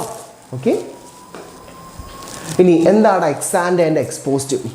What is X and ex post? എന്താണ് എക്സ് ആൻഡ് എക്സ്പോസ്റ്റ്? എടാ കുറച്ച് എനർജി കുറവുള്ളത്, കണ്ടിന്യൂസ്ലി കുറേ ക്ലാസ് ഉണ്ടായിരുന്നു, നോമ്പുണ്ട്, അങ്ങനെ കുറേ കാര്യങ്ങളുണ്ട് കേട്ടോ. അതാണ് ഞാൻ സിമ്പിളായിട്ട് പറയുന്നത് കേട്ടോ. സിമ്പിളായിട്ട് പറയുന്നത്. പോയിന്റ്സ് മനസ്സിലായാലും നിങ്ങൾ ചോദിക്കുക, കമൻറ്റ് ബോക്സിൽ നിങ്ങൾ ചോദിക്കുക. ഓക്കെ, നിങ്ങളുടെ ഫ്രണ്ട്സിനൊക്കെ നമ്മുടെ ക്ലാസ് അയച്ചു കൊടുക്കുക, സബ്സ്ക്രൈബ് ചെയ്യുക, നിങ്ങൾ കൂടെ ഉണ്ടാവുക, പഠിക്കുക എന്നുള്ളതാണ് ഫണ്ടമെൻ്റൽ. നിങ്ങൾ പഠിക്കുക, നിങ്ങളുടെ കൂടെയുള്ള ഫ്രണ്ട്സിന് എന്ത് ചെയ്യുക? പറഞ്ഞു കൊടുക്കുകയും ചെയ്യാം കേട്ടോ. എടാ എക്സ് ആൻഡ് വേരിയബിൾസ് എന്ന് വെച്ചാൽ എന്താണ്? Means planned or estimated variables. ഒന്നുമില്ല, എക്സ് ആൻഡ് എന്ന് വെച്ചാൽ പ്ലാൻ ചെയ്യുന്നത്, എസ്റ്റിമേറ്റ് ചെയ്യുന്നത്. നമ്മളിങ്ങനെ പ്ലാൻ ചെയ്യില്ലേ, നമ്മളൊരു വീട് വെക്കാൻ പോവാണ്, എത്ര ചിലവ് വരും? ഒരു എസ്റ്റിമേറ്റഡ് പ്ലാന്, മനസ്സിലായില്ലേ? ഏകദേശം എത്ര വരും? ഇതാണ് നമ്മൾ എന്ത് ചെയ്യുന്നത്? എക്സ്പോസ്റ്റ് കൊണ്ട് ഉദ്ദേശിക്കുന്നത്. എക്സ് ആൻഡ് മീൻസ് എന്താണ്? Planned or estimated variables. അത് പ്ലാൻ ചെയ്യുന്ന സേവിങ് ആവാം, പ്ലാൻ ചെയ്യുന്ന ഇൻവെസ്റ്റ്മെൻ്റ് ആവാം, പ്ലാൻ ചെയ്യുന്ന ഇൻകം ആവാം. നമ്മൾ പ്ലാൻ ചെയ്യുന്നതോ എസ്റ്റിമേറ്റ് ചെയ്യുന്നതോ ആയിട്ടുള്ള കാര്യമാണ് ഇത് എക്സ് ആൻഡ് വേരിയബിൾസ് എന്ന് പറയുന്നത്. നേരെ മറിച്ച് എക്സ്പോസ്റ്റ് എന്താണ്? റിയലൈസ്ഡ് ഓർ ആക്ച്വൽ വേരിയബിൾസും. നമ്മൾ റിയലൈസ് ചെയ്യുന്നതോ ആക്ച്വൽ ആയിട്ടുള്ള വേരിയബിൾസ് ആണ് ഇത് എക്സ്പോസ്റ്റ് വേരിയബിൾസ് കേട്ടോ. നമ്മൾ റിയലൈസ് ചെയ്യുന്നതോ ആക്ച്വലോ ആയിട്ടുള്ള വേരിയബിൾസ് ആണ് ഇത് ex post variables. Ex post saving, ex post investment, ex post income. അപ്പം എക്സ് ആൻഡ് എന്ന് വെച്ചാൽ പ്ലാൻ ചെയ്യുന്നത്, എസ്റ്റിമേറ്റ് ചെയ്യുന്നത്. എക്സ്പോസ്റ്റ് എന്ന് വെച്ചാൽ റിയലൈസ്ഡ് ഓർ ആക്ച്വൽ വേരിയബിൾസ്. ആ വ്യത്യാസം നിങ്ങൾ എന്ത് ചെയ്യുക? കൃത്യമായിട്ട് എന്ത് ചെയ്യാം? ഒന്ന് മനസ്സിലാക്കാം. അടുത്തത് ഒരു പ്രോബ്ലം ആണ് കേട്ടോ. ഒരു ഗ്രാഫ് ക്വസ്റ്റ്യൻ ആണ്. നിങ്ങൾ മനസ്സിലാക്കുക. ഇത് കാണുമ്പോൾ നിങ്ങൾ എന്തോ വലിയ സംഭവമാണെന്ന് വിചാരിക്കും, പക്ഷേ ഇത് കാണുമ്പോൾ നിങ്ങൾ എന്തോ വലിയ സംഭവമാണെന്ന് വിചാരിക്കും, പക്ഷേ സിമ്പിൾ ക്വസ്റ്റ്യൻ ആണ്. ഇതാണ് കൺസംഷൻ്റെ ഫംഗ്ഷൻ. എന്താണ്? C = 100 + 0.6y. Draw consumption curve. എന്താ വരയ്ക്കാൻ ചോദിച്ചത്? കൺസംഷൻ കർവ് വരയ്ക്കാൻ നിങ്ങളോട് ചോദിച്ചത്. കൺസംഷൻ കർവ് വരയ്ക്കാനാണ് ചോദിച്ചിട്ടുള്ളത്. നിങ്ങൾ കാണുമ്പോൾ എന്തോ വലിയ സംഭവമാണെന്ന് വിചാരിക്കേണ്ട. വെൻ ഇൻകം എന്ന് വെച്ചാൽ എന്താണ്? Y 0 ആകുമ്പോൾ കൺസംഷൻ കർവ് എങ്ങനെ? 100 ആവുമ്പം, 200 ആവുമ്പം, 300, 400, 500, 600, 700 ആവുന്ന സമയത്ത് കൺസംഷൻ കർവ് എങ്ങനെയാണ്? എടാ ഇവിടെ എന്തുണ്ട്? Y തന്നിട്ടുണ്ട്. ഈ Y ആണ് ഇത് നമ്മൾ ഈ പറയുന്ന 0, 100, 200, 300, 400. അത് നമ്മൾ നേരെ എഴുതുന്നു. നമ്മൾ എഴുതിയിട്ടുള്ള കൺസംഷൻ്റെ ഇക്വേഷൻ എന്താണ്? C = 100 + 0.6y. ഇത്രേ ഉള്ളൂ. നിങ്ങൾ എന്ത് ചെയ്താൽ മതി? എടാ ഈ Y വാല്യൂസ് മാത്രം ചേഞ്ച് എടുത്താൽ മതി. ഈ Y വാല്യൂ മാത്രം നിങ്ങൾ എന്ത് ചെയ്യാം? ചേഞ്ച് ചെയ്ത് കൊടുക്കുക. ഈ Y വാല്യൂസ് മാത്രം ചേഞ്ച് ചെയ്ത് കൊടുക്കുക. എടാ ഇവിടെ കണ്ടില്ലേ ഈ Y എന്ത് ഇവിടെ പുട്ട് ചെയ്ത് കൊടുക്കുക. അതായത് 0 ഇടുമ്പോൾ എന്ത് ചെയ്യുക? 100 + 0.6 × 0 എത്ര വരും? 100 വരും. ഓക്കെ, ഈ 100 എന്ത് ചെയ്യുക? ഈ വൈൻ്റെ സ്ഥാനത്ത് 100 കൊടുക്കുക. 100 + 0.6 × 100 ഇത് എത്ര കിട്ടും? 60 കിട്ടും. അപ്പോൾ 100 + 60 160. ഇനി 0.6 × 200 ഈ വൈൻ്റെ സ്ഥാനത്ത് കൊടുക്കുക. അപ്പോൾ എത്ര കിട്ടും? 120 കിട്ടും. 100 + 120 ദാറ്റ് ഈസ് ഈക്വൽ 220. ജസ്റ്റ് എന്ത് ചെയ്യുക, മൾട്ടിപ്ലൈ ചെയ്തിട്ട് ആ വാല്യൂസ് പുട്ട് ചെയ്ത് കൊടുക്കുക. എന്നിട്ട് നിങ്ങൾ എന്ത് ചെയ്യുക, കൺവെൻഷൻ ഗ്രാഫ് വരയ്ക്കുക. വൈ ഇൻകം നമ്മൾ എന്ത് ചെയ്യുക, എക്സ് ആക്സിസിലും കൺസംഷൻ നമ്മൾ എന്ത് ചെയ്യും, വൈ ആക്സിസിൽ ഡിനോട്ട് ചെയ്തിട്ട് വരയ്ക്കുക. അതായത് ഇൻകം 0 ആവുന്ന സമയത്ത് ഇതാണ് 0 ആവുന്ന സമയത്ത് കൺസംഷൻ എത്രയാണ്, അത് 100 ആണ്, എല്ലാവർക്കും അറിയാം. ഇനി വൈ 100 ആവുന്ന സമയത്ത് സി എത്രയാണ്, 160. അതായത് വൈ 100 ആവുന്ന സമയത്ത് കൺസംഷൻ എത്രയാണ്, അത് 160 ആണ്. ഇനി ഇൻകം 200 ആവുന്ന സമയത്ത് വൈ എത്രയാണ്, 200. നിങ്ങൾ ഗ്രാഫ് വരയ്ക്കാൻ പഠിച്ചില്ലേ, സിമ്പിൾ ആയിട്ടുള്ള ഗ്രാഫ് വരയ്ക്കുക, വേറെ ഒന്നും ചെയ്യുന്നില്ല. വൈ 300 ആവുന്ന സമയത്ത് 280, 400 ആവുന്ന സമയത്ത് 340, 500 ആവുന്ന സമയത്ത് 400, 600 ആവുന്ന സമയത്ത് 460. ഒന്നുമില്ല, ഒരൊറ്റ സ്ട്രൈറ്റ് ലൈനും. ഓൾമോസ്റ്റ് ഈ കർവ് എന്തായിരിക്കും, ഒരു സ്ട്രൈറ്റ് ലൈന് വരുള്ളൂ കേട്ടോ. ഓൾമോസ്റ്റ് നിങ്ങൾ ഏത് കർവ് വരയ്ക്കുകയാണെങ്കിലും ഒരു സ്ട്രൈറ്റ് ലൈനിൻ്റെ ക്വസ്റ്റ്യൻ തന്നെ വരുള്ളൂ. ഒരു സ്ട്രൈറ്റ് ലൈൻ ആയിട്ടായിരിക്കും എന്ത് ചെയ്യുക, കൺസംഷൻ കർവ് എന്ത് ചെയ്യുക. അല്ലെങ്കിൽ അഗ്രിഗേറ്റ് ഡിമാൻഡ് ആണ് ചോദിക്കുന്നത്, അഗ്രിഗേറ്റ് ഡിമാൻഡ് കർവ് ആണെങ്കിൽ അതെന്ത് ചെയ്യും, ഒരു സ്ട്രൈറ്റ് ലൈനേ വരുള്ളൂ. നിങ്ങൾ എന്ത് ചെയ്യുക, ഈ വാല്യൂസ് ജസ്റ്റ് പുട്ട് ചെയ്ത് കൊടുക്കാം. ഇപ്പം നിങ്ങൾ നോക്കുക, ഇവിടെ വൈ 100 ആകുമ്പോൾ എങ്ങനെ വരിക, നമ്മൾ എന്താ ചെയ്തത്, 100 + അതൊന്നും മാറ്റില്ല, 0.6 ഇൻറ്റു വൈ. ഈ വൈൻ്റെ സ്ഥാനത്ത് നമ്മൾ എന്ത് ചെയ്യുക, 100 പുട്ട് ചെയ്ത് കൊടുക്കുക. അപ്പോൾ എത്ര കിട്ടും, 100 + 0.6 100 എത്രയാണ്, 60. അത് കൂട്ടി എത്ര കിട്ടും, 160. അതല്ലേ നമ്മളിവിടെ എഴുതി വെച്ച് 160. അങ്ങനെ ഓരോന്നും ചെയ്യുക കേട്ടോ. അങ്ങനെ ഓരോ സാധനങ്ങൾ എന്ത് ചെയ്യുക, ചെയ്ത് നോക്കുക. എന്നിട്ട് എന്ത് ചെയ്യുക, ഗ്രാഫ് വരയ്ക്കുക. എക്സും വൈയും വരച്ചിട്ട് ഒരു ഗ്രാഫ് വരയ്ക്കാൻ നിങ്ങൾ ഇത്രയും കാലമായിട്ട് പഠിച്ചിട്ടുണ്ട്. നമ്മൾ എന്ത് ചെയ്തിട്ടുണ്ട്, +1 നമ്മൾ ഗ്രാഫിൻ്റെ ഒരുപാട് ചാപ്റ്റേഴ്സ് പഠിച്ചതാണ്. നിങ്ങൾക്ക് എന്തായാലും അത് ഗ്രാഫ് വരയ്ക്കാൻ കൃത്യമായിട്ട് നിങ്ങൾക്ക് എന്ത് ചെയ്യും, അറിയാം. ഓക്കെ, അപ്പോൾ ഇതുപോലൊരു ക്വസ്റ്റ്യൻ ചില സമയങ്ങളിൽ ചോദിക്കാറുണ്ട്. 2 മാർക്ക്, ഇത് വെറും 2 മാർക്കിൻ്റെ ഒരു ചോദ്യമാണ് കേട്ടോ. വെറും 2 മാർക്സിൻ്റെ ഒരു ക്വസ്റ്റ്യൻ മാത്രമാണത്. നമ്മൾ എന്ത് ചെയ്യും, ഷുവർ ക്വസ്റ്റ്യൻ്റെ സമയത്ത് എന്ത് ചെയ്യും, ഇത് നിങ്ങൾ മനസ്സിലാക്കി വെക്കുക. എന്താ ചെയ്തിട്ടുള്ളത്, ഇവിടെ ഒന്നുമില്ല. ഇവിടെ ഈ വൈ വാല്യൂസിന് പകരം ഈ വൈക്ക് പകരം ഇവിടെ ഓരോ സംഖ്യകൾ പുട്ട് ചെയ്ത് കൊടുക്കുക, വേറെ ഒന്നും ചെയ്യാനില്ല. ആ വൈക്ക് പകരം നമ്മൾ ഓരോ വാല്യൂസ് എന്ത് ചെയ്യുക, പുട്ട് ചെയ്ത് കൊടുക്കുക. അപ്പോൾ എന്ത് ചെയ്യും, സംഗതി 100, 160, 220, 250 ഇങ്ങനെ വാല്യൂസ് എന്ത് ചെയ്യും, ചേഞ്ച് ചെയ്ത് വരും. എന്നിട്ട് എക്സ് ആക്സിസിൽ നമ്മൾ വൈ വാല്യൂസ് എടുക്കുന്നു, വൈ ആക്സിസിൽ നമ്മൾ എന്ത് ചെയ്യുന്നു, ഈ വാല്യൂസ് കൺസിഡർ ചെയ്തിട്ട് എന്ത് ചെയ്യും, 0, 100, 200, 300, 600 വരെ. കാരണം 520 ഏറ്റവും ടോട്ടൽ വരുന്നത്. അപ്പോൾ 600 വരെയുള്ള വാല്യൂസ് എടുത്തിട്ട് നമ്മൾ എന്ത് ചെയ്യും, ഇത് വരും. ഇത് 2 മാർക്കിൻ്റെ ചോദ്യമാണ് കേട്ടോ. ഒരു 2 മാർക്സിൻ്റെ ക്വസ്റ്റ്യൻ ആണ്. നമ്മൾ ഷുവർ ക്വസ്റ്റ്യൻ്റെ സമയത്ത് എന്ത് ചെയ്യും, ഇത് ക്വസ്റ്റ്യൻ ചെയ്തിട്ട് തന്നെ നമ്മൾ എന്ത് ചെയ്യും, കൃത്യമായിട്ട് ക്വസ്റ്റ്യൻ ചെയ്യും. അപ്പോൾ നിങ്ങൾ മനസ്സിലാക്കുക ഇതെങ്ങനെയാണ് ചെയ്യുന്നതെന്നുള്ളതിനെ പറ്റിയൊരു ഓർമ്മ ഉണ്ടായിരിക്കുക. നമ്മളിവിടെ തരുന്ന പ്രോബ്ലം ക്വസ്റ്റ്യൻസ്, ഇക്വേഷൻസ് എല്ലാം നിങ്ങൾ പഠിച്ചു വരാം. ഷുവർ ക്വസ്റ്റ്യൻസിൻ്റെ സമയം ആകുമ്പോഴത്തേക്കും നിങ്ങൾ പഠിച്ച് കഴിഞ്ഞിരിക്കണം. എന്നിട്ട് എന്ത് ചെയ്യുക, ബാക്കി കാര്യങ്ങൾ സെറ്റ് ചെയ്യണം കേട്ടോ.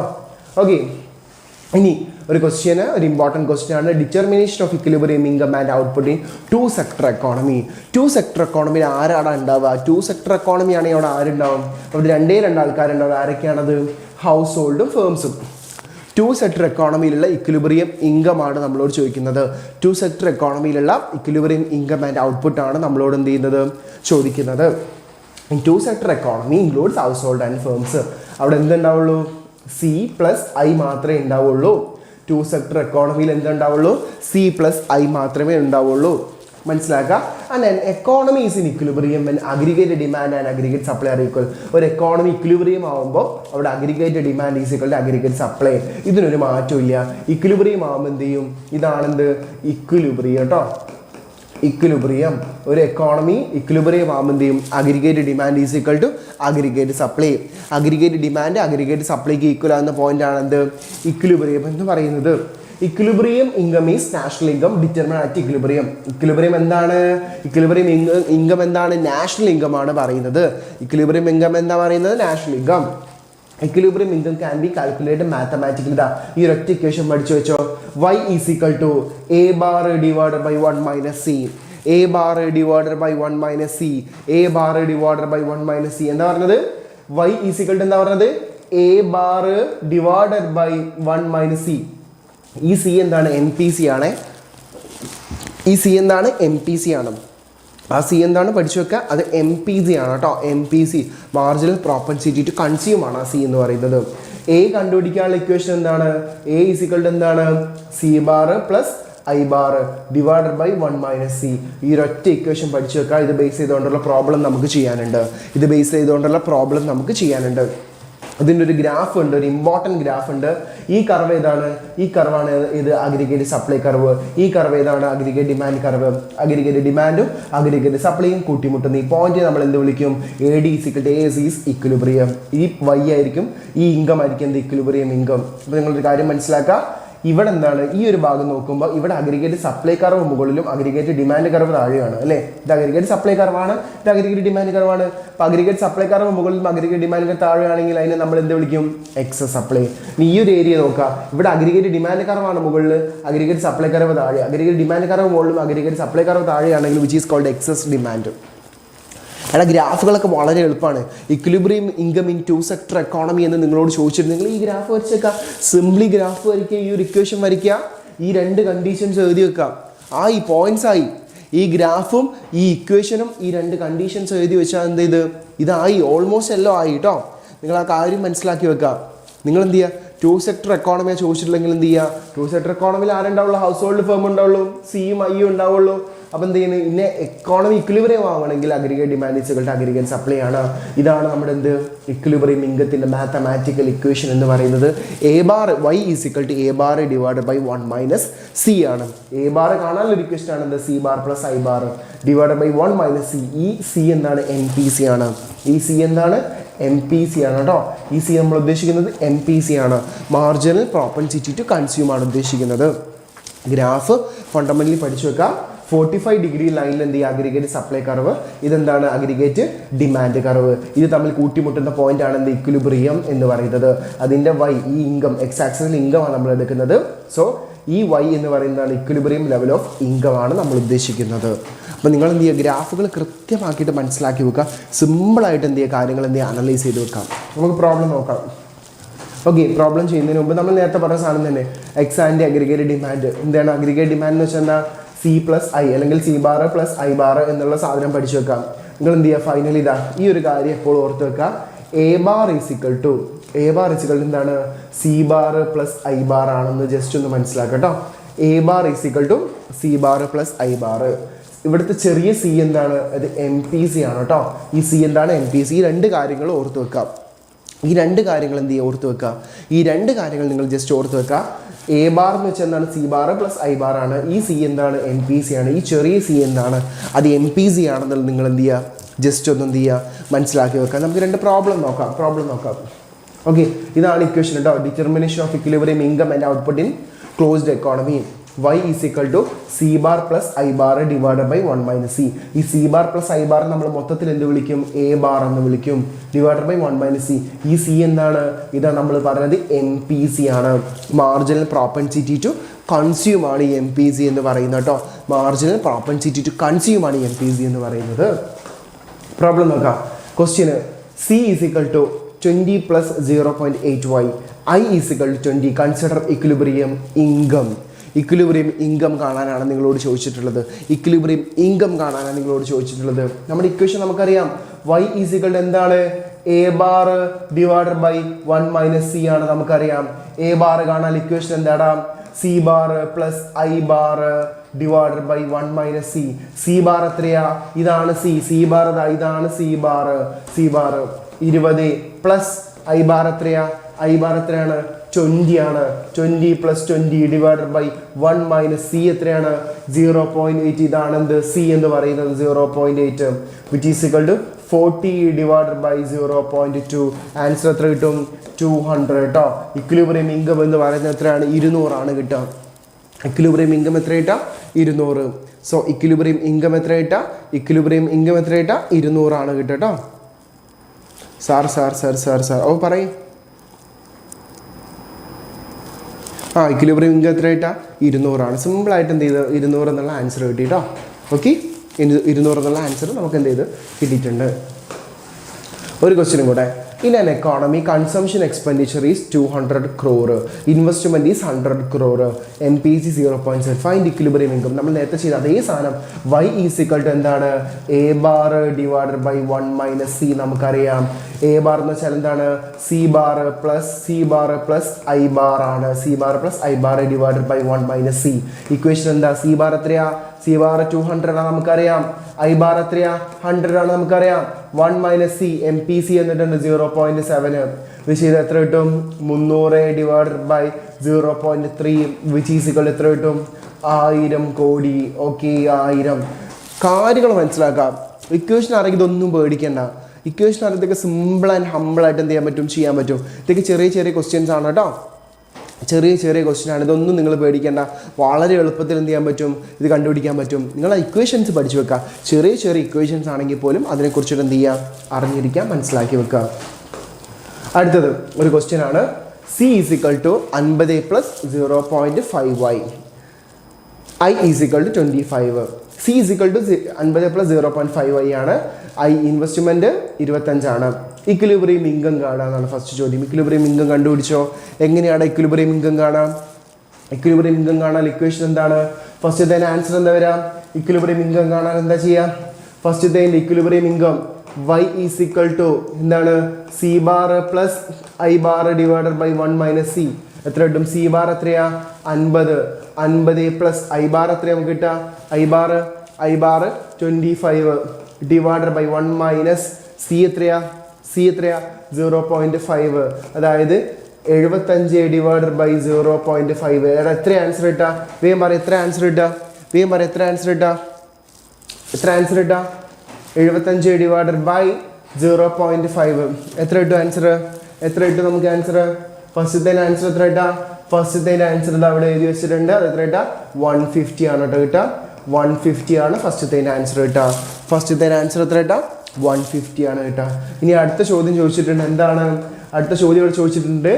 If C bar is increased to 75, അതായത് സി ബാർ എന്ത് ചെയ്ത് 50 നിന്നും 75 ആയിട്ട് മാറി, ചേഞ്ച് ചെയ്തു. സോ ഇക്വിലിബ്രിയം ഇൻകം എത്രയാണെന്ന്. അപ്പോൾ രണ്ടാമത്തെ ആൻസർ നമുക്ക് എങ്ങനെ എഴുതാം? ഈ സി ബാർ മാറ്റി കൊടുത്താൽ പോരെ. y is equal to C bar എന്ത് ചെയ്ത് 50 പകരം 75 ആയി. 75 plus 25 divided by 1 minus C. അപ്പോൾ എത്ര കിട്ടും? 100 divided by 0.5 that is equal to 200. Okay, ഇതാണ് രണ്ടാമത്തെ ആൻസർ 200. 200. ഇനി ചോദിച്ചെന്താ? Find in change in income ആണ് ചോദിച്ചിട്ടുള്ളത്. Change in income delta Y ആണ് ചോദിച്ചത്. ഫസ്റ്റത്തെ എത്ര കിട്ടിയത്? രണ്ടാമത്തത് 200, ഫസ്റ്റത്തത് 150 ആണ് കിട്ടിയത് അല്ലേ? 150 ആണ് കിട്ടിയത്. അപ്പോൾ ചേഞ്ച് ഇൻ ഇൻകം എത്രയാണ്? That is equal to 50. എടാ ഇങ്ങനെയൊക്കെ സിമ്പിൾ ക്വസ്റ്റ്യൻ ആണ്. പക്ഷെ ഇതൊക്കെ ചെയ്യണമെങ്കിൽ നിങ്ങൾ എന്ത് ചെയ്യണം? കാര്യങ്ങൾ അറിഞ്ഞിരിക്കണം. എങ്ങനെ അത് ചെയ്യാന്നുള്ളതിനെ പറ്റിയിട്ട് ഒരു കൃത്യമായിട്ടുള്ള ഒരു ധാരണ വേണം. എന്നാൽ അതൊക്കെ ചെയ്യാൻ പറ്റുള്ളൂ കേട്ടോ.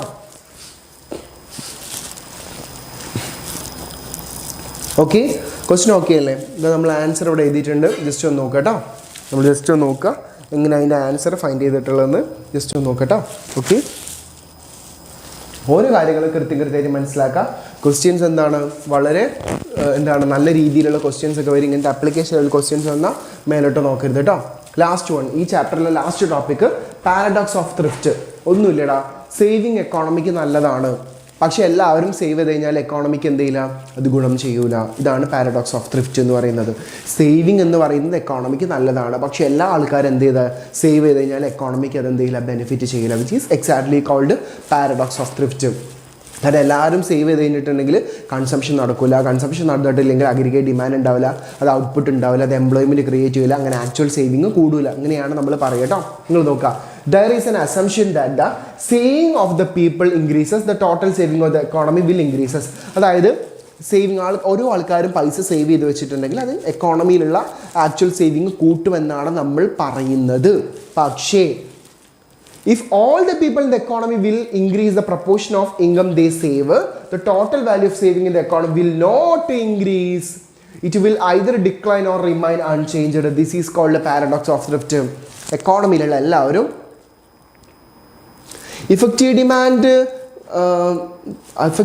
Principle important. ഇഫക്റ്റീവ് ഡിമാൻഡ് ഒരു ചോദ്യം വരും, അത് 2 മാർക്കിനുള്ള ചോദ്യമൊക്കെ ചോദിക്കില്ല. എന്താണ് ഇഫക്റ്റീവ് ഡിമാൻഡ് എന്നുള്ള ജസ്റ്റ് സിമ്പിളായിട്ടുള്ള ചോദ്യമൊക്കെ വരാൻ ചാൻസ് ഉള്ളൂ കേട്ടോ.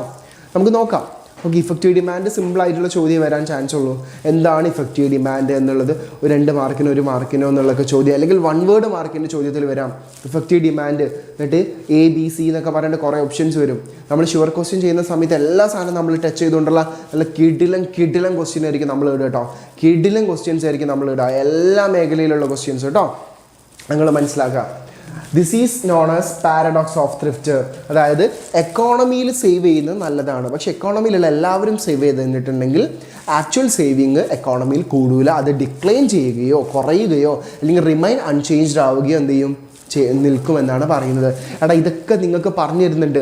ഇനി എന്താണ് ഇതൊക്കെ നിങ്ങൾ 2 ദിവസം 3 ദിവസം ഇരുന്ന് പഠിക്കുക. ഷുവർ ക്വസ്റ്റ്യൻ വരുന്ന സമയത്ത് നമ്മൾ ഏതൊരു പ്രോബ്ലം തരുന്ന സമയത്തും ഏതൊരു ക്വസ്റ്റ്യൻ തരുന്ന സമയത്തും നിങ്ങളുടെ മനസ്സിലേക്ക് ആൻസർ അങ്ങനെ ഓടിയെത്തണം. ഞാൻ പറഞ്ഞില്ലേ 1 word questions, match the following questions, fill in the blanks, theory questions, essay questions, 2 മാർക്കിന് 5 മാർക്കിൻ്റെ പ്രോബ്ലം, മാത്തമാറ്റിക്കൽ ക്വസ്റ്റ്യൻസ് എല്ലാം നമ്മൾ ചെയ്യും. എല്ലാ ക്വസ്റ്റ്യൻസും ചെയ്യും. ഒന്ന് മനസ്സിലാക്കി വെക്കാം, നിങ്ങൾക്ക് വേണ്ടിയിട്ട് അവിടെ നിൽക്കുന്ന എല്ലാ ക്വസ്റ്റ്യൻസും നമ്മൾ ചെയ്തു തരും. നിങ്ങളത് പഠിക്കുക. നിങ്ങളുടെ ഡ്യൂട്ടി ആൻഡ് റെസ്പോൺസിബിലിറ്റി ഇപ്പം നിങ്ങൾ എന്ത് ചെയ്യുക, പഠിക്കാം, വൃത്തിക്കിരുന്ന് പഠിക്കാം. മനസ്സിലായില്ലേ? Okay. Chapter 5 government budget and economy. ഞാൻ ഈ ചാപ്റ്ററും കൂടെ എടുത്തിട്ട് മിസ് വരും കേട്ടോ. ഓക്കെ, ഞാൻ ഭയങ്കര എനർജറ്റിക് ആക്കാതെ നോമ്പൊക്കെ ഉള്ളതുകൊണ്ടാണ് കേട്ടോ. പിന്നെ ഇന്നലെയൊക്കെ നമ്മൾ കണ്ടിന്യൂസ് ക്ലാസ് ഉണ്ടായിരുന്നു, അതുകൊണ്ടാണ് കേട്ടോ. കുഴപ്പമൊന്നുമില്ലല്ലോ, നിങ്ങൾ കാര്യങ്ങൾ പഠിച്ചാൽ മതി, നിങ്ങൾ സിമ്പിളായിട്ട് ഇരുന്ന് പഠിച്ചാൽ മതി. നമ്മൾ ക്വസ്റ്റ്യൻ സീരീസ് ഒക്കെ വരാൻ നമുക്ക് എന്ത് ചെയ്യാം, അങ്ങോട്ട് ഫയർ ആക്കാം. ഓക്കെ എടാ, ഈ ചാപ്റ്റർ എന്താണ്? നല്ലൊരു ചാപ്റ്ററാണ്, ഗവൺമെൻറ് ബഡ്ജറ്റ് ആൻഡ് എക്കോണമി. നമുക്കറിയാം ബഡ്ജറ്റ് അവതരിപ്പിക്കും. നമ്മുടെ ബഡ്ജറ്റ് അവതരിപ്പിക്കുന്ന ആരാ? ഞാൻ കേന്ദ്ര ഗവൺമെൻറ് ബഡ്ജറ്റാണ് ഉദ്ദേശിക്കുന്നത്. കേന്ദ്ര ഗവൺമെൻറ് ബഡ്ജറ്റ് അവതരിപ്പിക്കുന്നത് നമ്മുടെ ഫിനാൻസ് മിനിസ്റ്ററാണ്. നമ്മുടെ ഇപ്പോഴത്തെ ഫിനാൻസ് മിനിസ്റ്റർ ആരാണോ ഒന്ന് കമൻറ്റ് ഇട്ടെ. നമ്മുടെ ഇന്ത്യയുടെ ഫിനാൻസ് മിനിസ്റ്റർ. ചിലപ്പോൾ ഒരു 1 വേർഡ് ചോദ്യം അങ്ങനെയൊക്കെ വന്നാലോ, നമ്മുടെ ഫിനാൻസ് മിനിസ്റ്റർ ആരാണ്? കാരണം ബഡ്ജറ്റിനെ കുറിച്ച് നമ്മൾ പഠിക്കുന്നില്ലേ. നമ്മുടെ ഫിനാൻസ് മിനിസ്റ്റർ ആരാണ്? നിർമ്മല സീതാരാമൻ. നമ്മുടെ ഇന്ത്യയുടെ ഫിനാൻസ് മിനിസ്റ്റർ ആരാണ്? നിർമ്മല സീതാരാമനാണ് കേട്ടോ. അപ്പം നിങ്ങൾ നോക്കുക, ഇത് നമ്മുടെ ഇന്ത്യയുടെ ഒരു ലോഗോ ആണ്, വേണമെങ്കിൽ കാണാം. അടുത്ത് എന്താണ് ഗവൺമെൻറ് ഫങ്ഷൻസ് ആൻഡ് സ്കോപ്പ്? അതായത് ഗവൺമെൻറ്റിൻ്റെ ഫങ്ഷൻസ് ആൻഡ് സ്കോപ്പ് പറയുന്നതിന് മുമ്പ് നമ്മുടെ എക്കോണമി എന്ത് എക്കോണമിയാണ്?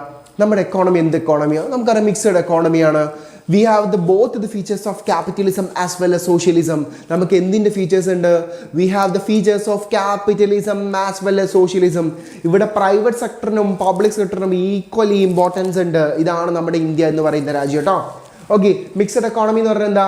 A mixed economy is an economic system that combine the features of both capitalism and socialism. ക്യാപിറ്റലിസത്തിൻ്റെയും സോഷ്യലിസത്തിൻ്റെയും രണ്ടിൻ്റെയും ഫീച്ചേഴ്സ് ഉള്ള രാജ്യമാണ് ഇത് മിക്സഡ് എക്കോണമി എന്ന് പറയും. In the system both the private sector and the public sector. എടാ പബ്ലിക് എന്ന് വെച്ചാൽ ആരാണ്? ഗവൺമെന്റിനെയാണ് നമ്മൾ പബ്ലിക് എന്ന് പറയാം കേട്ടോ. പബ്ലിക് സെക്ടർ എന്ന് വെച്ചാൽ ഗവൺമെന്റ് സെക്ടറാണ് നമ്മൾ പബ്ലിക് സെക്ടർ എന്ന് പറയാം. Sector plays an important role in the production and distribution of goods and services. അപ്പം ഇന്ത്യൻ എക്കോണമിയിൽ പബ്ലിക് സെക്ടറിനും പ്രൈവറ്റ് സെക്ടറിനും ഈക്വലി ഇമ്പോർട്ടൻസ് ഉണ്ട്. 2 പേര് എന്ത് ചെയ്യുന്നുണ്ട്? നല്ല ഈക്വലി ഇമ്പോർട്ടൻസ് ആയിട്ട് ഇവിടെ പ്രവർത്തിക്കുന്നുണ്ട് എന്ന് മനസ്സിലാക്കുക. ഓക്കെ, എന്താണ് ബഡ്ജറ്റ്? പഠിച്ചു വെച്ചോ. ഇത് ചോദിക്കും കേട്ടോ, 2 മാർക്കിൻ്റെ ചോദ്യമാണ്, 2 മാർക്സിൻ്റെ ചോദ്യമാണ്. എന്താണ് ഗവൺമെൻറ് ബഡ്ജറ്റ്? ഓക്കെ, എന്താണ് ഗവൺമെൻറ് ബഡ്ജറ്റ് എന്ന് ചോദിക്കും. മനസ്സിലാക്കാം. It is an annual financial statement. Important word, annual financial statement. എടാ ഫിനാൻഷ്യൽ സ്റ്റേറ്റ്മെന്റ് ആണ്, എക്സ്പെൻഡിച്ചറിൻ്റെയും റവന്യൂവിനെയും കുറിച്ചിട്ടുള്ള ഒരു സ്റ്റേറ്റ്മെന്റ്. എത്ര ചെലവായി, എത്ര വരവുണ്ട്, മനസ്സിലായില്ലേ? Annual financial statement which shows estimated receipt and proposed expenditure. റെസീപ്റ്റും അതുപോലെ എന്താണ് എക്സ്പെൻഡിച്ചറും. അതായത് കിട്ടിയതും കൊടുത്തതും ഇതിനെ കുറിച്ചിട്ടുള്ളൊരു ഡാറ്റ. അല്ലെങ്കിൽ നമുക്ക് എന്തൊക്കെ കൊടുക്കാം, അല്ലെങ്കിൽ എന്തൊക്കെ വരാനുണ്ട്, ഇങ്ങനെ പല എസ്റ്റിമേഷൻസും വെക്കുന്നതാണ് ഇത് ബഡ്ജറ്റ് എന്ന് പറയുന്നത്. ഓക്കെ, ഈ government in a financial year budget is presented by finance minister. Budget present ചെയ്യുന്ന ആരാണ്? ഫിനാൻസ് മിനിസ്റ്റർ ആണ്. Budget is presented by finance minister ആണെന്നും കൂടെ എന്ത് ചെയ്യാൻ മനസ്സിലാക്കുക. അപ്പോൾ annual financial statement, okay, which gives an idea about the estimated revenue and expenditure. എഴുതിയാൽ ശരിയാണ്. റവന്യൂവിനെ കുറിച്ചും എക്സ്പെൻഡിച്ചറിനെ കുറിച്ചും കാര്യങ്ങൾ പറയുന്നതാണ് ഏത് government budget. It's a annual financial statement. പഠിച്ചു വെക്കണം. 2 മാർക്കിന് ചോദ്യം വരും. ഇനി കഴിഞ്ഞ വട്ടം 3 ബോക്സ് പോലെ ബ്ലാങ്ക് ഇട്ടിട്ട് ചോദിച്ചാണ് what are the functions of government. ഗവൺമെൻറ്റിൻ്റെ ഫങ്ഷൻസ് ഏതൊക്കെയാണ്? എടാ ഒരു ഗവൺമെൻറ്റിന്, ഒരു രാജ്യത്തുള്ള ഗവൺമെൻറ്റിന് ദർ ആർ 3 ഫങ്ഷൻസ്. 3 ഫങ്ഷൻസ് ആണ് ഒരു ഗവൺമെൻറ്റിനുള്ളത്. ഏതൊക്കെയാണ്? അലോക്കേഷൻ ഫങ്ഷൻ, ഡിസ്ട്രിബ്യൂഷൻ ഫങ്ഷൻ, ഒരു ഫങ്ഷനും കൂടെ ഉണ്ട് stabilisation function. Allocation function, distribution function, stabilisation function. നോക്കാം. അലോക്കേറ്റ് ചെയ്യാന്ന് വെച്ചാൽ എന്താ? Here government allocate resources to produce and supply various public goods. Road, park, street light, defence to the people കേട്ടോ. Allocate ചെയ്യുക, എത്തിക്കുക, അലോക്കേറ്റ് ചെയ്യുക. മനസ്സിലായില്ലേ? ഒരു ഗവൺമെൻറ്റിൻ്റെ ഫങ്ഷൻസ് ഓഫ് ഗവൺമെൻറ് എന്ന് പറഞ്ഞ ചോദ്യം വന്നിട്ടുണ്ടെങ്കിൽ അപ്പം തന്നെ മനസ്സിലാക്കാം allocation function, distribution function, stabilisation function. Distribution എന്താണ്? Here government distribute resources from rich people to poor people and reduce inequality. എന്ത് ചെയ്യുക? ഇനീക്വാളിറ്റി റെഡ്യൂസ് ചെയ്യുക. ഡിസ്ട്രിബ്യൂഷൻ എല്ലാവർക്കും ഒരുപോലെ എത്തിക്കുക, ഈക്വാളിറ്റി കൊണ്ടുവരിക. ഈക്വാളിറ്റി കൊണ്ടുവരിക എന്ന് പറയുന്നത് ഗവൺമെൻറ്റിൻ്റെ വലിയ റോളാണ് കേട്ടോ. ഉള്ളവനും ഇല്ലാത്തവനും തമ്മിലുള്ള അന്തരം കുറയ്ക്കുക, ഈക്വാളിറ്റി കൊണ്ടുവരിക കേട്ടോ, ഈക്വാളിറ്റി കൊണ്ടുവരിക കേട്ടോ. അടുത്തത് എന്താണ്? Stabilisation function. It refers to the policies of government to maintain economic stability by controlling inflation and deflation. എക്കോണമിയിൽ ഇൻഫ്ലേഷനും ഡീഫ്ലേഷനും വരുന്ന സമയത്ത് അത് കൺട്രോൾ ചെയ്യുക. എക്കോണമിയിൽ എന്തെങ്കിലും പ്രശ്നങ്ങൾ ഉണ്ടാവുന്ന സമയത്ത് അത് കൺട്രോൾ ചെയ്യുക, വിച്ച് ഈസ് എക്സാക്ട്ലി കോൾഡ് എന്താണ്? Stabilisation function. അപ്പോൾ ഒരു ഗവൺമെൻറ്റിൻ്റെ 3 ഫംഗ്ഷൻസ് ഏതൊക്കെയാ? ഫങ്ഷൻസ് ഓഫ് ഗവൺമെൻറ് നമ്മൾ ഏതൊക്കെയാണ് പറഞ്ഞത്? First one allocation function, allocation function. രണ്ടാമത്തത് distribution function, distribution function. Last one stabilisation function, last one stabilisation function കേട്ടോ. സ്റ്റെബിലൈസേഷൻ ഫംഗ്ഷൻ 3 പഠിച്ചു വെച്ചോ. സ്റ്റെബിലൈസേഷൻ ഫംഗ്ഷൻ 3 പഠിച്ചു വെക്കാം. Allocation function, distribution function, stabilisation function. ഒരു ഗവൺമെൻറ്റിൻ്റെ 3 ഫംഗ്ഷൻസ് ആണ് കേട്ടോ നമ്മൾ ഈ പറഞ്ഞിട്ടുള്ളത്. ഇമ്പോർട്ടൻ്റ് ആണ്. ഓക്കെ അല്ലേ മക്കളെ? ഓക്കെ അല്ലേ? അടുത്ത് ഇതൊന്നും പഠിക്കാതെ എക്സാമിന് പോരുത് കേട്ടോ. ഇത് പഠിക്കാതെ പോവുകയേ ചെയ്യരുത്. ഒരു കാരണവശാലും ഇത് പഠിക്കാതെ എക്സാമിന് പോരുത്. ഒരു കാരണവശാലും ഇത് പഠിക്കാതെ എക്സാമിന് പോയി നോക്കി വെച്ചോ. ഓരോന്നും പഠിച്ചു വെച്ചോ, ഓരോന്നും പഠിച്ചു വെച്ചോ. ഗവൺമെന്റ് ആണ് ബഡ്ജറ്റ് അവതരിപ്പിക്കുന്നത്. What are the components of budget? SA question, expected SA question, expected SA question ആണ് കേട്ടോ. നിങ്ങളുടെ മൈക്രോയിലും മാക്രോയിലായിട്ട് ഒരുപാട് സാധനങ്ങളുടെ എസ്എക്ക് ചോദിക്കാൻ ചാൻസ് ഉള്ള ഒരുപാട് സാധനങ്ങൾ. ഏത് ചോദിക്കുന്നൊക്കെ ചോദിച്ചാൽ നമുക്കൊന്നും പറയാൻ പറ്റൂല. അത്രയും എന്താണ് പക്ഷെ നമ്മൾ എല്ലാ ക്വസ്റ്റ്യൻസും പറഞ്ഞു തരുന്നുണ്ട്, എല്ലാം നമ്മൾ ചെയ്യുന്നുണ്ട്. ഓക്കെ, അപ്പോൾ നിങ്ങളൊരു കാര്യം മനസ്സിലാക്കാം, ഇത് എക്സ്പെക്റ്റഡ് എസ്എ ക്വസ്റ്റ്യൻ ആണ്. ബഡ്ജറ്റിനെ നമ്മൾ 2 ആക്കി തരംതിരിക്കുന്നു. Revenue ബഡ്ജറ്റും capital ബഡ്ജറ്റും. റവന്യൂവിന് 2 ആക്കി തരംതിരിക്കുന്നു, റവന്യൂ ബഡ്ജറ്റും ക്യാപിറ്റൽ ബഡ്ജറ്റും. അപ്പോൾ റവന്യൂ ബഡ്ജറ്റ് നമ്മൾ എന്ത് ചെയ്യും? Revenue receipt, revenue expenditure. Capital budget capital receipt, capital expenditure. എടാ ഈ ഒരു ബോക്സ് ക്വസ്റ്റ്യൻ തരും, എന്നിട്ട് ഇത് ഓരോന്നും ബ്ലാങ്ക് ആക്കിയിട്ട് ഓരോ ഏരിയാസ്, എന്നിട്ട് നിങ്ങളോട് എന്ത് ചെയ്യും? ഫില്ല് ചെയ്യാൻ ചോദിക്കും. ഓരോന്നും ബ്ലാങ്ക് ആക്കിയിട്ടിട്ട് ഫില്ല് ചെയ്യാനുള്ള ക്വസ്റ്റ്യൻസ് വരാറുണ്ട്. അല്ലെങ്കിൽ SA question components of government budget എന്ന ചോദ്യം വന്നാൽ ഈ ഒരൊറ്റ സാധനം അവിടെ അങ്ങനെ കണ്ടിട്ടുണ്ടെങ്കിൽ നിങ്ങൾ ഒന്നും പേടിക്കേണ്ട. ക്യാപിറ്റൽ ബഡ്ജറ്റ്, ക്യാപിറ്റൽ റെസിപ്റ്റും ക്യാപിറ്റൽ എക്സ്പെൻഡിച്ചറും. ഇനി റവന്യൂ റെസിപ്റ്റിനെ tax revenue, non tax revenue. Revenue expenditure plan revenue എക്സ്പെൻഡിച്ചറും നോൺ പ്ലാൻ റവന്യൂ എക്സ്പെൻഡിച്ചറും. ക്യാപിറ്റൽ റെസിപ്റ്റ് ഡിസ്ഇൻവെസ്റ്റ്മെന്റും ബോറോയിങ്സും. ക്യാപിറ്റൽ എക്സ്പെൻഡിച്ചർ ക്യാപിറ്റൽ റെസിപ്റ്റിനെ എക്സ്പെൻഡിച്ചറിനെ പ്ലാൻ ക്യാപിറ്റൽ എക്സ്പെൻഡിച്ചറും നോൺ പ്ലാൻ ക്യാപിറ്റൽ എക്സ്പെൻഡിച്ചറും. ഇതൊക്കെ പഠിച്ചു വെക്കണേ. അവിടെ ഈ ഒരു ഫ്ലോ ചാർട്ട് അല്ലെങ്കിൽ ഈ ഒരു ചാർട്ട് പഠിക്കാൻ നിങ്ങൾ എക്സാമിന് പോകരുത്. ഈ ചാർട്ട് അത്രയും ഇമ്പോർട്ടൻ്റ് ആണ്. അത്രയും എന്ന് വെച്ചാൽ അത്രയും ഇമ്പോർട്ടൻ്റ് ആയിട്ടുള്ള സാധനമാണ്. Very very important, very very important, very very important. Important ആണ് കേട്ടത്. ഇമ്പോർട്ടൻ്റ് എന്നൊക്കെ പറഞ്ഞാൽ വെരി ഇമ്പോർട്ടൻ്റ് സാധനമാണ്. പഠിച്ചു വെച്ച് പോയിക്കോ. ഇമ്പോർട്ടൻ്റ് ആണ്, പഠിച്ചു വെച്ച് പോകും. ഓരോന്നും പഠിക്കാം, ഓരോ എലമെൻറ്റും പഠിച്ചു വെക്കാം. ഇതിലുള്ള ഓരോ എലമെൻറ്റ്സും പഠിച്ചു വെക്കാം. ഓക്കെ, സെറ്റാണ്. അടുത്തത് ഇവിടെ നിങ്ങൾ നോക്കുക, ഇത് എക്സാമിന് വരുന്നൊരു ചോദ്യമാണ് കേട്ടോ. ഈ സാധനം എക്സാമിന് ഇത് മാത്രം സെപ്പറേറ്റ്ലി എക്സാമിന് ചോദിക്കും. ഇത് മാത്രം സെപ്പറേറ്റ്ലി എക്സാമിന് ചോദിക്കാറുണ്ട്. എന്താ ചോദിക്കുക?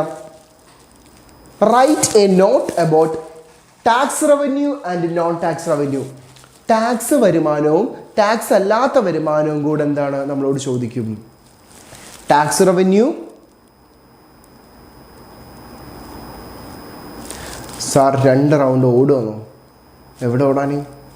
ഓക്കെ, അടാ tax revenue, non tax revenue. Tax വരുമാനവും ടാക്സ് അല്ലാത്ത വരുമാനം എന്ത് ചെയ്യും? നിങ്ങളോട് എക്സാമിന് ചില സമയത്ത് എന്ത് ചെയ്യും? ചോദിക്കാറുണ്ട്. നിങ്ങൾ നോക്കാം, ടാക്സ് വരുമാനത്തെ നമ്മൾ 2 ആക്കി തിരിക്കുന്നുണ്ട്, direct tax and indirect tax. Tax വരുമാനത്തെ 2 ആയി തരംതിരിക്കുന്നു. Tax revenue, non tax revenue. Tax വരുമാനം ഡയറക്റ്റ് ടാക്സ് ഏതൊക്കെയാ? ടാക്സ് വരുമാനം ഏതൊക്കെയാ? ടാക്സിനെ നമ്മൾ ഡയറക്റ്റ് ടാക്സും ഇൻഡയറക്റ്റ് ടാക്സ് ആക്കി തിരിക്കുന്നുണ്ട്. ഡയറക്റ്റ് ടാക്സ് ഏതൊക്കെയാ? Income tax, corporate tax, professional tax, wealth tax, gift tax. ഇത് പഠിച്ചു വെക്കണം. Direct tax, indirect tax. Indirect tax ഏതൊക്കെയാ? Sales tax, excise duty, VAT, customs duty, GST. അപ്പോൾ ഇങ്ങനെ എന്ത് ചെയ്യുക? ഓക്കെ, ഇതെന്ത് ചെയ്യുക, കൃത്യമായിട്ട് നോക്കുക. ഇനി എന്ത് ചെയ്യുക, നോൺ ടാക്സ് റവന്യൂ എന്താ നോക്കുക. നോൺ ടാക്സ് റവന്യൂ എന്താ നോക്കുക, revenue from sources other than tax. Tax അല്ലാതെ ഗവൺമെന്റിന് കിട്ടുന്ന കുറച്ച് വരുമാനമാണ് ഇത് റവന്യൂ റെസിപ്റ്റ് എന്ന് പറയുന്നത്. ഓക്കെ, അതിൽ ഏതൊക്കെ വരും, ഫീസ്, ഫൈന്, SCERT എന്ന് വെച്ചാൽ എന്താ, നിങ്ങൾ അനന്തരാവകാശികളൊന്നും ഇല്ലാതെ, അതായത് ബാക്കിയുള്ള ആൾക്കാരൊന്നും ഇല്ലാതെ ഏതെങ്കിലും വലിയ കോടീശ്വരൻ മരിച്ചിട്ടുണ്ടെങ്കിൽ അയാളുടെ സ്വത്തുക്കളൊക്കെ ഗവൺമെന്റ് കണ്ടെടുക്കും. പിന്നെന്താണ്, special assessment, income from public property, grant in aid, income from PSC. ഇത് പഠിച്ചു വെക്കണം കേട്ടോ. ഇതൊരു 4 മാർക്കിന് ചോദ്യമാണ്. Tax revenue, non tax revenue. Tax വരുമാനം, നോൺ ടാക്സ് വരുമാനത്തെ കുറിച്ചിട്ട് എക്സാമിന് ചോദിക്കും. Tax revenue and non tax റവന്യൂവിനെ കുറിച്ചിട്ടുള്ള ചോദ്യങ്ങൾ ചില സമയങ്ങളിൽ ചോദിക്കാറുണ്ട്. Tax revenue and non tax revenue എന്നുള്ള സാധനം ചോദിക്കും. ഇപ്പോൾ ടാക്സ് റവന്യൂവിന് ഡയറക്റ്റ് ടാക്സും ഇൻഡയറക്റ്റ് ടാക്സും. ഈ നോൺ ടാക്സ് റവന്യൂ എന്താണ്, ഫീസ്, ഫൈൻ, ആൾക്കാരെടുത്ത് നിന്ന് ഫൈന്, ഹെൽമെറ്റ് വെക്കാത്തതിന് ഫൈന്, മറ്റേ എന്താ പറയുക ക്യാമറയിൽ നിന്ന് ഫൈൻ അടിക്കുക, ഇപ്പോൾ മറ്റേ നോ പാർക്കിംഗ് ഫൈന്. പിന്നെന്താണ്, ഫീസ് വെച്ചാൽ പല കാര്യങ്ങൾ, വീട് വെക്കാൻ, ഇൻസ്റ്റിറ്റ്യൂട്ട് തുടങ്ങാൻ, പല കാര്യങ്ങൾക്ക് രജിസ്ട്രേഷൻ ഒക്കെ ഇതിന് ഫീസും കാര്യങ്ങളും ഈടാക്കും. ഇങ്ങനെ ഗവൺമെൻറ്റിന് കുറേ വരുമാനങ്ങൾ എന്ത് ചെയ്യുന്നു കിട്ടുന്നുണ്ട്. ഗവൺമെൻറ്റിൻ്റെ വരുമാനം എന്താണ്, tax revenue, non tax revenue രണ്ടായിട്ട് എന്ത് ചെയ്യുന്നുണ്ട്, നമ്മൾ തരംതിരിക്കുന്നുണ്ട് എന്ന് മനസ്സിലാക്കാം. ഓക്കെ, ഇനി എന്താണ് ബഡ്ജറ്റ് ഡെഫിസിറ്റ് എന്ന് നമുക്ക് നോക്കാം. എന്താണ് ഡെഫിസിറ്റ്? ഡെഫിസിറ്റ് വെച്ചാൽ എന്തോ ഇല്ലാത്തതിനാണ് നമ്മൾ ഡെഫിസിറ്റ് എന്ന് പറയാം, എന്തോ കുറവിനെയാണ് നമ്മൾ ഡെഫിസിറ്റ് എന്ന് പറയാം. ഒരു കാര്യം മനസ്സിലാക്കാം, ചെലവ് കൂടുതലും വരവ് കുറവും. ചെലവ് കൂടുതലും വരവ് കുറവാണെങ്കിൽ which is exactly called budget deficit. മനസ്സിലാക്കാം, ചെലവ് മനസ്സിലാക്കുക. എനിക്ക് 50,000 രൂപയാണ് സാലറി വിചാരിക്കാം, പക്ഷേ എനിക്ക് എന്താണ് 70,000 രൂപ എനിക്ക് ചിലവുണ്ടെന്ന് വിചാരിക്കാം. അപ്പോൾ എന്താണത്, എൻ്റെ ചിലവ് കൂടുതലും എൻ്റെ വരുമാനം റവന്യൂ കുറവാണ്, which is exactly called deficit. നിങ്ങൾ നോക്കാം, a budget deficit occurs when the total expenditure of the government is greater than the total revenue. അതായത് എക്സ്പെൻഡിച്ചർ മനസ്സിലാക്കുക, എക്സ്പെൻഡിച്ചർ കൂടുതലും റവന്യൂ കുറവുമാണെങ്കിൽ വിച്ച് ഈസ് കോൾഡ് ഡെഫിസിറ്റ്. നിങ്ങൾ നോക്കാം, ബഡ്ജറ്റ് ഡെഫിസിറ്റിൻ്റെ ഇക്വേഷൻ എന്താണ്, total expenditure minus total revenue. Total എക്സ്പെൻഡിച്ചറിൽ നിന്നും ടോട്ടൽ എക്സ്പെൻഡിച്ചറിൽ നിന്നും ടോട്ടൽ റവന്യൂ കുറച്ച് കഴിഞ്ഞാൽ എന്താണ്, ടോട്ടൽ എക്സ്പെൻഡിച്ചറിൽ നിന്നും ടോട്ടൽ റവന്യൂ കുറച്ച് നമുക്ക് എന്ത് കിട്ടും, ബഡ്ജറ്റ് ഡെഫിസിറ്റ് നമുക്ക് എന്ത് ചെയ്യും, കിട്ടും. അപ്പം നിങ്ങൾ എന്ത് ചെയ്യുക, ഈ ഒരു സാധനം ഇത് ഇമ്പോർട്ടൻ്റ് ആണ്, ഇത് വളരെ ഇമ്പോർട്ടൻ്റ് ആണ്. ഇത് ബേസ് ചെയ്തുകൊണ്ടുള്ള ക്വസ്റ്റ്യൻസ് ചോദിക്കാറുണ്ട്, പ്രോബ്ലം ചോദിക്കാറുണ്ട്. ഓക്കെ, ചിലപ്പോൾ എന്ത് ചെയ്യും, ഇക്വേഷൻസ് എന്ത് ചെയ്യുക, നിങ്ങൾ ഫണ്ടമെൻ്റലി പഠിച്ചു വെക്കാനാണ് നിങ്ങളോട് എന്ത് ചെയ്യുക, ചോദിക്കുക. ബഡ്ജറ്റ് ഡെഫിസിറ്റ് ഇക്വേഷൻ എന്താണ്, total expenditure minus total revenue. ഇവിടെ മൈനസ് ഉണ്ട്, എല്ലായിടത്തും മൈനസ് ഉണ്ട്. ടോട്ടൽ എക്സ്പെൻഡിച്ചറിൽ നിന്നും ടോട്ടൽ റവന്യൂ കുറച്ച് കഴിഞ്ഞാൽ എന്ത് കിട്ടി, ബഡ്ജറ്റ് ഡെഫിസിറ്റ്. റവന്യൂ ഡെഫിസിറ്റ് എന്താണ്, റവന്യൂ എക്സ്പെൻഡിച്ചറിൽ നിന്നും റവന്യൂ റെസീപ്റ്റ് കുറച്ചാൽ മതി. റവന്യൂ ആണെങ്കിൽ എന്താ, റവന്യൂ എക്സ്പെൻഡിച്ചറിൽ നിന്നും റവന്യൂ ഡെഫിസിറ്റ് കുറയ്ക്കാം. ഫിസ്ക്കൽ ഡെഫിസിറ്റ് ആണെങ്കിൽ എന്താണ്, ടോട്ടൽ എക്സ്പെൻഡിച്ചറിൽ നിന്നും എന്ത് ചെയ്യുക, എന്ത് ചെയ്യുക, റവന്യൂ റെസീപ്റ്റ് കുറച്ചിട്ട് അതിന് കൊടുക്കുന്ന നോൺ ഡെപ്റ്റ് ക്യാപിറ്റൽ റെസീപ്റ്റ് കൂട്ടുക.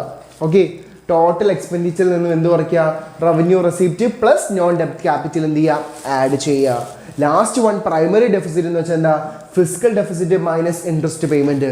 ഇത് ഇക്വേഷൻ തന്നെ പഠിച്ചു വെക്കാം, നേരെ ചൊവ്വയെ പഠിച്ചു വെക്കാം, ഈ സാധനം തന്നെ പഠിച്ചു വെക്കാം. ഇതെന്താണ് ഈ ഡെഫിസിറ്റ്, ബഡ്ജറ്റ് ഡെഫിസിറ്റ് എന്ന് പറയുന്ന ടോപ്പിക്ക് വളരെ വളരെ ഇമ്പോർട്ടൻ്റ് ആയിട്ടുള്ള ടോപ്പിക്കാണ്. നിങ്ങൾ എന്ത് ചെയ്യുക, സാധനം തന്നെ പഠിച്ചു വെക്കുക. Budget deficit, revenue deficit, fiscal deficit, primary deficit, 4 type deficit ഉണ്ടെന്ന് മനസ്സിലാക്കുക.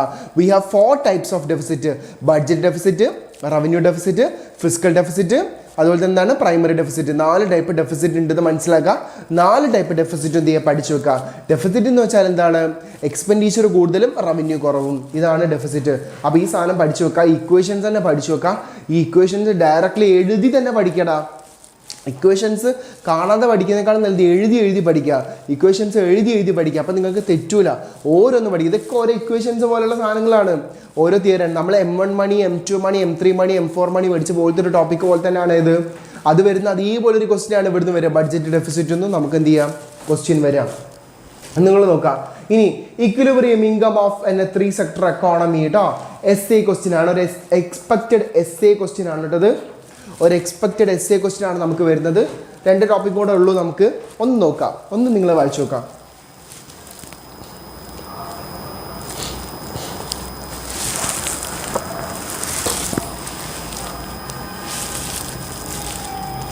നിങ്ങൾ എന്ത് ചെയ്യുക, എക്സ്പെക്റ്റഡ് essay ക്വസ്റ്റ്യൻ ആണ്.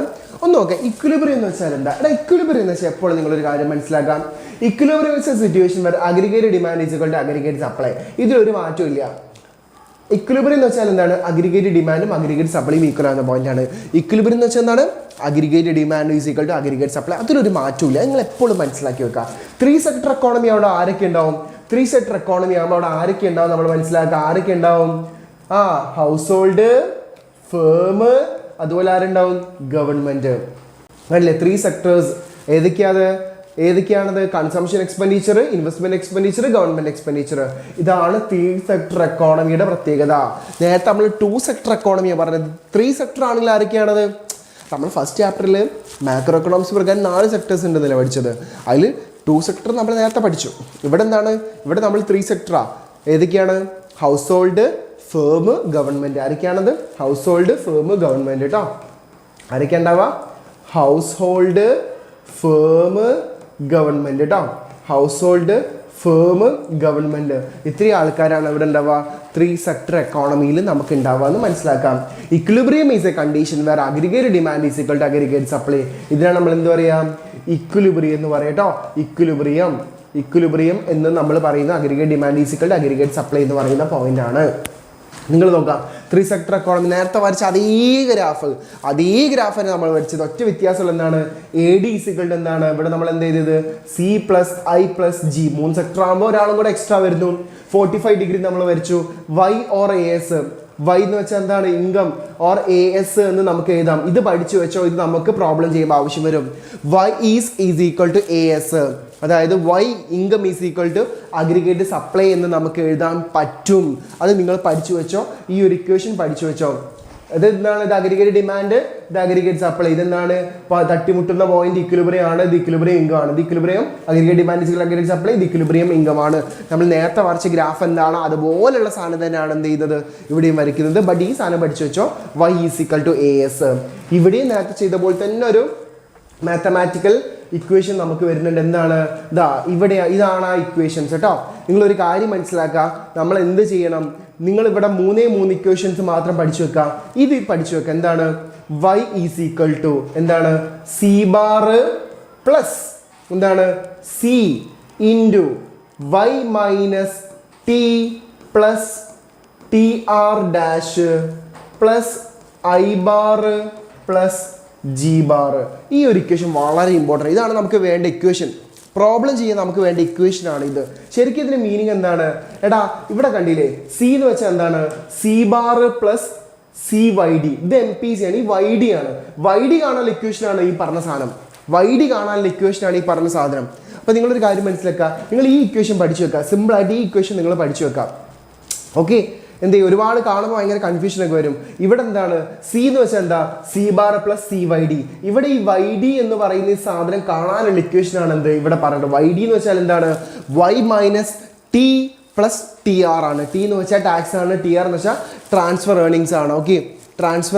ഓക്കെ. അപ്പോൾ ഇതാണ് നമ്മൾ വരുന്നത്. അപ്പോൾ പ്രോബ്ലം ചെയ്യുമ്പോൾ നിങ്ങൾക്ക് കാര്യം മനസ്സിലാവും. ഈ ഇക്വേഷൻ ഫണ്ടമെന്റലി പഠിച്ചു വെക്കുക. ഈ ഇക്വേഷനും പഠിച്ചു വെക്കുക കേട്ടോ. ഈ 2 ഇക്വേഷൻസ് എന്ത് ചെയ്യുക? കൃത്യമായിട്ട് പഠിച്ചു വെച്ചാൽ നമുക്ക് എന്ത് ചെയ്യാൻ പറ്റും? ഇത് ആൻസർ ചെയ്യാൻ പറ്റും. ക്വസ്റ്റ്യൻ നമുക്ക് നോക്കാം. ക്വസ്റ്റ്യൻ എങ്ങനെ വരുന്നത് നമുക്കൊന്ന് നോക്കാം. എന്നാൽ എന്ത് ചെയ്യാൻ പറ്റും? വലിയ പ്രശ്നമൊന്നുമില്ല. നോക്കാം. കൺസംഷൻ ഫംഗ്ഷൻ എത്ര തന്നിട്ടുള്ളത്? Consumption function C is equal to 20 plus 0.8.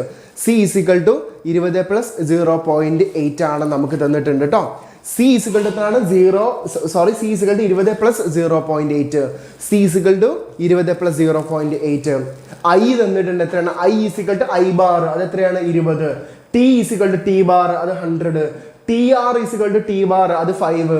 G is equal to G bar. അത് എത്രയാണ്? 10. എന്നിട്ട് നമ്മളോട് എന്താ ചോദിച്ചത്? അഗ്രിഗേറ്റ് ഡിമാൻഡ് കണ്ടുപിടിക്കുക, ഇക്വിലിബ്രിയം ഇൻകം കണ്ടുപിടിക്കുക. അതായത് ADയും Yയും കണ്ടുപിടിക്കാം. 2 സാധനമാണ് കണ്ടുപിടിക്കാനുള്ളത്.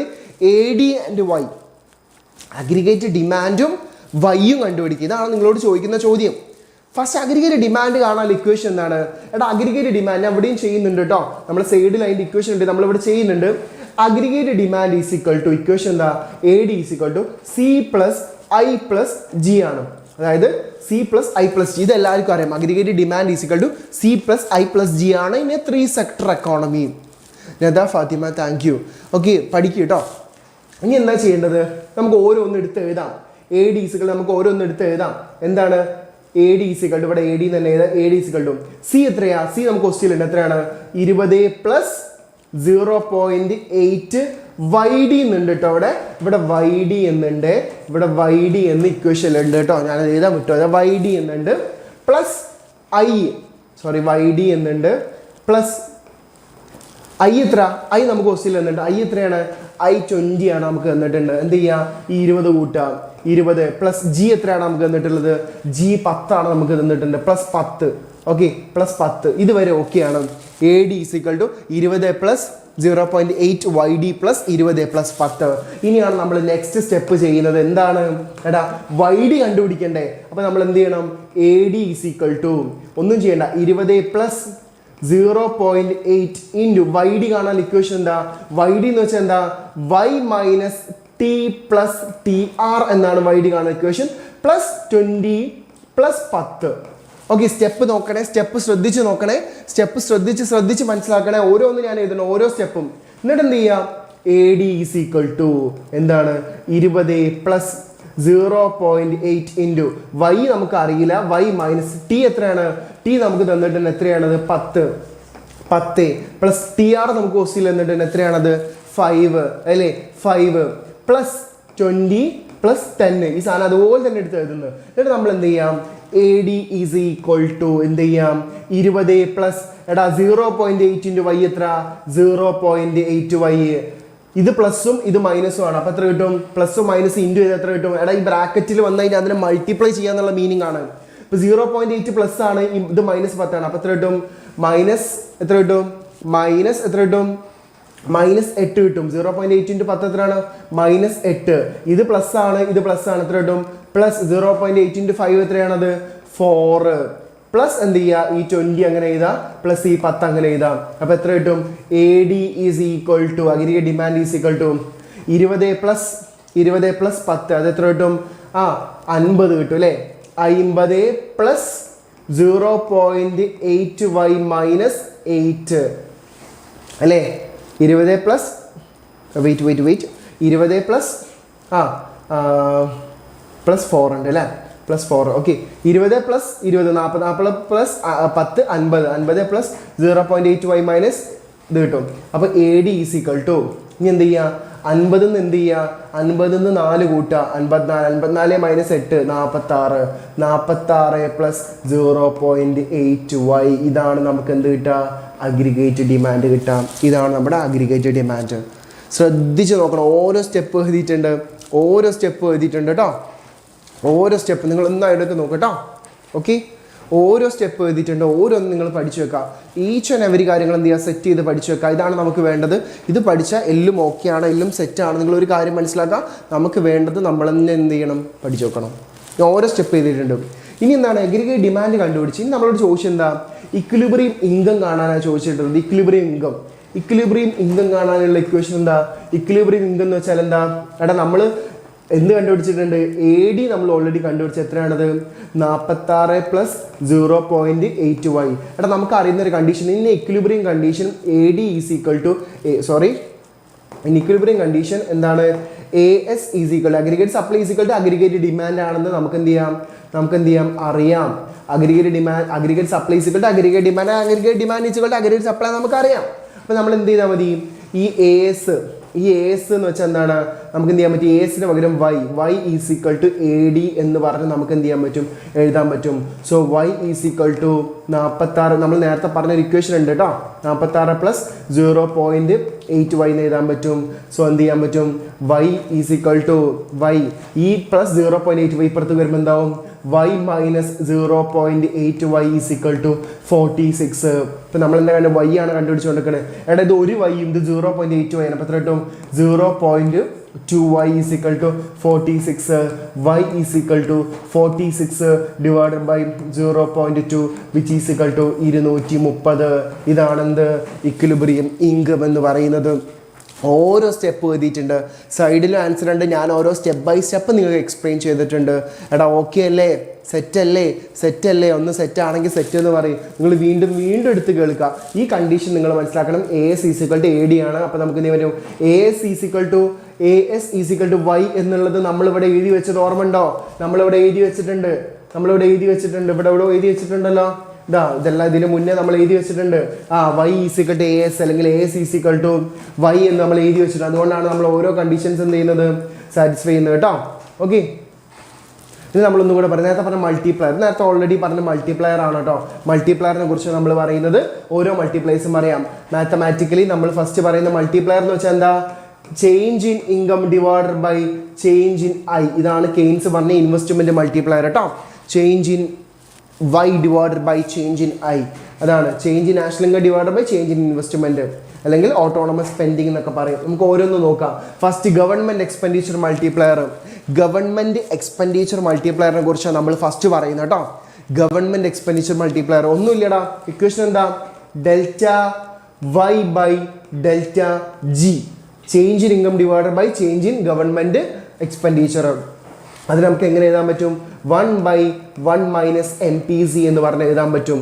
മനസ്സിലായില്ലേ? ഇതിന് ടോട്ടലി നമുക്ക് എന്ത് ചെയ്യാൻ പറ്റും, ഇങ്ങനെ എഴുതാൻ പറ്റും. അപ്പോൾ ഒരു ചോദ്യം നമുക്കുണ്ട്, ഒരു എക്കോണമിയിൽ MPC 0.75 ആണെങ്കിൽ, ഒരു എക്കോണമിയിൽ MPC 0.75 ആണെങ്കിൽ ഗവൺമെന്റ് എക്സ്പെൻഡിച്ചർ എന്ത് ചെയ്ത്, ഇൻക്രീസ്ഡ് ബൈ 100. അതായത് ഡെൽറ്റ G എത്രയാന്ന് പറഞ്ഞത് 100 ആണെന്നാണ് ഇവിടെ ഉദ്ദേശിച്ചത്.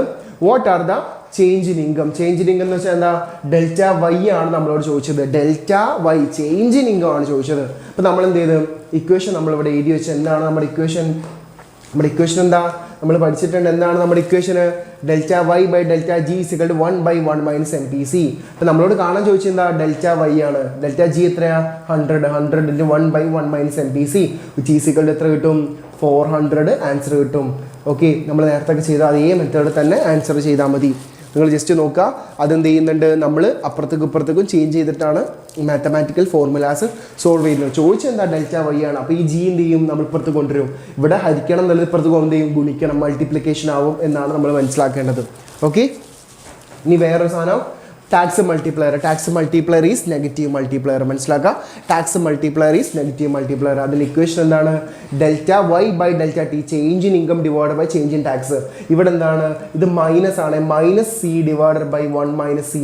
എടാ ഈ C ഒക്കെ എന്താണ്, ഈ C ഒക്കെ എന്താണ്, MPC ആണ് കേട്ടോ. ഈ C ഒക്കെ എന്താണ്, MPC ആണ്, മാർജിനൽ പ്രോപ്പൻസിറ്റി ടു കൺസംഷൻ ആണ് കേട്ടോ. മാർജിനൽ പ്രോപ്പൻസിറ്റി ടു കൺസ്യൂം ആണ് ഇവിടെ പറയുന്നത് C എന്ന് പറയുന്നത് കേട്ടോ. അപ്പോൾ നിങ്ങൾക്ക് ടാക്സ് മൾട്ടിപ്ലയർ നെഗറ്റീവ് മൾട്ടിപ്ലയർ ആണെന്ന് മനസ്സിലാക്കുക. ഒരു മൾട്ടിപ്ലയറും കൂടെ ഉണ്ട്, ബാലൻസ്ഡ് ബഡ്ജറ്റ് മൾട്ടിപ്ലയർ. അതായത് എന്താണ്, നമ്മൾ പറഞ്ഞ government expenditure multiplier plus tax multiplier. Tax multiplier add ചെയ്ത് എന്ത് കിട്ടും, ബാലൻസ്ഡ് ബഡ്ജറ്റ് മൾട്ടിപ്ലയർ കിട്ടും. BBM കിട്ടും, ബാലൻസ്ഡ് ബഡ്ജറ്റ് മൾട്ടിപ്ലയർ കിട്ടും. നിങ്ങൾ നോക്കുക, delta Y by delta G plus delta Y by delta T ചെയ്ത് എന്ത് കിട്ടും, 1/1 minus C is equal to minus C divide by 1 minus C. അപ്പോൾ എത്ര കിട്ടും, നമ്മൾ എന്ത് ചെയ്യും, എന്താ ചെയ്യുക, ഇതിൻ്റെ ഇത് ഈക്വൽ ആണെങ്കിൽ നമ്മൾ എന്ത് ചെയ്യും, ഫൈനൽ ആൻസർ എന്ത് ചെയ്യും, 1 കിട്ടും. ബാലൻസ്ഡ് ബഡ്ജറ്റ് മൾട്ടിപ്ലയറിൻ്റെ വാല്യൂ 1 ആണ്. 1 വേർഡ് മാർക്കിൻ്റെ ചോദ്യം. ബാലൻസ്ഡ് ബഡ്ജറ്റ് മൾട്ടിപ്ലയറിൻ്റെ വാല്യൂ എന്താണ്, 1 ആയിരിക്കും കിട്ടുക. അതായത് ഇത് ചെയ്തെന്ന് കിട്ടും, 1 ഇൻറ്റു ഇത് കൂട്ടി എന്ത് കിട്ടും, എന്താ കിട്ടുക, നമ്മൾ എന്ത് ചെയ്യും, ഇത് ഡിവൈഡ് ചെയ്ത് ഡിവിഷൻ കട്ട് ചെയ്ത് പോകും. ലാസ്റ്റ്ലി നമുക്ക് എന്ത് കിട്ടും, 1 കിട്ടും.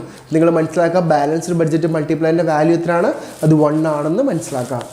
ഇനി ട്രാൻസ്ഫർ പേയ്മെൻറ്റ് മൾട്ടിപ്ലയർ, അതിൻ്റെ ഇക്വേഷൻ എന്താണ്, delta Y by delta TR change in income divided by change in transfer payment. So C divided by 1 minus C. അപ്പോൾ ഓരോ ഇക്വേഷൻസും ജസ്റ്റ് എന്ത് ചെയ്യാം, മാച്ച് ദ ഫോളോയിങ് ക്വസ്റ്റ്യൻസ് ഒക്കെ വരാം. വരെ നമുക്കിവിടെ വരാം. എന്ത് എക്സ്പെക്ട് ചെയ്യാം, എങ്ങനെ ക്വസ്റ്റ്യൻ ഇടുന്നു പറയാൻ പറ്റില്ല. പക്ഷേ എല്ലാ ക്വസ്റ്റ്യൻസും നമ്മൾ എന്ത് ചെയ്യും, ഷുവർ ക്വസ്റ്റ്യൻസിൽ ഇട്ടിരിക്കും. ഷുവർ ക്വസ്റ്റ്യൻസ് നിങ്ങൾക്ക് എന്താണ്, ഒരു സംഭവമായിരിക്കും. നിങ്ങൾക്ക് പക്ക നിങ്ങൾ പഠിച്ച പല കാര്യങ്ങളും എന്താണ് സെറ്റായിട്ട് നമ്മൾ തരും കേട്ടോ. ഓക്കെ, ഇനി പ്രപ്പോർഷണൽ ടാക്സ് എന്താ നമുക്ക് നോക്കാം. What is proportional tax? Proportional tax എന്ന് വെച്ചാൽ എന്താ, proportional tax is a tax mechanism which the taxing authority charges same tax rate for each taxpayer. എടാ അവരുടെ ഇൻകം കൺസിഡർ ചെയ്യാതെ, അവരുടെ വെൽത്ത് കൺസിഡർ ചെയ്യാതെ, അവർ മിഡിൽ ക്ലാസ് ആണോ ലോവർ ക്ലാസ് ആണോ അപ്പർ ക്ലാസ് ആണോ ഒന്നും നോക്കാതെ എല്ലാവർക്കും സെയിം ടാക്സ് ഇടുന്ന രീതിയിലാണ് നമ്മൾ എന്ത് പറയുക, പ്രപ്പോർഷണൽ ടാക്സ്. എല്ലാവർക്കും സെയിം ടാക്സ്, മനസ്സിലായില്ലേ? അതായത് charges same tax rate for each taxpayer irrespective of income, lower class, whether middle class, upper class, അവർ ഏത് ക്ലാസ് ആണെന്നൊന്നും കൺസിഡർ ചെയ്യുന്നില്ല. സെയിം ടാക്സ് മാത്രം എന്ത് ചെയ്യുന്നുള്ളൂ, എല്ലാവർക്കും ഈടാക്കുന്നുള്ളൂ, which is exactly called proportional tax. അടുത്ത നോക്കാം, relation between government deficit and government ഡെപ്റ്റ്. എടാ ഗവൺമെൻറ് ഡെഫിസിറ്റും ഗവൺമെൻറ് ഡെപ്റ്റും തമ്മിലുള്ള ബന്ധം എന്താണെന്ന് ചോദിക്കുന്നത്. എന്താ ഡെഫിസിറ്റും? ഡെഫിസിറ്റ് വെച്ചാൽ എന്താ, എക്സ്പെൻഡിച്ചർ കൂടുതലും റവന്യൂ കുറവും, അതായത് നമ്മുടെ ചിലവ് കൂടുതലും വരവ് കുറവും. അപ്പോൾ നിങ്ങളുടെ കയ്യിൽ ചിലവ് ചെയ്യാൻ, അതായത് നിങ്ങളുടെ ചിലവ് കൂടിക്കഴിഞ്ഞാൽ നമ്മൾ സ്വാഭാവികമായിട്ട് എന്താ ചെയ്യുക, കടം എടുക്കും, ഡെപ്റ്റ് വാങ്ങിക്കും അല്ലേ, നമ്മൾ കടക്കാരാവും, കടം വാങ്ങിക്കും അല്ലേ, നമ്മൾ എന്ത് ചെയ്യും, കടം വാങ്ങിക്കും. ഇതാണ് നമ്മൾ ഉദ്ദേശിക്കുന്നത്, കടം വാങ്ങിക്കും. ഇതാണ് നമ്മൾ മെയിനായിട്ട് പറയുന്ന സാധനം. The relation between government deficit and government debt can be explained through the following point. The government deficit is the excess of the total expenditure over receipt. കേട്ടോ, അപ്പം ഡെഫിസിറ്റ് എന്ന് വെച്ചാൽ എന്താ, എക്സ്പെൻഡിച്ചർ കൂടുതലും റവന്യൂ കുറവും. മനസ്സിലാക്കുക, ഡെഫിസിറ്റ് എന്ന് വെച്ചാൽ എക്സ്പെൻഡിച്ചർ കൂടുതലും റവന്യൂ കുറവാണ്. Government ഡെപ്റ്റ് is the amount of liability. ഡെപ്റ്റ് എന്ന് വെച്ചാൽ എപ്പോഴും എന്താണ്, ലാബിലിറ്റി ആണ്. കടം വാങ്ങിയ പൈസ എന്താണ്, നമ്മൾ തിരിച്ചു കൊടുക്കണം. അപ്പോൾ ഡെപ്റ്റ് is always a liability. The government to the public, foreign and other institutions. ഗവൺമെൻറ്റിൻ്റെ കയ്യിൽ പൈസ അല്ലെങ്കിൽ ഗവൺമെൻറ് എന്ത് ചെയ്യും, പല ആൾക്കാരുടെ അടുത്തു നിന്നും കടം വാങ്ങിക്കും, അത് എന്ത് ചെയ്യണം, തിരിച്ചു കൊടുക്കണം. അത് എക്സാക്ട്ലി എന്ത് ചെയ്യണം, തിരിച്ചു കൊടുക്കണം. ഇതാണ് ചെയ്തുകൊണ്ടിരിക്കേണ്ടത്. നോക്കുക, the term government deficit implies increase in the debt of the government. അതായത് ഗവൺമെൻറ്റിൻ്റെ The term government deficit implies increase in the debt of the government. Other words, if the government continues to borrow to finance deficit, leads to additional debt. എടാ government deficit ഇല്ലാതാക്കാൻ വേണ്ടിയിട്ട്, government deficit ഇല്ലാതാക്കാൻ വേണ്ടിയിട്ട് എന്തൊക്കെ ചെയ്യുന്നോ അതെന്ത് ചെയ്യും, ഡെപ്റ്റ് ഉണ്ടാക്കും. അത് ഡെപ്റ്റ് ഉണ്ടാക്കും എന്നാണ് നമ്മളോട് പറയുന്നത്. നിങ്ങൾ നോക്കുക, government continues to borrow to finance deficit. Finance ഇല്ലാതാക്കാൻ വേണ്ടിയിട്ട് ഗവൺമെൻറ് എന്തൊക്കെ വാങ്ങിക്കുന്നുണ്ടോ, വിച്ച് ലീഡ്സ് ടു അഡീഷണൽ ഡെപ്റ്റ്. അത് വീണ്ടും വീണ്ടും കടം ഉണ്ടാക്കും. എൻ്റെ കയ്യിൽ എൻ്റെ ചിലവ് കൂടുതലാണെങ്കിൽ ഞാൻ എന്ത് ചെയ്യും, ആൾക്കാരുടെ അടുത്ത് കടം വാങ്ങിക്കും. അപ്പോൾ എന്ത് ചെയ്യും, എൻ്റെ ഡെഫിസിറ്റ് കൂടുന്നതനുസരിച്ച് എൻ്റെ ഡെപ്റ്റും കൂടും. എൻ്റെ ഡെഫിസിറ്റ് കൂടുന്നതനുസരിച്ച് എൻ്റെ ഡെപ്റ്റും എന്ത് ചെയ്യും, ഓട്ടോമാറ്റിക്കലി കൂടും എന്നാണ് പറയുന്നത്. ഇനി ഡെഫിസിറ്റ് കുറയ്ക്കാൻ വേണ്ടി ഗവൺമെൻറ്റിന് എന്തൊക്കെ ചെയ്യാൻ പറ്റും? ഡെഫിസിറ്റ് കുറയ്ക്കണം, ഗവൺമെൻറ്റിന് പിടിച്ചു നിൽക്കണമെങ്കിൽ ഡെഫിസിറ്റ് കുറയ്ക്കണം. കാരണം എക്സ്പെൻഡിച്ചർ കുറയ്ക്കണം, ചിലവ് കുറയ്ക്കണം അല്ലേ. നമ്മൾ പറയില്ല ചിലവ് കുറച്ചാലേ ജീവിക്കാൻ പറ്റുള്ളൂ, ചിലവ് കുറച്ചാൽ മാത്രമേ ജീവിക്കാൻ പറ്റുള്ളൂ. അത് എക്സാക്ട്ലി നമ്മൾ മനസ്സിലാക്കാം. അതിൽ നമുക്ക് എന്തൊക്കെ ചെയ്യാൻ പറ്റും? റെഡ്യൂസിങ് ഗവൺമെൻറ് എക്സ്പെൻഡിച്ചറും. ഗവൺമെൻറ് വെറുതെ റോഡ്, റെയിൽ, ഗവൺമെൻറ് വെറുതെ എന്തൊക്കെയോ പദ്ധതികളൊക്കെ തുടങ്ങില്ല, അങ്ങനത്തെ പദ്ധതികളൊക്കെ നിർത്തുക. വലിയ സംഭവമാക്കിയിട്ട് നീന്തൽ കുളം തുടങ്ങണം, അത് തുടങ്ങണം, ഇത് തുടങ്ങണം എന്നൊക്കെ പറഞ്ഞ പദ്ധതികൾ തുടങ്ങും. അതൊന്നും ഗവൺമെൻറ് തുടങ്ങണ്ട. അങ്ങനത്തെ അനാവശ്യമായിട്ടുള്ള കാര്യങ്ങൾ എന്ത് ചെയ്യും, ഗവൺമെൻറ് കുറയ്ക്കുക. അല്ലെങ്കിൽ ചില സർക്കാർ ജീവനക്കാർക്കൊക്കെ വെറുതെ ഓരോ സാലറി സ്കെയിൽ കൂട്ടി കൊടുക്കുക. അത് കൂട്ടണം കേട്ടോ സ്വാഭാവികമായിട്ടും. പക്ഷേ ചില കാര്യങ്ങൾ എന്ത് ചെയ്യും, വെറുതെ ചില ആളുകൾക്ക് എന്ത് ചെയ്യും, വെറുതെ അത് ഇത് എന്നൊക്കെ പറഞ്ഞിട്ടുള്ള കാര്യങ്ങൾ പ്രൊവൈഡ് ചെയ്യും. അടുത്തെന്താണ്, ഇൻക്രീസിങ് റവന്യൂ. അതായത് tax and non tax income കൂട്ടുക. അതായത് ഗവൺമെൻറ്റിന് കയ്യിൽ പൈസ ഇല്ലാതാവുന്ന സമയത്ത് ഗവൺമെൻറ് എന്ത് ചെയ്യും, ആൾക്കാർ ഹെൽമെറ്റ് ഇല്ല, നമ്പർ പ്ലേറ്റ് ഇല്ല, നമ്പർ പ്ലേറ്റിൻ്റെ ഇത് ഇളകി കിടക്കാണ്, അല്ലെങ്കിൽ ഇൻഡിക്കേറ്റർ മേലെ സ്റ്റിക്കർ ഒട്ടിച്ചിക്കണം എന്നൊക്കെ പറഞ്ഞിട്ട് ഗവൺമെൻറ് ഫുള്ള് ഫീസും ഫൈനും പെനാൽറ്റിയും കാര്യങ്ങളൊക്കെ ഇടും. അപ്പോൾ ഗവൺമെൻറ് എന്ത് ചെയ്യുക, tax revenue non tax revenue കൂട്ടുക, എന്നാലേ ഗവൺമെൻറ്റിന് വരുമാനം കിട്ടുള്ളൂ. Disinvestment or borrowing less. ഗവൺമെൻറ്റിൻ്റെ നഷ്ടത്തിലോടുന്ന സ്ഥാപനങ്ങൾ വിറ്റിട്ട് എന്ത് ചെയ്യാം, അത് മോഡിഫൈഡ് കാർസ്, അതന്നെ മോഡിഫൈഡ് കാർസിനൊക്കെ ഫൈൻ ഇടാറുണ്ട്. അതെന്ത് ചെയ്യാം, ഗവൺമെൻറ് എന്ത് ചെയ്യാം, ഒരു കാര്യം മനസ്സിലാക്കുക, ഡിസ്ഇൻവെസ്റ്റ്മെൻറ്റ് ഒരു ബോറോയിങ് ലെസ്. ഗവൺമെൻറ് എന്ത് ചെയ്യുന്നുണ്ട്, ഗവൺമെൻറ് എന്ത് ചെയ്യുക, ഡിസ്ഇൻവെസ്റ്റ്മെൻറ്റ് നടത്തുക. ഗവൺമെൻറ് ഓണർഷിപ്പുള്ള സ്ഥാപനങ്ങളെ പബ്ലിക്കിന് വിൽക്കുക, അല്ലെങ്കിൽ പ്രൈവറ്റിന് വിൽക്കുക, സ്വകാര്യ വ്യക്തികൾക്ക് വിൽക്കുക. അതുവഴി ഗവൺമെൻറ്റിന് ലാഭം കിട്ടും. ഇപ്പോൾ നമ്മുടെ എയർ ഇന്ത്യ ഫ്ലൈറ്റൊക്കെ നമ്മൾ എന്ത് ചെയ്തു, ഗവൺമെൻറ് അത് ടാറ്റ ഗ്രൂപ്പ്സിന് ഡിസ്ഇൻവെസ്റ്റ്മെൻറ്റ് വഴി കൊടുത്തു ലാഭം ഉണ്ടാക്കാൻ വേണ്ടിയിട്ട്. അല്ലെങ്കിൽ ബോറോയിങ് ലെസ്, കടമെടുക്കുന്നത് കുറയ്ക്കുക. ഗവൺമെൻറ് ഇങ്ങനെ അനാവശ്യമായിട്ട് കടമെടുക്കുന്നുണ്ട്, അത് കുറച്ച് കഴിഞ്ഞാൽ സെറ്റാവും. അവിടെ ഈ 3 പോയിന്റ് പഠിച്ചു വെക്കണേ, ഇത് ഇമ്പോർട്ടൻ്റ് ആണ് കേട്ടോ. എക്സാമിന് ചോദിച്ചിട്ടുണ്ട്. ഈ 3 പോയിന്റ് ജസ്റ്റ് സിംപ്ലൈസ് ചെയ്തിട്ട് പഠിച്ചു വെക്കണേ. ഈ 3 പോയിന്റ് മാത്രമേ ചോദിക്കുള്ളൂ. ഡെഫിസിറ്റ് റിഡക്ഷൻ നടത്താൻ, അതായത് ഗവൺമെൻറ്റിൻ്റെ എക്സ്പെൻഡിച്ചർ കുറയ്ക്കാൻ വേണ്ടിയിട്ട് ഗവൺമെൻറ്റിന് എന്തെല്ലാം ചെയ്യാൻ പറ്റും എന്നാണ് ഇവിടെ പറയുന്നത് കേട്ടോ. അതാണ് ഉദ്ദേശിക്കുന്നത് കേട്ടോ. ഓക്കെ, അപ്പോൾ എന്താണ്, നമ്മൾ ഗവൺമെൻറ് ബഡ്ജറ്റിൻ്റെ ചാപ്റ്റർ കഴിഞ്ഞു. ഓരോ കാര്യങ്ങളും ഇമ്പോർട്ടൻ്റ് ആയിട്ട് പഠിച്ചു വെക്കുക. അടുത്ത മിസ് വരും. മിസ് മാർക്കറ്റ് ഇക്വിലിബ്രിയം എന്ന് പറഞ്ഞ ചാപ്റ്ററാണ് എടുക്കാൻ വരുന്നത്. അപ്പോൾ നിങ്ങൾ ഈ ചാപ്റ്ററിൽ അത്യാവശ്യം പ്രോബ്ലംസ് ഉണ്ട്, ഓരോ തിയറിറ്റിക്കൽ ക്വസ്റ്റ്യൻസ് ഉണ്ട്. Tax revenue, non tax revenue, budget എന്താ, ഗവൺമെൻറ്റിൻ്റെ ഫങ്ഷൻസ് എന്താ, പിന്നെന്താണ് ബഡ്ജറ്റിൻ്റെ കോമ്പോണൻസ് എന്താ, ഇങ്ങനെ ഓരോ സാധനങ്ങളുണ്ട് അല്ലേ. ബഡ്ജറ്റിൻ്റെ കോമ്പോണൻസ് ഓരോ സാധനങ്ങളുണ്ട്. പിന്നെ ഇക്വിലിബ്രിയം ഇൻ 3 സെക്ടർ എക്കോണമി, അങ്ങനെ ഒരുപാട് കാര്യങ്ങളുണ്ട്. എല്ലാം പഠിക്കുക, സെറ്റ് ചെയ്ത് പഠിക്കുക. നമ്മളിതൊക്കെ പറഞ്ഞു വരും. ഷുവർ ക്വസ്റ്റ്യൻസിൽ പക്ക ക്വസ്റ്റ്യൻസ് വരും. അതെല്ലാം നിങ്ങൾ പഠിച്ച് സെറ്റ് ചെയ്യാൻ മിസ്സിനെ വിളിക്കാം. മിസ് ഇതാ വരുന്നുണ്ട് കേട്ടോ. Okay.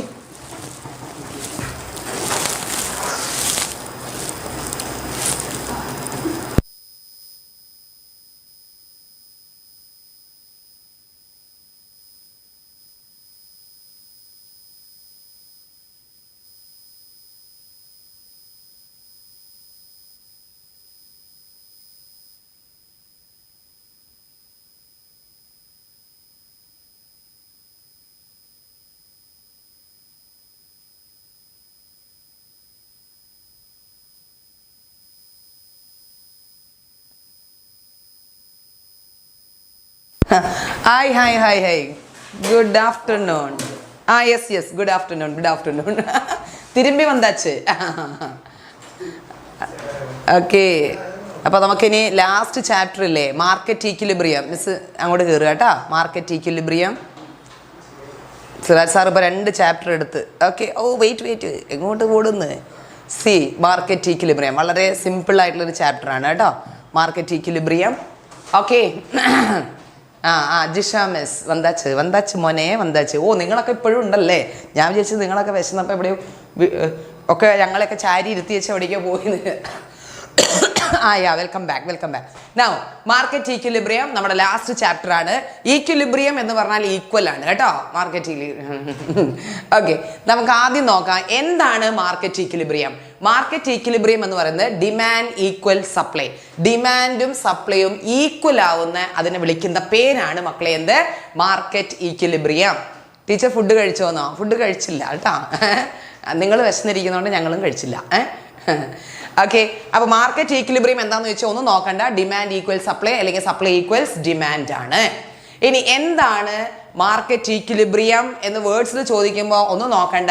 Equilibrium is a situation where quantity demanded equals quantity supplied. കണ്ടോ, ക്വാണ്ടിറ്റി ഡിമാൻഡും ക്വാണ്ടിറ്റി സപ്ലൈയും ഈക്വൽ ആവുന്ന പേര് മാർക്കറ്റ് ഈക്വിലിബ്രിയം എന്നാണ്.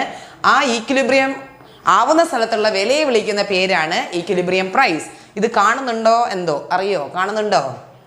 ഒന്നുകൂടെ എല്ലാവരും ചെയ്ത് നോക്കാം. ഓക്കെ, നോക്കിയേ, ഇവിടെ പ്രൈസ് 5, 4, 3, 2, 1. പ്രൈസ് ഇങ്ങനെ കുറയും തോറും ഡിമാൻഡ് ഇങ്ങനെ കൂടി വരുന്നുണ്ട്, സപ്ലൈ കുറഞ്ഞു വരുന്നുണ്ട്. നമുക്കറിയാം അതിൻ്റെ റിലേഷൻഷിപ്പ് അങ്ങനെയാണല്ലേ.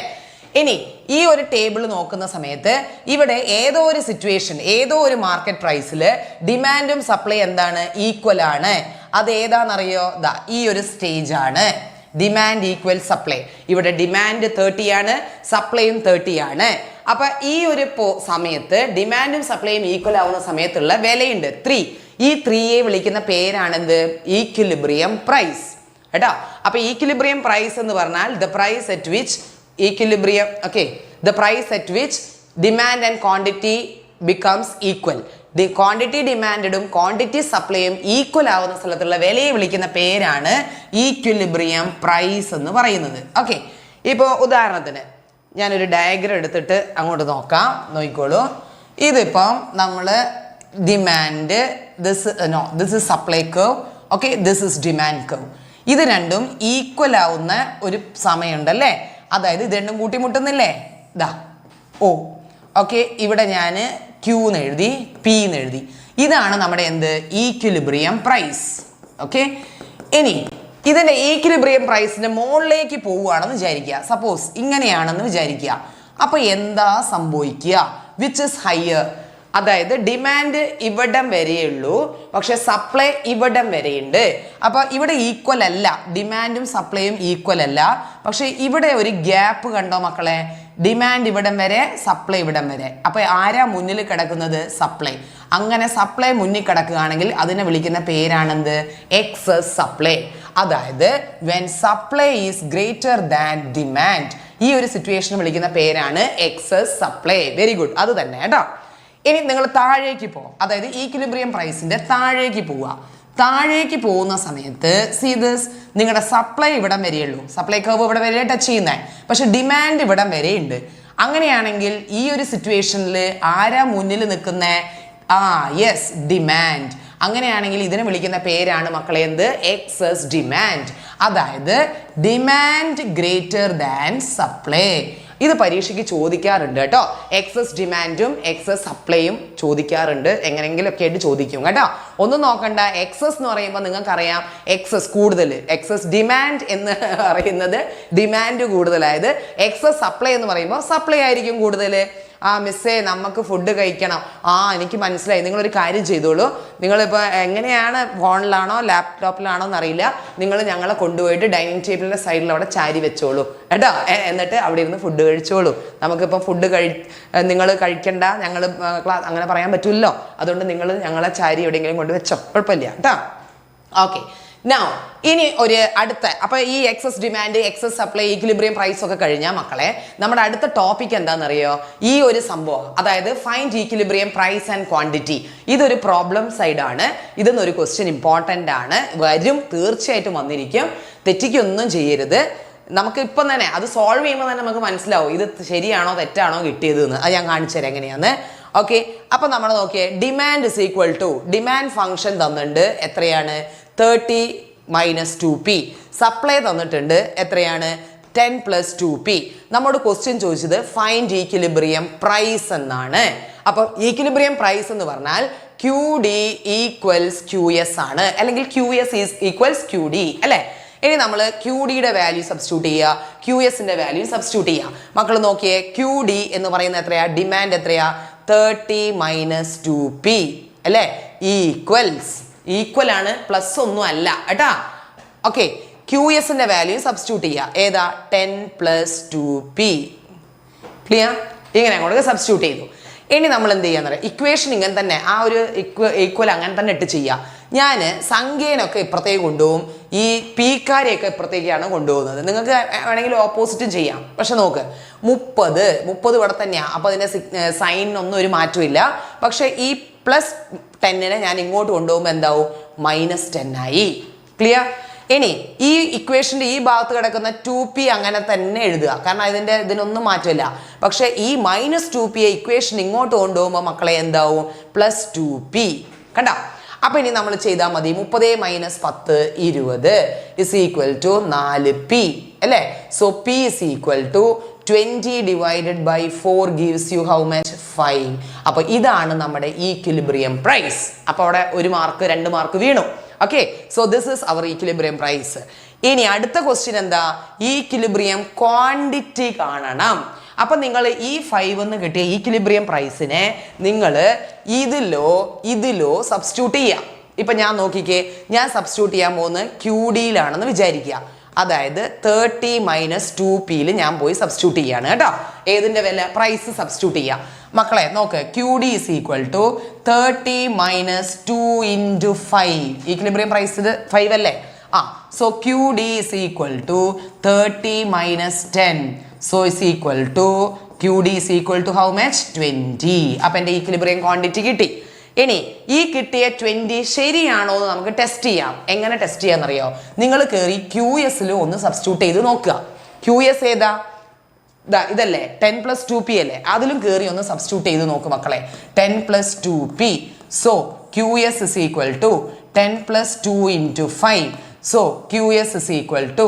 10 plus 10 so QS is equal to 20 കണ്ടോ അപ്പം നമ്മുടെ QDയുടെ വാല്യൂം QSന്റെ വാല്യൂം എന്തായിട്ട് കിട്ടണം ഈക്വൽ ആവണം എന്നാ ഉറപ്പിച്ചോ ഈ ഉത്തരം എന്തായിരിക്കും ശരിയായിരിക്കും കേട്ടോ അപ്പം നമുക്കറിയാം ഈക്വിലിബ്രിയം പ്രൈസ് എന്ന് പറയുമ്പോൾ ആ പ്രൈസിൽ ക്വാണ്ടിറ്റി ഡിമാൻഡും ക്വാണ്ടിറ്റി സപ്ലൈയും എന്തായിരിക്കണം ഈക്വൽ ആയിരിക്കണം വേണ്ടേ അപ്പോൾ അത് ശരിയാണ് അപ്പോൾ നമുക്ക് ടെസ്റ്റ് ചെയ്ത് അപ്പം തന്നെ അങ്ങോട്ടേക്ക് എന്ത് ചെയ്യുക മാർക്ക് ഇത് സംഭവം ശരിയായി കേട്ടോ ശരിക്കും ഇത് ശ്രദ്ധിച്ച് ചെയ്യണം പ്രോബ്ലം പരീക്ഷയ്ക്ക് ഉണ്ടാവാറുണ്ട് കേട്ടോ okay Now comes effect of change in demand and supply of equilibrium. അപ്പം മക്കളെ നോക്ക് നമ്മളിപ്പോൾ സ്റ്റാർട്ട് ചെയ്ത സംഭവം ഇവിടം തൊട്ടാ അല്ലേ മാർക്കറ്റ് ഈക്വിലിബ്രിയം പഠിച്ചു പിന്നെ നമ്മൾ ഈ ഒരു എക്സസ് ഡിമാൻഡ് എക്സസ് സപ്ലൈ പഠിച്ചു അല്ലേ ഇത് മാർക്കറ്റ് ഈക്വിലിബ്രിയം മിസ്സേ മനസ്സിലായില്ലേ ഓ മൈ ഗോഡ് ഇതാണോ മനസ്സിലാവാത്തത് ഇത് മനസ്സിലാവണമെങ്കിൽ ഇത് സബ്സ്റ്റിറ്റ്യൂട്ട് ചെയ്ത് ഇങ്ങനെ കൊണ്ടുവന്നാൽ മതി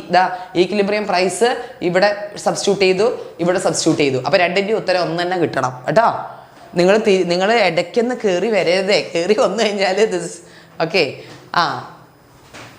okay now comes the next one effect of change in demand and supply on market equilibrium ഇതിൽ ഡയഗ്രത്തിൻ്റെ കളിയാണ് ഓക്കെ ഡയഗ്രാം അതുകൊണ്ട് ഈ ഡയഗ്രാം മീനിങ് പറയുമോ market equilibrium demand equal supply കഴിഞ്ഞു മാർക്കറ്റ് ഈക്വിലിബ്രിയത്തിൻ്റെ ഒറ്റ മീനിങ് ഉള്ളൂ ഡിമാൻഡ് ഈക്വൽസ് സപ്ലൈ കഴിഞ്ഞല്ലോ ഇനി ഈ ഡയഗ്രാം ഞാൻ ഈ ഡയഗ്രാം വരയ്ക്കുമ്പോൾ ശ്രദ്ധിച്ചിരുന്നാൽ വളരെ സിമ്പിളാണ് പക്ഷേ ഇതിനിടയിൽ പോയി എവിടെയെങ്കിലും ബിസിനസ്സിലേക്ക് പോയി കഴിഞ്ഞാൽ നമുക്കൊക്കെ തെറ്റിപ്പോകും കേട്ടോ അതുകൊണ്ട് ശരിക്കും ശ്രദ്ധിക്കുക ഇവിടെ ഉള്ളവരെല്ലാം ശ്രദ്ധിക്കുമെന്ന് വിചാരിക്കുന്നു ഓക്കെ അപ്പോൾ effect of change in demand നമുക്ക് നോക്കാം ഡിമാൻഡ് ആൻഡ് സപ്ലൈ ആണ് കുറേ കേസസ് ഉണ്ട് ഇപ്പോൾ നോക്ക് ഞാൻ ഫസ്റ്റ് കേസ് എഴുതാൻ പോകുന്നത് നോക്കിയേ ഡിമാൻഡ് ഇൻക്രീസസ്. ഓക്കെ, ഡിമാൻഡ് എന്ത് ചെയ്യുന്നു? ഇൻക്രീസ് ചെയ്യുന്നു. Second one demand decreases. Okay, demand decrease ചെയ്യുന്നു. ഒരു മിനിറ്റ്, ഞാൻ മാറ്റി എഴുതാം. Demand decreases. ഒരു കേസ് ഇതാ, ഡിമാൻഡ് ഇൻക്രീസസ്. അതായത് ഡിമാൻഡ് കൂടുമ്പോൾ അത് എങ്ങനെയാണ് നമ്മുടെ ഈക്വിലിബ്രിയം പ്രൈസിനെയും ക്വാണ്ടിറ്റീനെയും എഫക്റ്റ് ചെയ്യാന്ന് കേട്ടോ. പലപ്പോഴും എല്ലാവരും ചോദിക്കുന്ന ഒരു ഡൗട്ടാണ്, ഈ ഭാഗത്ത് നിന്ന് എങ്ങനെയാണ് ക്വസ്റ്റ്യൻ വരിക എന്ന്. നമ്മൾ കുറേ അമണ്ടൻ ഡയഗ്രം ഒക്കെ പഠിക്കും, പക്ഷെ ക്വസ്റ്റ്യൻ വരുമ്പോൾ അത് അതാണെന്ന് ഐഡന്റിഫൈ ചെയ്യാൻ പറ്റാത്തൊരു പ്രശ്നമുണ്ട്. അത് നിങ്ങൾ എത്ര ആലോചിച്ചാൽ മതി, ക്വസ്റ്റ്യൻ പേപ്പറിൽ ഇങ്ങനെയായിരിക്കും, how it will effect equilibrium quantity and price എന്ന് കണ്ടാൽ അപ്പം ചിന്തിക്കുക അത് ഈ ഭാഗത്തു നിന്നുള്ള ക്വസ്റ്റ്യൻ ആണ് എന്ന് ചിന്തിച്ചാൽ മതി കേട്ടോ. നോക്കിയേ, ഡിമാൻഡ് ഇൻക്രീസസ്.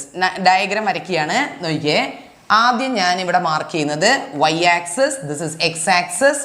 ഇവിടെ ഞാൻ മാർക്ക് ചെയ്യുന്നത് പ്രൈസ്, ഇവിടെ ഡിമാൻഡ് ആൻഡ് സപ്ലൈ. ഇതാണ് ഞാൻ ഇവിടെ മാർക്ക് ചെയ്യുന്നത്. അതായത് വൈ ആക്സിസ്, എക്സ് ആക്സിസിൽ കേട്ടോ ഡിമാൻഡ് ആൻഡ് സപ്ലൈ മാർക്ക് ചെയ്തു.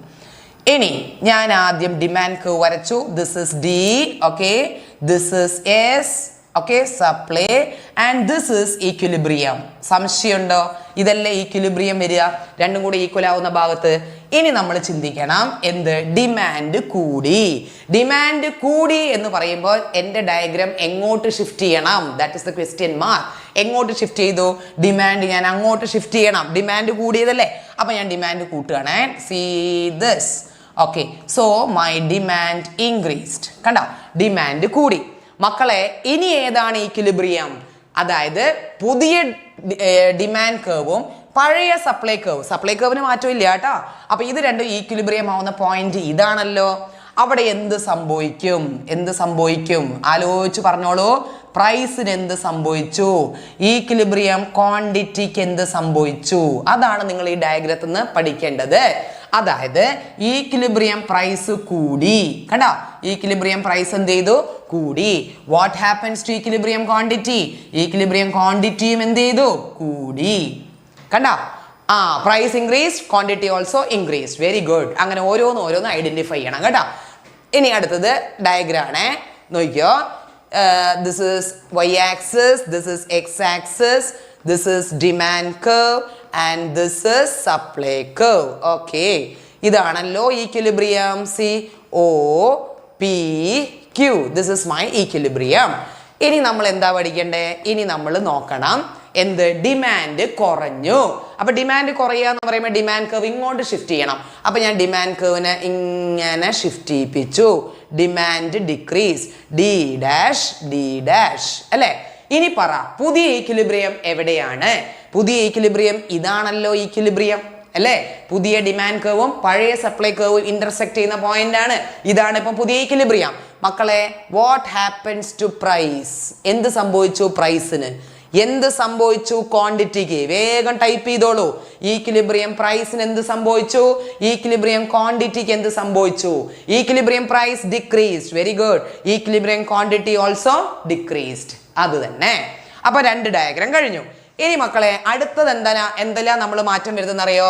Supply increases, supply decreases. ഇനി ഇതാണ് നമ്മൾ ചേഞ്ച് ചെയ്യാൻ പോകുന്നത് കേട്ടോ. ഇത് നമ്മൾ ചേഞ്ച് ചെയ്യാൻ പോകുന്നത് നോക്കിയോ.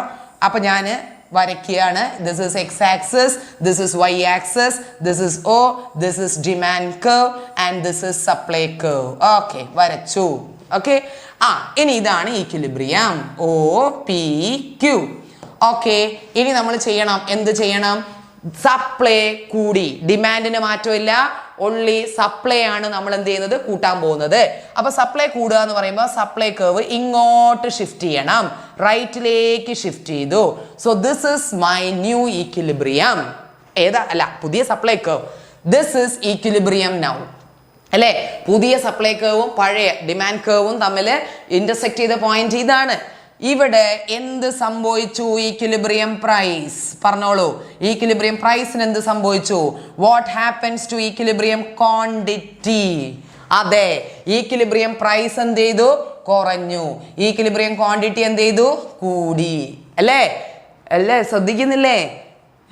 ഇതാണ് സംഭവിച്ചത്. ഓക്കെ, ഇനി അടുത്തതിലേക്ക് കയറുക. ഏതാ? സപ്ലൈ കുറഞ്ഞു. ഇത് സപ്ലൈ കുറഞ്ഞു. സപ്ലൈ കുറഞ്ഞ കേസാട്ടോ വരയ്ക്കാൻ പോകുന്നത്. This is X, this is Y, this is okay, this is supply curve, and this is demand curve, and this is equilibrium. OPQ. Okay. ഇനി ഞാൻ എന്താ കൂട്ടേണ്ടത്? സപ്ലൈ അല്ല, കൂട്ടല്ല, സപ്ലൈ എന്ത് ചെയ്യണം? കുറയ്ക്കണം. അപ്പൊ ഞാൻ സപ്ലൈ കുറയ്ക്കാൻ പോവാണേ. സപ്ലൈ കുറയ്ക്കാന്ന് പറഞ്ഞാൽ ഇങ്ങോട്ടാണ് സപ്ലൈ കർവ് ഷിഫ്റ്റ് ചെയ്യേണ്ടത് അല്ലേ? അപ്പൊ ഞാൻ സപ്ലൈ കർവ് ഷിഫ്റ്റ് ചെയ്യിച്ചേ. ദാ okay, this is S dash, this is S dash. ഇനി ഏതാ പുതിയ ഇക്വിലിബ്രിയം? പഴയ ഡിമാൻഡ് കർവും പുതിയ സപ്ലൈ കർവും ദാ ഇവിടെ വെച്ചാണ് മക്കളെ ഇന്റർസെക്ട് ചെയ്യുന്നത്. കണ്ടോ? അപ്പൊ എന്താ സംഭവിച്ചതെന്ന് പറഞ്ഞോളൂ. What happens to equilibrium price? What happens to equilibrium quantity? ദാ ക്വാണ്ടിറ്റി. ഈക്വിലിബ്രിയം പ്രൈസ് എന്ത് ചെയ്തു? കൂടി. കണ്ടോ? Equilibrium price increased. അത് തന്നെ. ക്വാണ്ടിറ്റി എന്ത് സംഭവിച്ചു? Quantity decreased. കുറയല്ലേ ചെയ്തത്? കണ്ടോ? അപ്പൊ 4 ഡയഗ്രം നമ്മൾ കഴിഞ്ഞു. ക്ലിയർ? Price increases, quantity. ഇത് മക്കളെ വരച്ചു നോക്കിയാൽ പെട്ടെന്ന് നിങ്ങൾക്ക് സംഭവം മനസ്സിലാവും. അല്ലാതെ ഇത് ബൈഹാർട്ട് പഠിച്ചു പോകാനൊന്നും പറ്റുമെന്ന് എനിക്ക് തോന്നുന്നില്ല കേട്ടാ. ഇനി അടുത്ത കേസ് നോക്കിക്കോളൂ. അടുത്ത കേസ് സൈമൾട്ടേനിയസ് ആണ്. അതായത് ഡിമാൻഡ് ഇൻക്രീസസ്, സപ്ലൈ ഇൻക്രീസസ്. ഒരു കേസ് ഇതാ, രണ്ട് കേർവും നമ്മൾ ഒരുപോലെ ഷിഫ്റ്റ് ചെയ്യാൻ പോവാണ് കേട്ടോ. ഡിമാൻഡും കൂട്ടും സപ്ലൈയും കൂട്ടും. ഇനി അടുത്ത നോക്കിയേ, ഡിമാൻഡ് ഡിക്രീസസ്, സപ്ലൈ ഡിക്രീസസ്. ഈ 2 കേസ്. പിന്നെ നമ്മൾ ഒരു പിന്നെ ഉൾട്ടാ പുൾട്ടാ പിന്നെ പഠിക്കും കേട്ടോ. അപ്പൊ ഞാൻ ആദ്യം ഡയഗ്രാം ഇവിടെ നേരത്തെ ഇത്രയും നേരം നമ്മൾ ഒരു കേർവിനാണ് ഷിഫ്റ്റ് ചെയ്തത്. പക്ഷെ ഇനി നമ്മൾ 2 കേർവ് ഷിഫ്റ്റ് ചെയ്യാണ്. അതുകൊണ്ടാണ് നമ്മൾ ഇതിനെ സൈമൾട്ടേനിയസ് കേട്ടോ. നോക്കിയേ, ഇത് എക്സ് ആക്സിസ്, ഇത് Y axis, this is demand curve, this is supply. എന്ത് വന്നാലും ആദ്യം ഇത് വരച്ച് കളിക്കണം കേട്ടോ. OPQ. ഇനി നിങ്ങൾ ചിന്തിക്കണേ. എന്താ ചിന്തിക്കണ്ടേ? ഡിമാൻഡ് കൂടിക്കോട്ടെ. സീ ദിസ്, ഡിമാൻഡ് കൂടി. C D dash. ഓക്കെ. അടുത്തത് സപ്ലൈ കൂടി. സപ്ലൈ കൂടി എന്ന് പറയുമ്പോൾ എങ്ങോട്ട് ഷിഫ്റ്റ് ചെയ്യണം? റൈറ്റിലേക്ക് ഷിഫ്റ്റ് ചെയ്തു. പക്ഷെ ഷിഫ്റ്റ് ചെയ്യുമ്പം ഒരു കാര്യം ശ്രദ്ധിക്കണം. ഡിമാൻഡ് എത്ര ഞാൻ അളവിൽ കൂട്ടിയോ അതേ അളവിൽ ഞാൻ എന്ത് ചെയ്യണം? സപ്ലൈ കൂട്ടണം. അല്ലെങ്കിൽ എല്ലാം തെറ്റും കേട്ടോ. അപ്പൊ ഞാൻ സപ്ലൈ കൂട്ടുകയാണേ. Okay, let me. Okay, this is my S dash. ഇപ്പൊ ഏതാ മക്കളെ? പുതിയ ഈക്വിലിബ്രിയം. ഇതാണ് പുതിയ ഡിമാൻഡ് കർവ്, ഇതാണ് പുതിയ സപ്ലൈ കർവ്. ഇതാണ് ഈക്വിലിബ്രിയം അല്ലേ? അപ്പൊ ആ ഈക്വിലിബ്രിയത്തിൽ നോക്കിയേ, what happens to price and quantity? Price എന്താണ് മക്കളെ? Same, there is no change. കണ്ടോ? പ്രൈസ് ആദ്യത്തെ പോലെ തന്നെ. പക്ഷെ ഡിമാൻഡിന് എന്ത് സംഭവിച്ചു? Quantity demand and quantity supply എന്ത് ചെയ്തു? ഇൻക്രീസ്ഡ്. കണ്ടോ? Q increased. അത് തന്നെ. ഇനി അടുത്തത് നോക്കിയേ. അടുത്തത് നമ്മൾ വരയ്ക്കാൻ പോകുന്നത് വേറെ ഡയഗ്രം ആണ് കേട്ടോ. അതായത് ഡിമാൻഡും സപ്ലൈയും കുറയുന്ന കേസാ. സൈമൾട്ടേനിയസ്ലി അവർ കുറയുകയാണ് കേട്ടോ. അവർ കുറഞ്ഞ കൂടി എന്ത് വേണമെങ്കിലും ചെയ്താലും നമുക്കതിന് ഉത്തരം കിട്ടും മക്കളെ. ഇതാ ഡിമാൻഡ്, ഇത് നമ്മുടെ എന്താണ്? Supply curve. Okay, this is OPQ. കേട്ടോ? ഇനിയാണ് നമ്മൾ ഷിഫ്റ്റ് ചെയ്യിക്കാൻ പോണത് കേട്ടോ. ഡിമാൻഡ് കുറഞ്ഞു. ഓക്കെ, ഞാൻ ഡിമാൻഡ് കുറച്ചേ. ഡിമാൻഡിന്റെ ലെഫ്റ്റ് സൈഡിലേക്ക് മൂവ് ചെയ്തേ. D dash. ഇനി ഞാൻ എന്ത് ചെയ്യണം? സപ്ലൈ കൂട്ടണം. സപ്ലൈ കൂട്ടുക എന്ന് പറയുമ്പോൾ എൻ്റെ ഡയഗ്രാം ഇങ്ങോട്ടല്ലേ ഷിഫ്റ്റ് ചെയ്യേണ്ടത്? Right side. Okay, this is S dash. Now find out where is my new equilibrium. ഇതാണ് ഈക്വിലിബ്രിയം. എൻ്റെ ഡിമാൻഡ് കർവും പുതിയ ഡിമാൻഡ് കർവും പുതിയ സപ്ലൈ കർവും കൂടെ ഇന്റർസെക്ട് ചെയ്യുന്ന പോയിന്റ് ഇതല്ലേ മക്കളെ? അവിടെ നിന്ന് എന്താ സംഭവിച്ചതെന്ന് ഇങ്ങോട്ട് നോക്ക്. What happens to price? What happens to quantity? Price decreased. Quantity എന്താ സംഭവിച്ചത്? സെയിം ആണല്ലോ. അതെ, പ്രൈസ് ഡിക്രീസ്ഡ്, ക്വാണ്ടിറ്റി സെയിം. ഇനി അടുത്ത കേസ് നോക്കേ. Demand increased, supply decreased. അങ്ങനെയാണെങ്കിൽ ഇതിന്റെ ജസ്റ്റ് ഓപ്പോസിറ്റ് വേണം ഇവിടെ എഴുതാൻ. എന്തോന്ന്? Demand decreased, supply increased. ഇനി നമ്മൾ ഇതാണ് പഠിക്കാൻ പോകുന്നത്. ഇതൊന്നുമില്ല ഇവിടെ അനുസരിച്ച് നമ്മൾ എന്ത് ചെയ്താൽ മതി? ആ ഡയഗ്രാം ഒന്ന് ഷിഫ്റ്റ് ചെയ്താൽ മതി മക്കളെ. നോക്കട്ടോ. അതായത് ഇത് demand curve. Okay, this is supply curve, this is equilibrium. Okay, ഇനിയാണ് ഷിഫ്റ്റിംഗ്. നോക്കിയോ, ഡിമാൻഡ് ഇൻക്രീസ്ഡ്. അപ്പൊ ഞാൻ ഡിമാൻഡ് കൂട്ടിയിട്ടോ. ഡിമാൻഡ് ഇൻക്രീസ് ചെയ്യാന്ന് പറഞ്ഞാൽ എങ്ങോട്ടാ ഡയഗ്രാം ഷിഫ്റ്റ് ചെയ്യേണ്ടത് നോക്കിയാൽ മതി. അവിടെ എത്രയും പ്രശ്നമുള്ളൂ. ഇനി സപ്ലൈ ഡിക്രീസ്. സപ്ലൈ ഡിക്രീസ് ചെയ്യാൻ പറഞ്ഞാൽ ഇങ്ങോട്ടാ ഷിഫ്റ്റ് ചെയ്യേണ്ടത്. അപ്പൊ ഞാൻ സപ്ലൈനെ ഷിഫ്റ്റ് ചെയ്യിപ്പിക്കുകയാണ് കേട്ടോ. S dash. ഇപ്പൊ മക്കളെ പുതിയ ഈക്വിലിബ്രിയം എന്ന് പറയുന്നത് ഇവിടെയാണ് അല്ലേ, അവിടെയല്ലേ? അപ്പം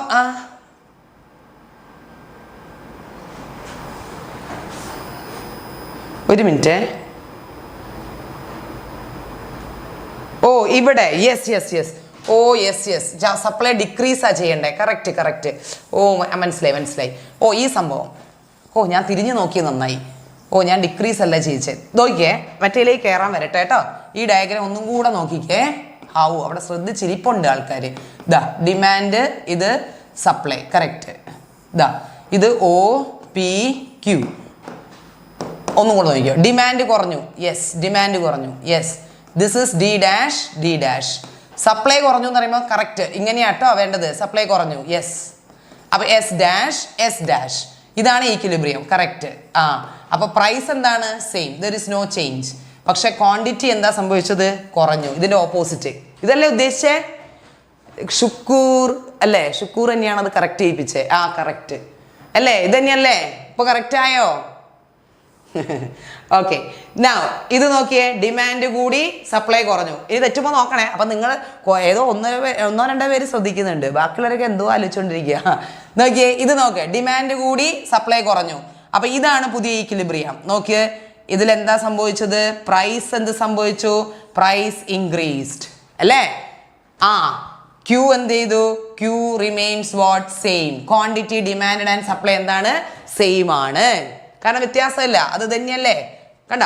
ഇനി അടുത്ത കേസ് നോക്ക്. ഡിമാൻഡ് ഡിക്രീസ്ഡ്, സപ്ലൈ ഇൻക്രീസ്ഡ് അല്ലേ? Demand increased, supply decreased. അതാ നോക്കാം. ഇനി ഇത് യെസ്, ഇത് Y, ഇത് X, ഇത് ഡിമാൻഡ് കർവ്, ഇത് സപ്ലൈ കർവ്. യെസ്. ഇതെന്ത് ചെയ്യാ? OPQ. നോക്കിക്കോളൂ. ഡിമാൻഡ് ഇൻക്രീസ്ഡ് അല്ല, സോറി, ഡിക്രീസ്ഡ്. അപ്പൊ ഡിമാൻഡ് ഡിക്രീസ് ചെയ്യണേ. Demand decreased. Okay. Supply increased. അപ്പൊ സപ്ലൈ ഞാൻ ഇൻക്രീസ് ചെയ്യിച്ചേ. S'. ഇതാണല്ലോ പുതിയ ഈക്വിലിബ്രിയം. സീ ദിസ് OP' അല്ലേ? അപ്പൊ എന്താ സംഭവിച്ചത്? പ്രൈസ് ഡിക്രീസ്ഡ് ആണോ? പ്രൈസ് മിസ് എന്താണ്? 12 ഡയഗ്രാം എവിടെ? ഏതാ 12 ഡയഗ്രാം? പ്രൈസ് ഡിക്രീസ് ചെയ്തു.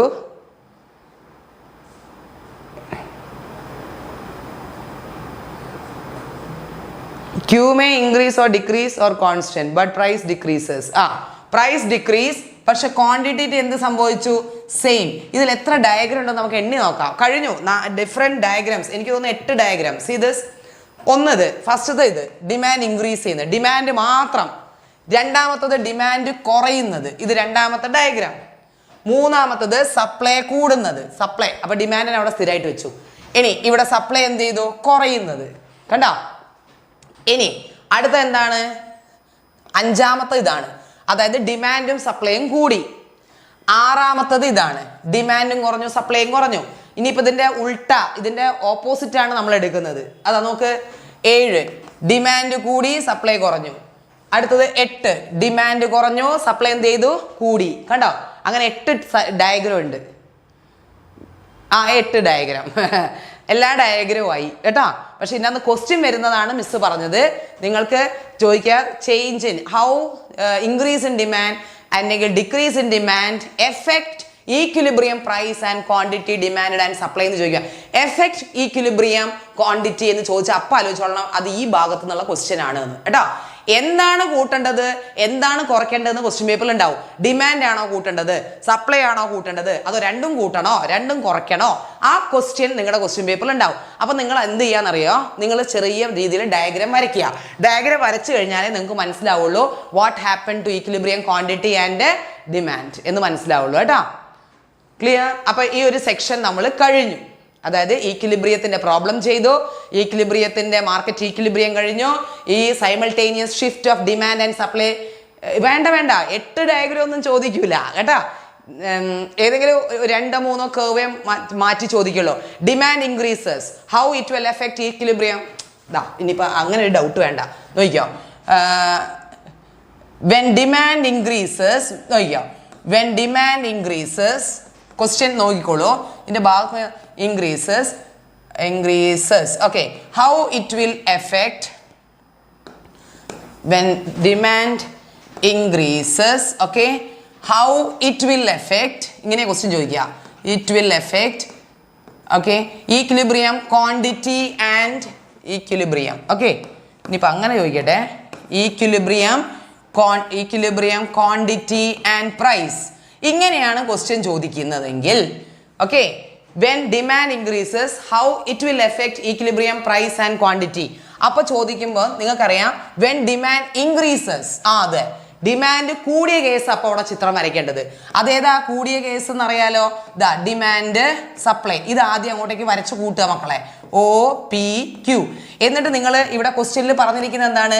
when demand increases, ഡിമാൻഡ് മാത്രമേ അവിടെ കൂടിയിട്ടുള്ളൂ. അപ്പോൾ നിങ്ങൾ ഡിമാൻഡ് കൂട്ടി വെക്കുക. ഡിമാൻഡ് കൂട്ടി ഡയഗ്രാം വരച്ചു. കണ്ടോ?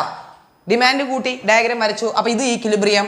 അപ്പോൾ നിങ്ങൾക്ക് കിട്ടും ഡയഗ്രത്തിൽ നിന്ന് ഈക്വിലിബ്രിയം പ്രൈസ് എന്ത് സംഭവിച്ചു എന്ന്. ഈക്വിലിബ്രിയം പ്രൈസ് എന്ത് സംഭവിച്ചു? കൂടി അല്ലേ? ഈക്വിലിബ്രിയം പ്രൈസ് കൂടി. What happens to equilibrium quantity? Equilibrium quantity എന്ത് ചെയ്തു? കൂടി. കണ്ടോ? ഇതാണ് നമ്മുടെ ഉത്തരം. ഇങ്ങനെയാ പരീക്ഷ ചോദിക്കുക. ഇതിലിപ്പോൾ ഞാൻ ഒരൊറ്റൊന്നേ പറഞ്ഞിട്ടുള്ളൂ, ഡിമാൻഡ് ഇൻക്രീസസ്. ചിലപ്പോൾ ചിലപ്പം ചോദിക്കുക എന്താണ്? Supply also increases. അപ്പോൾ അതും വരയ്ക്കണം. അപ്പോൾ രണ്ടും വരയ്ക്കണം. ക്ലിയർ? അപ്പോൾ ഇത് പരീക്ഷയ്ക്ക് കറക്റ്റ് അങ്ങനെ ചോദിക്കും ക്വസ്റ്റ്യൻ പേപ്പറിൽ കേട്ടോ. എന്നിട്ട് അപ്പോൾ നിങ്ങൾ എന്താണോ കൂട്ടേണ്ടത്? സപ്ലൈ ആണോ കൂട്ടേണ്ടത്? ഡിമാൻഡ് ആണോ കൂട്ടേണ്ടത്? ഇനിയിപ്പോൾ ഡിമാൻഡ് സപ്ലൈയും കൂട്ടണോ കുറയ്ക്കണോ എന്നുള്ളത് ക്വസ്റ്റ്യൻ പേപ്പറിൽ ഉണ്ടാവും.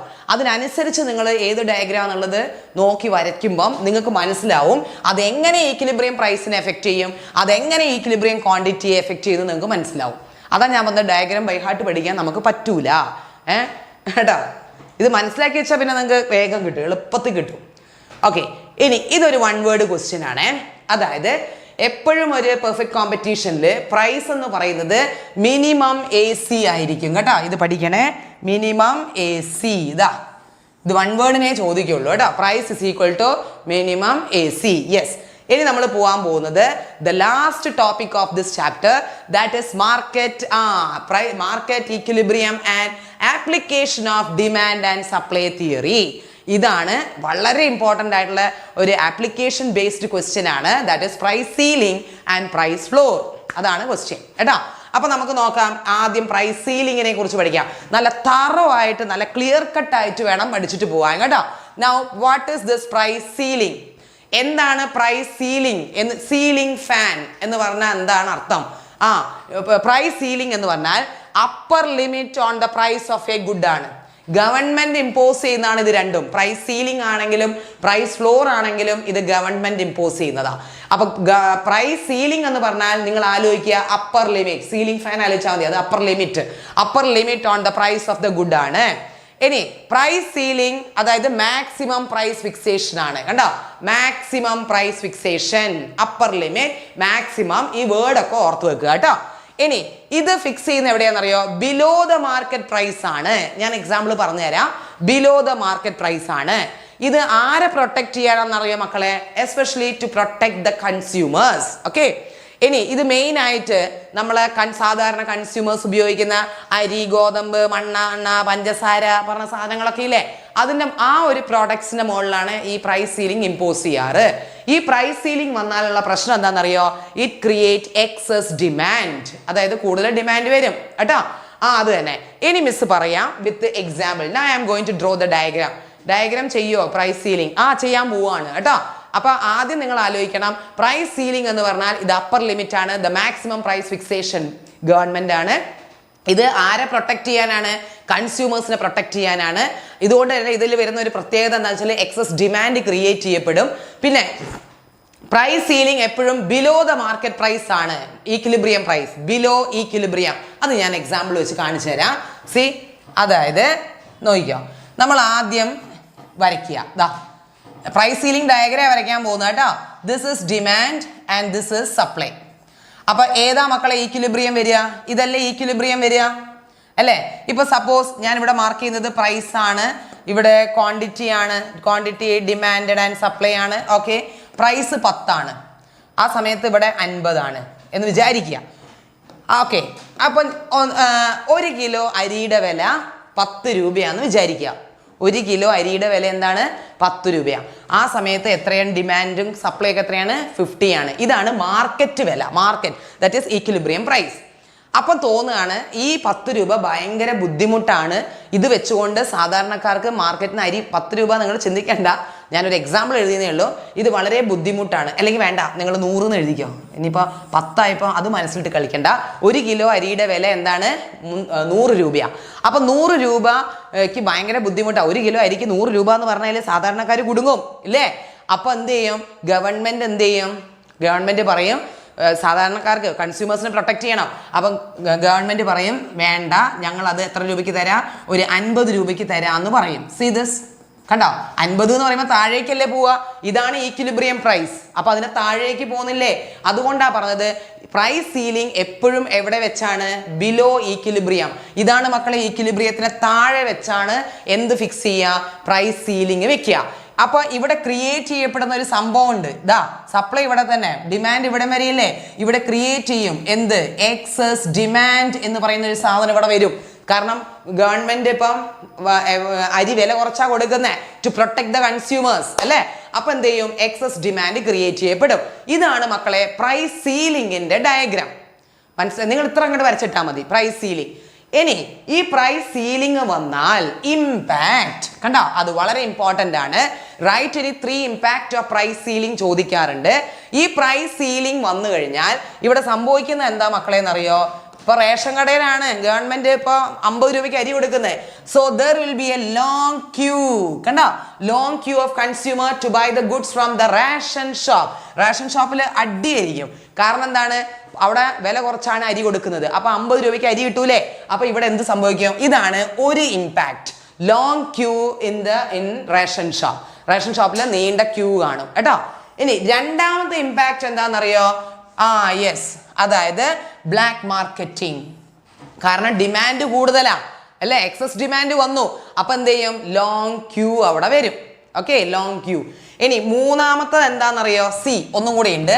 It creates what? Excess demand. നിങ്ങൾക്ക് ഇത് മൂന്നാമത്തതായിട്ട് എഴുതാം കേട്ടോ, എക്സസ് ഡിമാൻഡ്. അപ്പം what are the impacts of price ceiling എന്ന് ചോദിച്ചാൽ ഒന്നാമത്തെ എന്ത് എഴുതണം? Long queue in the ration shop. Second one black marketing. Third one excess demand. 3 എഴുതി വെച്ചാൽ മതി, പരീക്ഷയ്ക്ക് ക്വസ്റ്റ്യൻ ഉണ്ടാവും കേട്ടോ.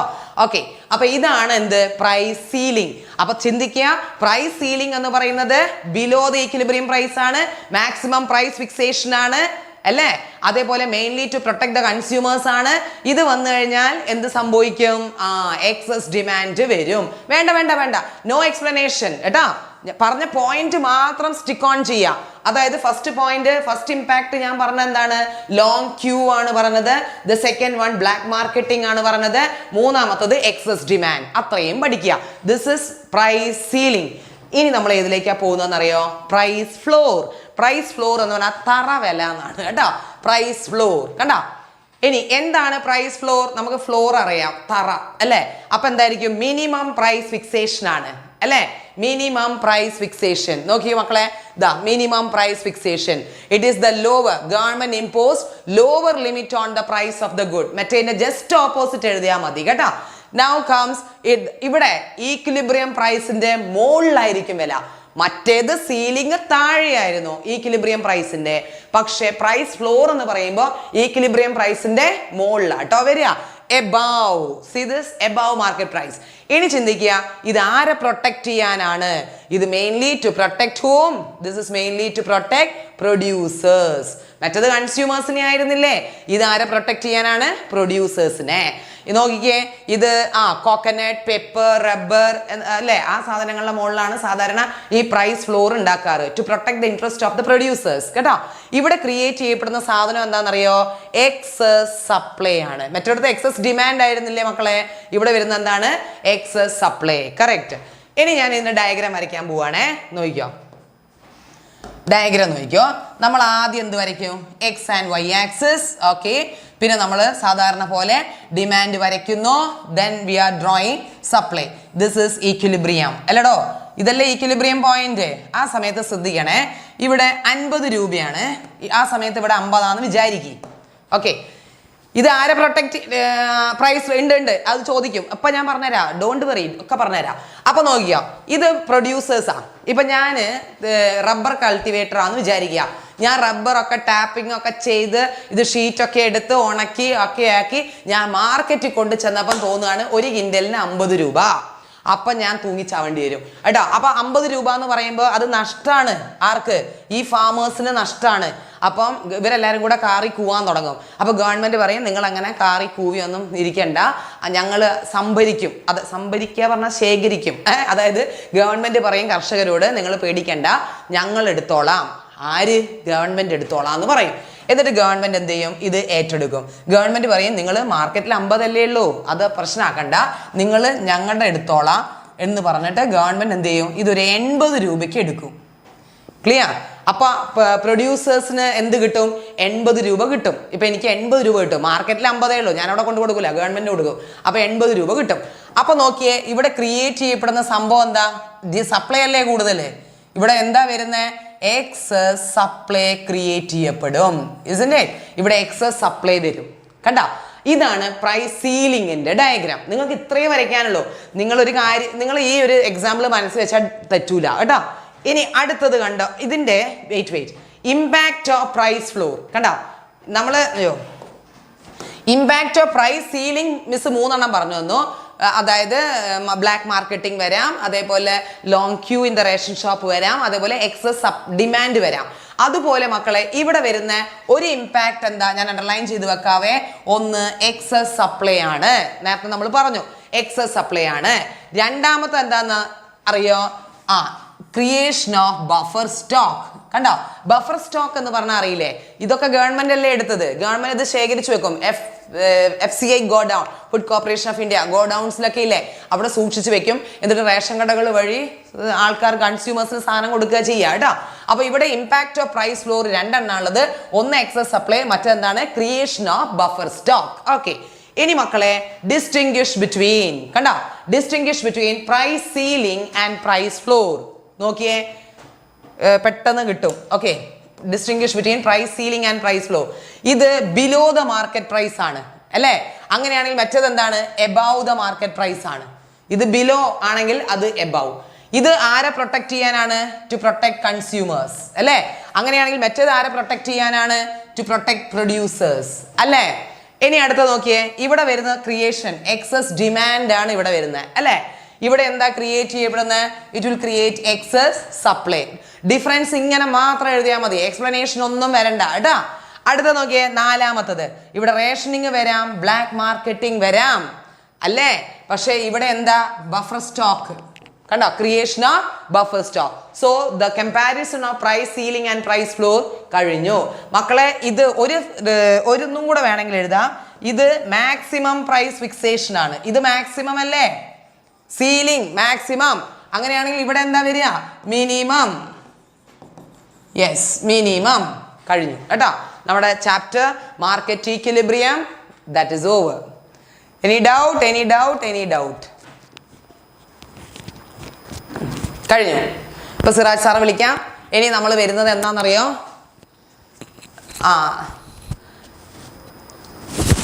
ഇനി ഞങ്ങൾ കടന്നു വരുന്നത്, താങ്ക് യു മിസ്, ചൊവ്വാഴ്ചയാണ്. ചൊവ്വാഴ്ച നമ്മൾ ലൈവ് നമ്മുടെ ഷുവർ ക്വസ്റ്റ്യൻസ് ആയിട്ട് നമ്മൾ വരും. ഓക്കെ, QS ആൻഡ് QDO അതെന്ത്? അതൊക്കെ കഴിഞ്ഞ് ക്വാണ്ടിറ്റി സപ്ലൈ, ക്വാണ്ടിറ്റി ഡിമാൻഡ് കഴിഞ്ഞു. ഓ, താങ്ക് യു സോ മച്ച്. അപ്പോൾ സിറാജ് സാറിനെ വിളിക്കട്ടെ. സാറേ വരൂ. സാറിനെ കാണാനില്ല. അടുത്ത ടോപ്പിക്ക് കഴിഞ്ഞു കേട്ടോ. നമ്മുടെ ഈക്വിലിബ്രിയം കഴിഞ്ഞു. Market equilibrium finished. ഇനി സിറാജ് സാർ വന്നിട്ട് ലാസ്റ്റ് ഒരു ചിന്ന ചാപ്റ്ററും കൂടി ഇല്ലേ, അതും കൂടി എടുക്കും കേട്ടോ. അപ്പം ഇനി എല്ലാവരും നമ്മുടെ ഇതിലേക്ക് വരിക. എന്തിലേക്ക്? നമ്മുടെ ക്വസ്റ്റ്യൻ, മെയിൻ ക്വസ്റ്റ്യൻ ഇതിൽ പോവും, ഇമ്പോർട്ടൻറ്റ് ക്വസ്റ്റ്യൻസിലേക്ക് പോവും. ഓക്കെ, കാട്ടാ. സാറേ വിളിക്കട്ടെ.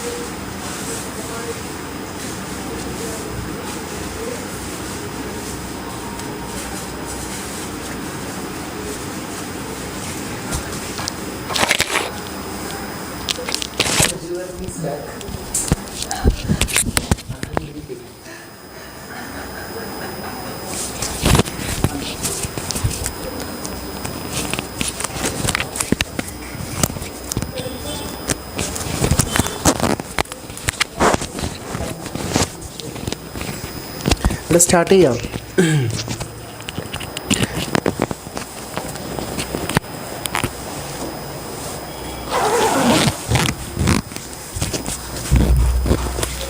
എടാ ഇനി നമ്മൾ കുറച്ച് ഇൻ്റർനാഷണൽ എക്കണോമിക്സിലേക്കാണ് പോകുന്നത്. കുറച്ച് ഇൻ്റർനാഷണൽ എക്കണോമിക്സിലേക്കാണ് നമ്മൾ പോകുന്നത്. കുറച്ച് ഇൻ്റർനാഷണൽ എലമെൻറ്റ്സും കാര്യങ്ങളും പറയാം കേട്ടോ. ഓക്കെ, വെയിറ്റ്, അതിന് മുമ്പ് ഒരു മിനിറ്റ് വെയിറ്റ്, ഒരു മിനിറ്റ്.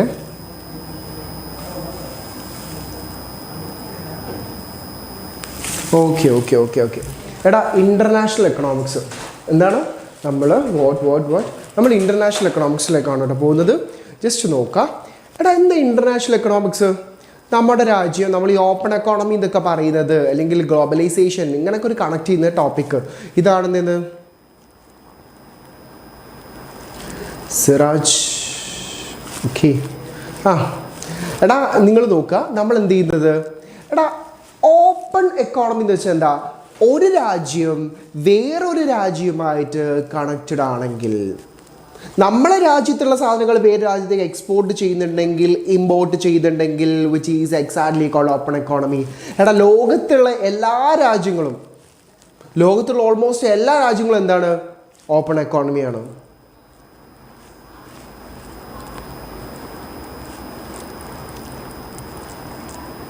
പവറാക്കാം. ഓക്കെ, നമ്മൾ ചാപ്റ്ററിലേക്ക് വരാം, എന്നിട്ട് പവറാക്കാം. ഓക്കെ, എടാ നിങ്ങൾ നോക്കുക, ലോകത്തുള്ള ഓൾമോസ്റ്റ് എല്ലാ എക്കോണമീസ് എന്താണ്?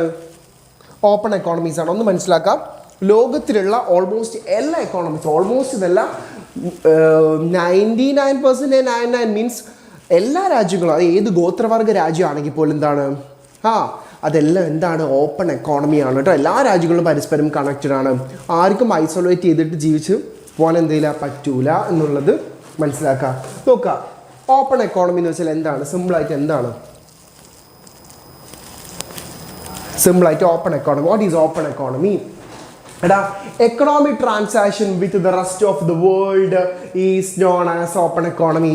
ഒരു രാജ്യം വേറൊരു രാജ്യവുമായിട്ട് കണക്ഷൻ ഉണ്ടെങ്കിൽ, ഒരു രാജ്യം വേറൊരു രാജ്യവുമായിട്ട് കണക്ട് ചെയ്യുന്നുണ്ടെങ്കിൽ, which is exactly called open economy. രണ്ട് രാജ്യങ്ങൾ തമ്മിൽ ബന്ധമുണ്ടെങ്കിൽ, രണ്ട് രാജ്യങ്ങൾ തമ്മിൽ കണക്ഷൻ ഉണ്ടെങ്കിൽ, which is exactly called open economy കേട്ടോ. Which is exactly called open economy. Economic transaction with the rest of the world is known as open economy. നിങ്ങൾ നോക്കുക, എന്താണ്? എക്സ്പോർട്ടും ഇമ്പോർട്ടും ഉണ്ടാവുന്ന സിറ്റുവേഷൻ, എക്സ്പോർട്ടും ഇമ്പോർട്ടും ഉണ്ടാവുന്ന situation. Economic transaction with the rest of the world is known as എന്താണ്? Open economy. എടാ ഓപ്പൺ എക്കോണമി അല്ലെങ്കിൽ ഇന്റർനാഷണൽ ട്രേഡ് കേട്ടോ, അല്ലെങ്കിൽ എന്താണ് ഇന്റർനാഷണൽ ട്രേഡ് എന്നൊക്കെ നമ്മൾ പറയും. എന്താ നമ്മൾ പറയാ? ഇന്റർനാഷണൽ ട്രേഡ് കേട്ടോ. ഇന്റർനാഷണൽ ട്രേഡ് ഇതാണ് നമ്മൾ ശരിക്കും ചാപ്റ്ററിൽ പഠിച്ചുകൊണ്ടിരിക്കുന്നത്. ഇന്റർനാഷണൽ ട്രേഡ് നമ്മൾ പോലും അല്ലാതെ എന്താണ്? നമ്മൾ പോലും അറിയാതെ ഒരു അധോലോകമായിരിക്കുന്നു അല്ലേ? ഷാജിയേട്ടാ അല്ലേ? നമ്മൾ പോലും അറിയാതെ ഒരു അധോലോകമായി മാറിയിരിക്കുന്നു ഷാജിയേട്ടാ. ഇന്റർനാഷണൽ ആയിരിക്കുന്നു അല്ലേ? പറയില്ലേ, പുഷ്പ എന്നാൽ നാഷണൽ അല്ലടാ, ഇൻ്റർനാഷണൽ അല്ലേ? അതന്നെ. അതുപോലെ നമ്മളിപ്പോൾ ഇൻ്റർനാഷണൽ ആയിക്കൊണ്ടിരിക്കുക, നമ്മൾ ഇൻ്റർനാഷണൽ എക്കണോമിക്സിൻ്റെ ഭാഗമായിക്കൊണ്ടിരിക്കുക. നമുക്ക് നോക്കാം, ഇത് പഠിച്ചു വെച്ചോ. കഴിഞ്ഞ വട്ടം ഇതേ ബോക്സ്, സെയിം ബോക്സ്, 3 ബോക്സ്, കാലി ബോക്സ് എന്നിട്ട് എന്ത് ചെയ്ത് ഫില്ല് ചെയ്യാൻ പറഞ്ഞ്, കാലി ബോക്സ് എന്നിട്ട് നിങ്ങളോട് ഫില്ല് ചെയ്യാൻ ചോദിച്ചിട്ടുണ്ട്. എടാ നിങ്ങളോട് ഒന്നേ പറയാനുള്ളൂ, നിങ്ങളുടെ പ്ലസ് ടുവിൻ്റെ മാർക്ക് എന്തായിരിക്കണം? അത് ഫയർ അല്ല, വൈൽഡ് ഫയർ ആയിരിക്കണം. നിങ്ങളുടെ മാർക്ക് ഇങ്ങനെ സെറ്റ് ചെയ്ത് കാണണം കേട്ടോ, അതാണ് നമുക്ക് വേണ്ടത്. നിങ്ങൾ നോക്കുക, എടാ there are 3 types of linkages. എങ്ങനെയാണ് ആ രണ്ട് രാജ്യങ്ങൾ തമ്മിൽ ലിങ്ക് ചെയ്യുന്നത്, എങ്ങനെയാണ് ഇന്റർനാഷണൽ ട്രേഡിൽ ലിങ്ക് ചെയ്യുന്നത്, എങ്ങനെയാണ് ഇന്റർനാഷണൽ എക്കണോമിക്സിൽ ലിങ്ക് ചെയ്യുന്നത്? there are 3 types of linkages. there are 3 types of linkages. First one product market linkage. Product market linkage ഒന്നുമില്ലടാ, നമ്മളെ ഗുഡ്സും സർവീസസ് ഒക്കെ നമ്മൾ എന്ത് ചെയ്യുന്നുണ്ട്, കൊടുക്കുന്നില്ലേ? എന്താണ് ഗുഡ്സ് ആൻഡ് സർവീസസ് കേട്ടോ. ഇവിടുന്ന് ഒരു രാജ്യത്തുള്ള ഗുഡ്സ് വേറെ രാജ്യത്തേക്ക് പോകുന്നുണ്ട്, വേറെ രാജ്യത്തുള്ള ഗുഡ്സ് ആൻഡ് സർവീസസ് ഈ രാജ്യത്തേക്കും വരുന്നുണ്ട്. പേപ്പർ കത്തിക്കുക, അതന്നെ പേപ്പർ കത്തിക്കുക. അതെ അതെ അതെ അതെ അതന്നെ എക്സാക്ട്ലി അതന്നെ. രണ്ടാമത്തെ എന്താ, ഫിനാൻഷ്യൽ മാർക്കറ്റ് ലിങ്കേജ്. അതിലെന്ത് വരും? FDI, FII, അല്ലെങ്കിൽ എന്തൊക്കെ വരും? ഫോറിൻ കറൻസീസ് കേട്ടോ, ഫോറിൻ കറൻസീസ്. ഇങ്ങനെയുള്ള ഒരുപാട് കാര്യങ്ങളാണ് എന്ത് ചെയ്യാം ഇവിടെ വരിക, financial market linkage. Last one factor market linkage. Factor market ലിങ്കേജിൽ എന്തൊക്കെ വരും? ലേബർ, ക്യാപിറ്റൽ, ഇങ്ങനെ ഒരുപാട് സാധനങ്ങളാണ് എന്ത് വരിക. ലേബർ, ക്യാപിറ്റൽ, മെഷീനറി, ഇങ്ങനെ കുറേ സാധനങ്ങൾ. അപ്പോൾ നിങ്ങളൊരു കാര്യം മനസ്സിലാക്കാം, we have 3 types of linkages.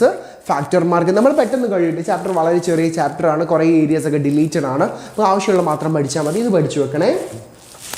International economics എന്താണെന്ന് ചോദിച്ചിട്ടുണ്ടെങ്കിൽ, അല്ലെങ്കിൽ ഓപ്പൺ എക്കോണമി എന്താണെന്ന് ചോദിച്ചിട്ടുണ്ടെങ്കിൽ ഈ ലിങ്കേജസ് എഴുതി വെക്കണം. We have 3 types of linkages. Product market linkage, factor market linkage, financial market linkage. 3 ലിങ്കുകളാണ് നമ്മളെ കണക്ട് ചെയ്യുന്നത്. ലിങ്ക് ചെയ്യുക എന്ന് വെച്ചാൽ എന്താ, കണക്ട് ചെയ്യുക. 3 ടൈപ്പിലാണ് നമ്മൾ എന്ത് ചെയ്യുന്നത്, അന്താരാഷ്ട്രമായി മാറിയിട്ടുള്ളത്, അല്ലെങ്കിൽ നമ്മൾ പോലും അറിയാതെ ഒരു അധോലോകമായി മാറിയിരിക്കുന്നു ഷാജിയേട്ടാ, അല്ലേ?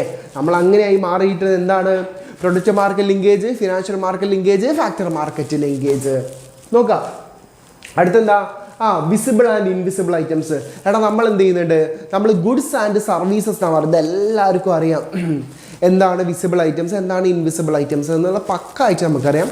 വിസിബിൾ ഐറ്റംസ് എന്താ, goods such as food items, stationery items, cloth, textiles, machinery, raw materials. കാണാൻ പറ്റുന്ന ഗുഡ്സ്, വിസിബിൾ ആയിട്ടുള്ള goods, which is exactly called visible items. Invisible items എന്താ, services like software, tourism, medical, flow of income, transfer payment, ഇതൊക്കെയാണ് എന്ത് invisible items. അപ്പം നമ്മൾ ഈ international ട്രേഡിൻ്റെ ഭാഗമായിട്ട് എന്ത് ചെയ്യും, വിസിബിൾ ഐറ്റംസും ഇൻവിസിബിൾ ഐറ്റംസും എന്ത് ചെയ്യും നമ്മൾ എക്സാക്ട്ലി പറയട്ടോ. ഈ വിസിബിൾ ഐറ്റംസും ഇൻവിസിബിൾ ഐറ്റംസും നമുക്ക് അറിഞ്ഞിരിക്കണം. നമ്മൾ ഈ ചാപ്റ്ററിൽ മെയിനായിട്ട് പറയുന്ന സാധനമാണ് എന്ത്, BOP ആൻഡ് BOT എന്ന് പറയുന്ന സാധനം. BOP and BOT. Sir 10 round ഓടുമെന്ന്. അത് ഞാൻ ഓടാൻ പോലുണ്ട്, ഞാൻ ഓടാറുണ്ട് കോഴിക്കോട് നമ്മുടെ ബീച്ചിൽ, SM ബീച്ചിൽ, അതുപോലെ തന്നെ മാനാഞ്ചർ സ്ക്വയറിലൊക്കെ ഓടാൻ പോലുണ്ട് രാവിലെ എണീച്ചിട്ട്. ഓക്കെ, സെറ്റാണ്, ഏത് സമയത്ത് ഓടാൻ പോകും. അവിടെ നിങ്ങൾ നോക്കാം. അടുത്തെന്താണ്, ദ ബാലൻസ് ഓഫ് പേയ്മെൻറ്റ് എന്താണ്? What is balance of payment? Balance of ട്രേഡും ഉണ്ട്, ബാലൻസ് ഓഫ് പേയ്മെൻറ്റ് ഉണ്ട്. നമ്മൾ കമ്പാരിസൺ പറയുന്നുണ്ട്. അതിന് മുന്നേ നിങ്ങളൊരു കാര്യം മനസ്സിലാക്കുക, ബാലൻസ് ഓഫ് പേയ്മെൻറ്റിൻ്റെ ഒരു പാർട്ട് മാത്രമാണ് ആര്, ബാലൻസ് ഓഫ് ട്രേഡ്. ഇത് പറയുന്നതിന് മുമ്പ് നിങ്ങളൊരു കാര്യം മനസ്സിലാക്കുക, ബാലൻസ് ഓഫ് ട്രേഡിൽ നമ്മൾ എന്താ ചെയ്യുക, വിസിബിൾ ഐറ്റംസ് മാത്രമേ ഇൻക്ലൂഡ് ചെയ്യുള്ളൂ. വിസിബിൾ ഐറ്റംസ് മാത്രമേ എവിടെ ഇൻക്ലൂഡ് ചെയ്യുള്ളൂ, BOTയിൽ ഇൻക്ലൂഡ് ചെയ്യുള്ളൂ. ബട്ട് BOP ആണ് ഇമ്പോർട്ടൻ്റ് കേട്ടോ. BOP ആണ് ഏറ്റവും ഇമ്പോർട്ടൻ്റ്. ഓക്കെ, BOP ആണ് എന്ത് ഏറ്റവും ഇമ്പോർട്ടൻ്റ്. പ്രോഫിറ്റ് മാക്സിമൈസേഷൻ പറഞ്ഞു തരുമെന്ന്. എടാ അത് പറഞ്ഞില്ലേ, പ്രോഫിറ്റ് മാക്സിമൈസേഷൻ എന്താ, 3 കണ്ടീഷൻ. ഇതിൻ്റെ അല്ലേ പെർഫെക്റ്റ് കോമ്പറ്റീഷൻ അല്ലേ? എടാ പെർഫെക്റ്റ് കോമ്പറ്റീഷൻ മിസ് കൃത്യമായിട്ട് സെറ്റ് ചെയ്ത് പറഞ്ഞതാണല്ലോ. പ്രോഫിറ്റ് മാക്സിമൈസേഷൻ ഏതാ കണ്ടീഷൻ, മൈക്രോ എക്കണോമിക്സിലല്ലേ? MC is equal to MR, MC should cut MR from below, price is greater than or equal to AC, price is greater than or equal to ABC. 2 conditions, 3 conditions കൃത്യമായിട്ട് പഠിച്ചാൽ മതി. ആ graph വരച്ച് വെച്ചാൽ മതി കേട്ടോ. Balance of trade എന്താ, അല്ല ബാലൻസ് ഓഫ് പേയ്മെന്റ് എന്താ, ബാലൻസ് ഓഫ് പേയ്മെന്റ് BOP എന്ന് വിളിക്കുക. അതൊരു റെക്കോർഡാണ് കേട്ടോ, ഒരു റെക്കോർഡാണ്. Is a record of all payments or monetary transaction between a particular country and other nations during a specified period of time. 2 രാജ്യങ്ങൾ തമ്മിൽ ഒരു പ്രത്യേക കാലയളവിൽ നടത്തിയിട്ടുള്ള എന്താണ് പേയ്മെൻറ്റുകൾ. ഇവിടെ എന്ത് ചെയ്യും, both visible and invisible items. ഇവിടെ BOPയിൽ both visible and invisible, both visible and invisible കേട്ടോ. ഇൻവിസിബിൾ രണ്ടും നമ്മൾ എന്ത് ചെയ്യും ഇവിടെ ഇൻക്ലൂഡ് ചെയ്യും. Both visible and invisible items are recorded.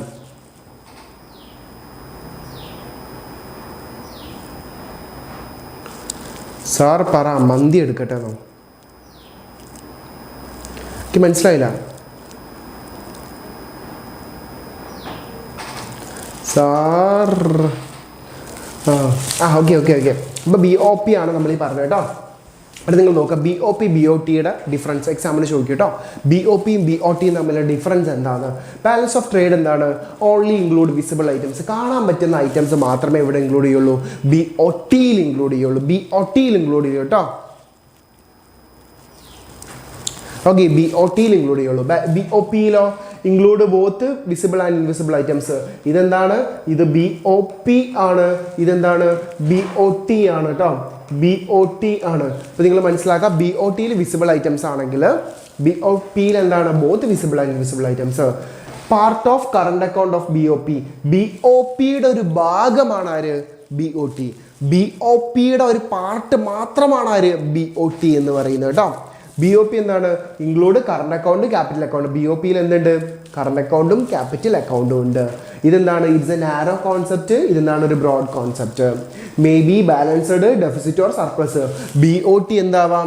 ബാലൻസ്ഡോ ഡെഫിസിറ്റോ സർപ്ലസോ എന്ത് വേണമെങ്കിലും ആവാം BOT. പക്ഷെ BOP ഈസ് ഓൾവേസ് എന്താണ്? ബാലൻസ്ഡ് ആണ്. ബിക്കോസ് എന്താണ്? നമ്മൾ അക്കൗണ്ടൻസിയിൽ പറയില്ലേ ടാലി ആവാന്നൊക്കെ പറയില്ലേ, ഓൾവേസ് ടാലി ആവാന്ന് പറയില്ലേ, അതേ ഒരു കോൺസെപ്റ്റാണ് ഇവിടെ ഇൻക്ലൂഡ് ചെയ്യുന്നത്, BOPയിൽ ഇൻക്ലൂഡ് ചെയ്യുന്നത്. മനസ്സിലായി? BOPയിൽ ഡബിൾ എൻട്രി ബുക്ക് കീപ്പിംഗ് സിസ്റ്റമാണ് നമ്മൾ ഇവിടെ ഫോളോ ചെയ്യുന്നത്, BOP അക്കൗണ്ടിൽ ഇൻക്ലൂഡ് ചെയ്യുന്നത്. അപ്പോൾ ഇത് പഠിച്ചു വെക്കാം. ഒരു 3 മാർക്കിൻ്റെ ചോദ്യമായിട്ട് വരും. Difference between BOT and BOP. BOPയും BOTയും തമ്മിലുള്ള ഡിഫറൻസ് സിമ്പിളായിട്ട് മനസ്സിലാക്കി വെക്കുക. എന്താണ് നമ്മൾ പറഞ്ഞിട്ടുള്ളതെന്ന് സിമ്പിളൈസ് ചെയ്തിട്ട് ഒന്ന് ജസ്റ്റ് മനസ്സിലാക്കാം. ഒന്നിൽ വിസിബിൾ ഐറ്റംസ്, മറ്റേതിൽ invisible items. It's a part of BOP. മറ്റേത് എന്താണ്? It include current account, capital account. Narrow concept, broad concept. May be balanced, deficit or surplus. ഇത് ഓൾവേസ് ഇൻ ബാലൻസ് ആയിരിക്കും കേട്ടോ. നമുക്ക് നോക്കാം. അടുത്തത് ബാലൻസ് ഓഫ് പേയ്മെൻറ്റിൻ്റെ അക്കൗണ്ട്സ് ഏതൊക്കെയാണ്? BOP accounts. BOP ആണ് കേട്ടോ എക്സാമിന് കുറേയൊക്കെ ചോദിക്കാറുള്ളത്. പാരഡോക്സ് ഓഫ് ത്രിഫ്റ്റ് ഒക്കെ ചോദിക്കാൻ ചാൻസ് വളരെ കുറവാണെന്നേ ഞാൻ പറയുള്ളൂ കേട്ടോ. പാരഡോക്സ് ഓഫ് ത്രിഫ്റ്റ് ഒക്കെ ചോദിക്കാൻ വളരെ, കാരണം ചോദ്യങ്ങൾ വേറെ ഒരുപാട് കാര്യങ്ങൾ നമുക്ക് ചോദിക്കാനുണ്ട്. പാരഡോക്സ് ഓഫ് ത്രിഫ്റ്റ് ഒക്കെ ചിലപ്പോഴേ ചോദിക്കുള്ളൂ, ചിലപ്പോൾ സാധ്യത വളരെ കുറവാണെന്ന് ഞാൻ പറയുള്ളൂ. പക്ഷെ പഠിക്കണം, സാധ്യത കുറവേന്ന് പറയാൻ പറ്റുള്ളൂ. അതങ്ങനെ ചോദിച്ച് കാണാറൊന്നുമില്ല കേട്ടോ. സാർ A+ കിട്ടണമെങ്കിൽ എത്ര വേണമെന്ന്?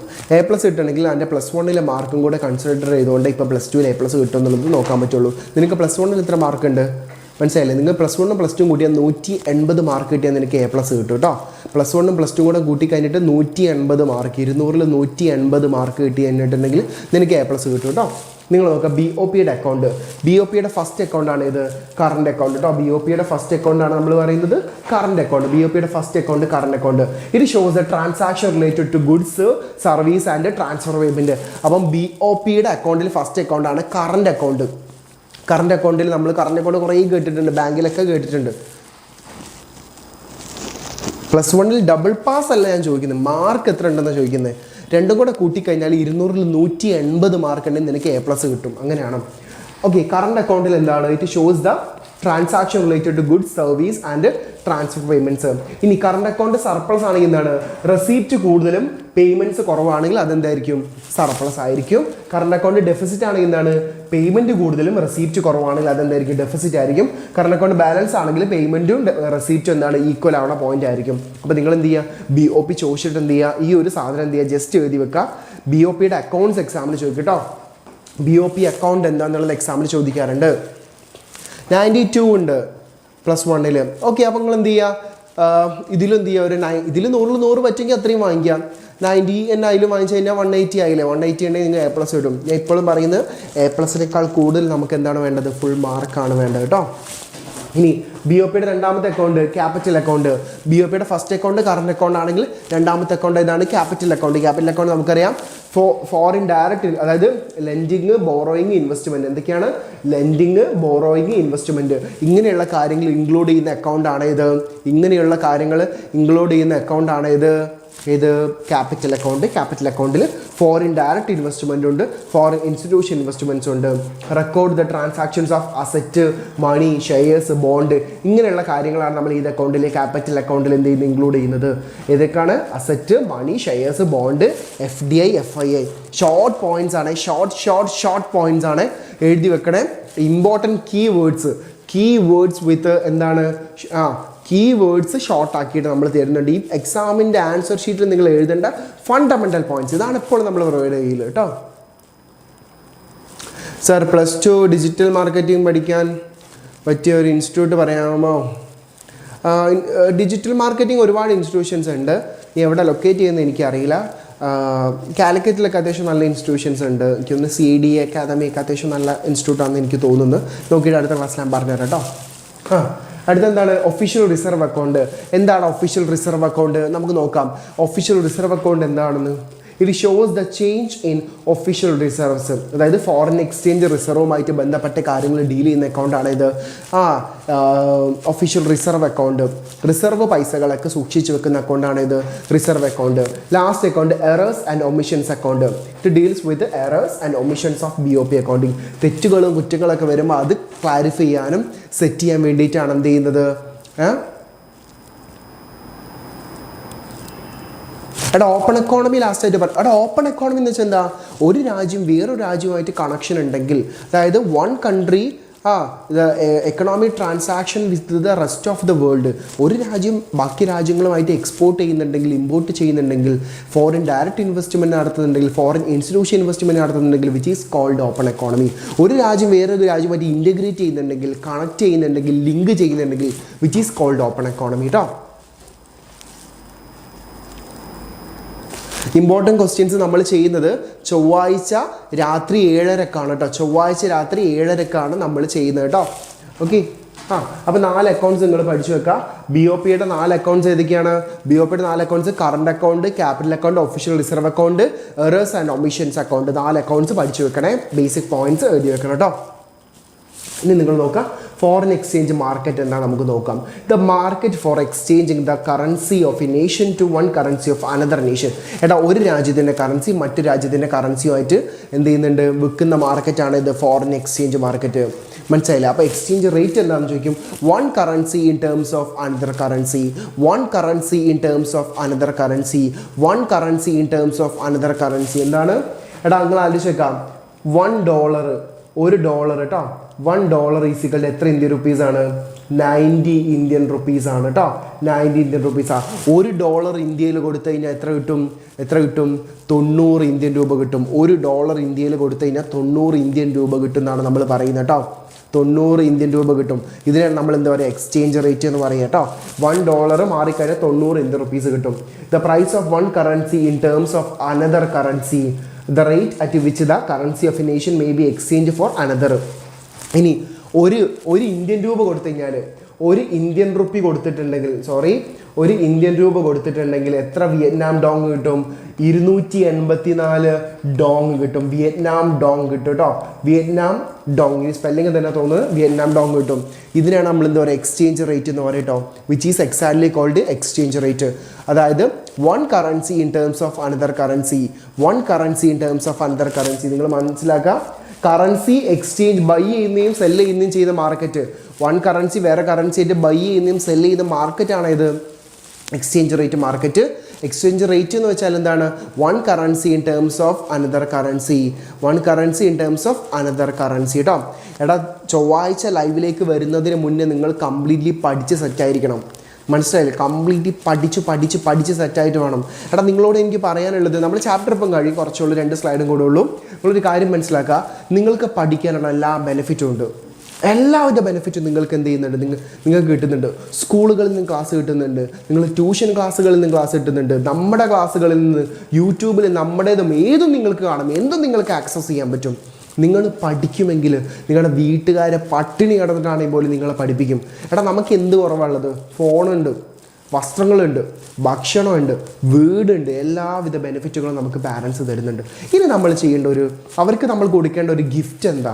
നമ്മൾ അവർക്ക് കൊടുക്കേണ്ട ഒരു ഗിഫ്റ്റ് എന്താ? നമ്മുടെ മാർക്കാണ്. ഇപ്പം നിങ്ങൾക്ക് ചെയ്യാൻ പറ്റുന്ന ഗിഫ്റ്റ്, ഇപ്പം നിങ്ങൾക്ക് ചെയ്തു കൊടുക്കാൻ പറ്റുന്ന കാര്യം നിങ്ങളുടെ മാർക്ക് തന്നെയാണ്.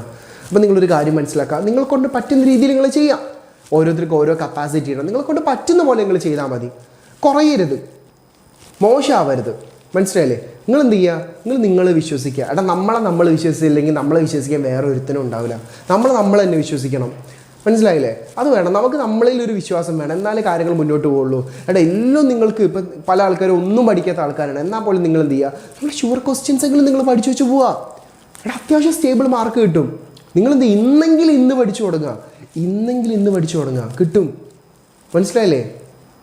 നിങ്ങൾ ഒരുപാട് മുന്നിലുമല്ല ഒരുപാട് പുറകിലുമല്ല, നിങ്ങൾ ശരിയായ ട്രാക്ക് തന്നെയാണ്. മനസ്സിലായില്ലേ?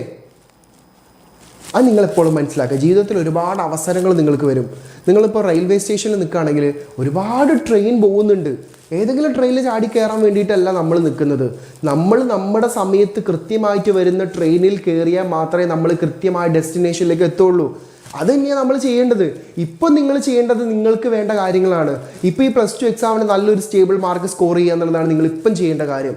ആ ട്രെയിനിൽ നിങ്ങൾ കയറുക. ആ ട്രെയിനിൽ നിങ്ങളിപ്പോൾ നല്ല വൃത്തിക്ക് കയറിയിട്ടുണ്ടെങ്കിൽ നിങ്ങൾ ഉദ്ദേശിക്കുന്ന ഡെസ്റ്റിനേഷനിലേക്ക് നിങ്ങൾ എത്തും. കൂടെ യാത്ര ചെയ്യാൻ നിങ്ങളുടെ വീട്ടുകാരുണ്ടാവും സന്തോഷത്തോടു കൂടി. മനസ്സിലായില്ല? അതാണ് നിങ്ങൾ എപ്പോൾ എന്ത് ചെയ്യേണ്ടത് സെറ്റാക്കേണ്ടത്. ഓക്കെ, നിങ്ങൾ നോക്കുക. നോർമൽ എക്സ്ചേഞ്ച് റേറ്റ്, ഈ എക്സ്ചേഞ്ച് റേറ്റ് 2 വിധമുണ്ട് കേട്ടോ. നമ്മൾ നേരത്തെ പറഞ്ഞ എക്സ്ചേഞ്ച് 2 വിധമുണ്ട്. നോമിനൽ എക്സ്ചേഞ്ച് റേറ്റ് ഉണ്ട്, റിയൽ എക്സ്ചേഞ്ച് റേറ്റ് ഉണ്ട്. നോർമൽ എക്സ്ചേഞ്ച് റേറ്റ് എന്ന് വെച്ചാൽ എന്താ?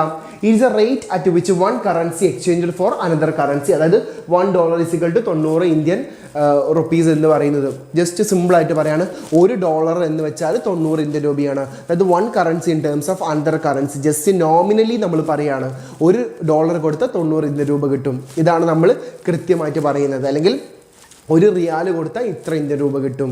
അല്ലെങ്കിൽ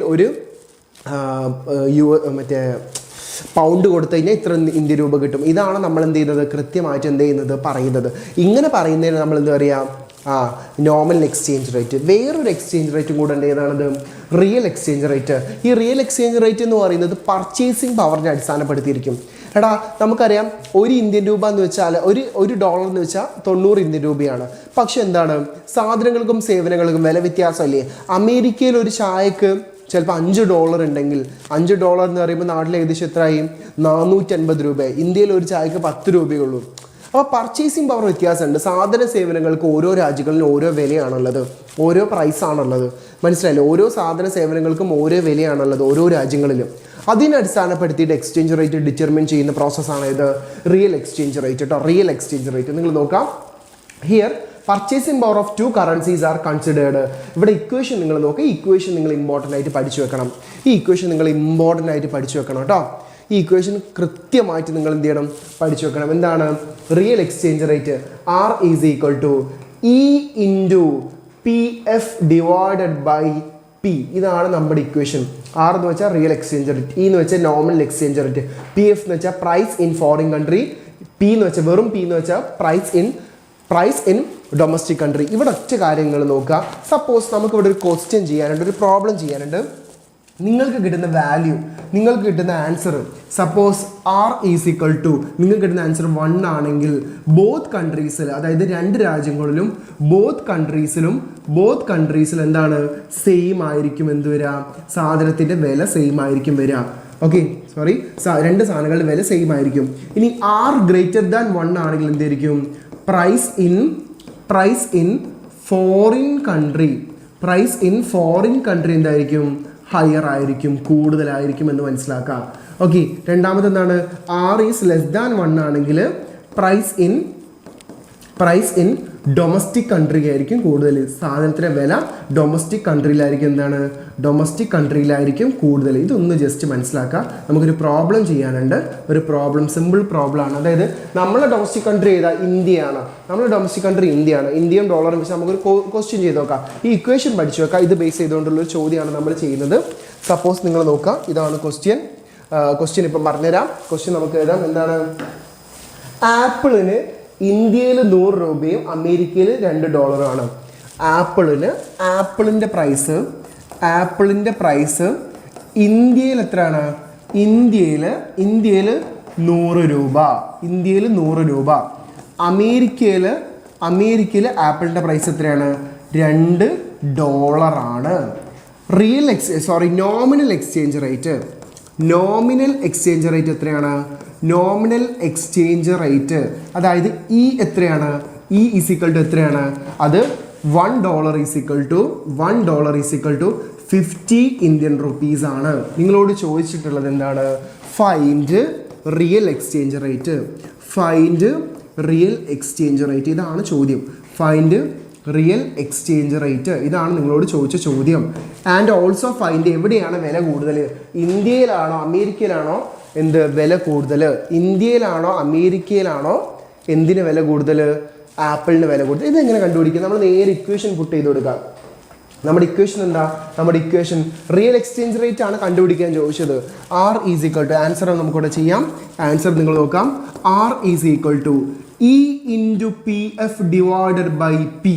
എടാ ഇ എന്ന് വെച്ചാൽ എന്താ? Normal exchange rate. Normal exchange rate എന്താ? $1 എന്ന് വെച്ചാൽ 50 ഇന്ത്യൻ രൂപയാണ്. അപ്പോൾ നമ്മൾ കൺസിഡർ ചെയ്യുന്നത് ഇന്ത്യക്കാരായതുകൊണ്ട് ഇന്ത്യൻ റുപ്പീസിന് 50 നമ്മളിവിടെ എടുക്കേണ്ടത്.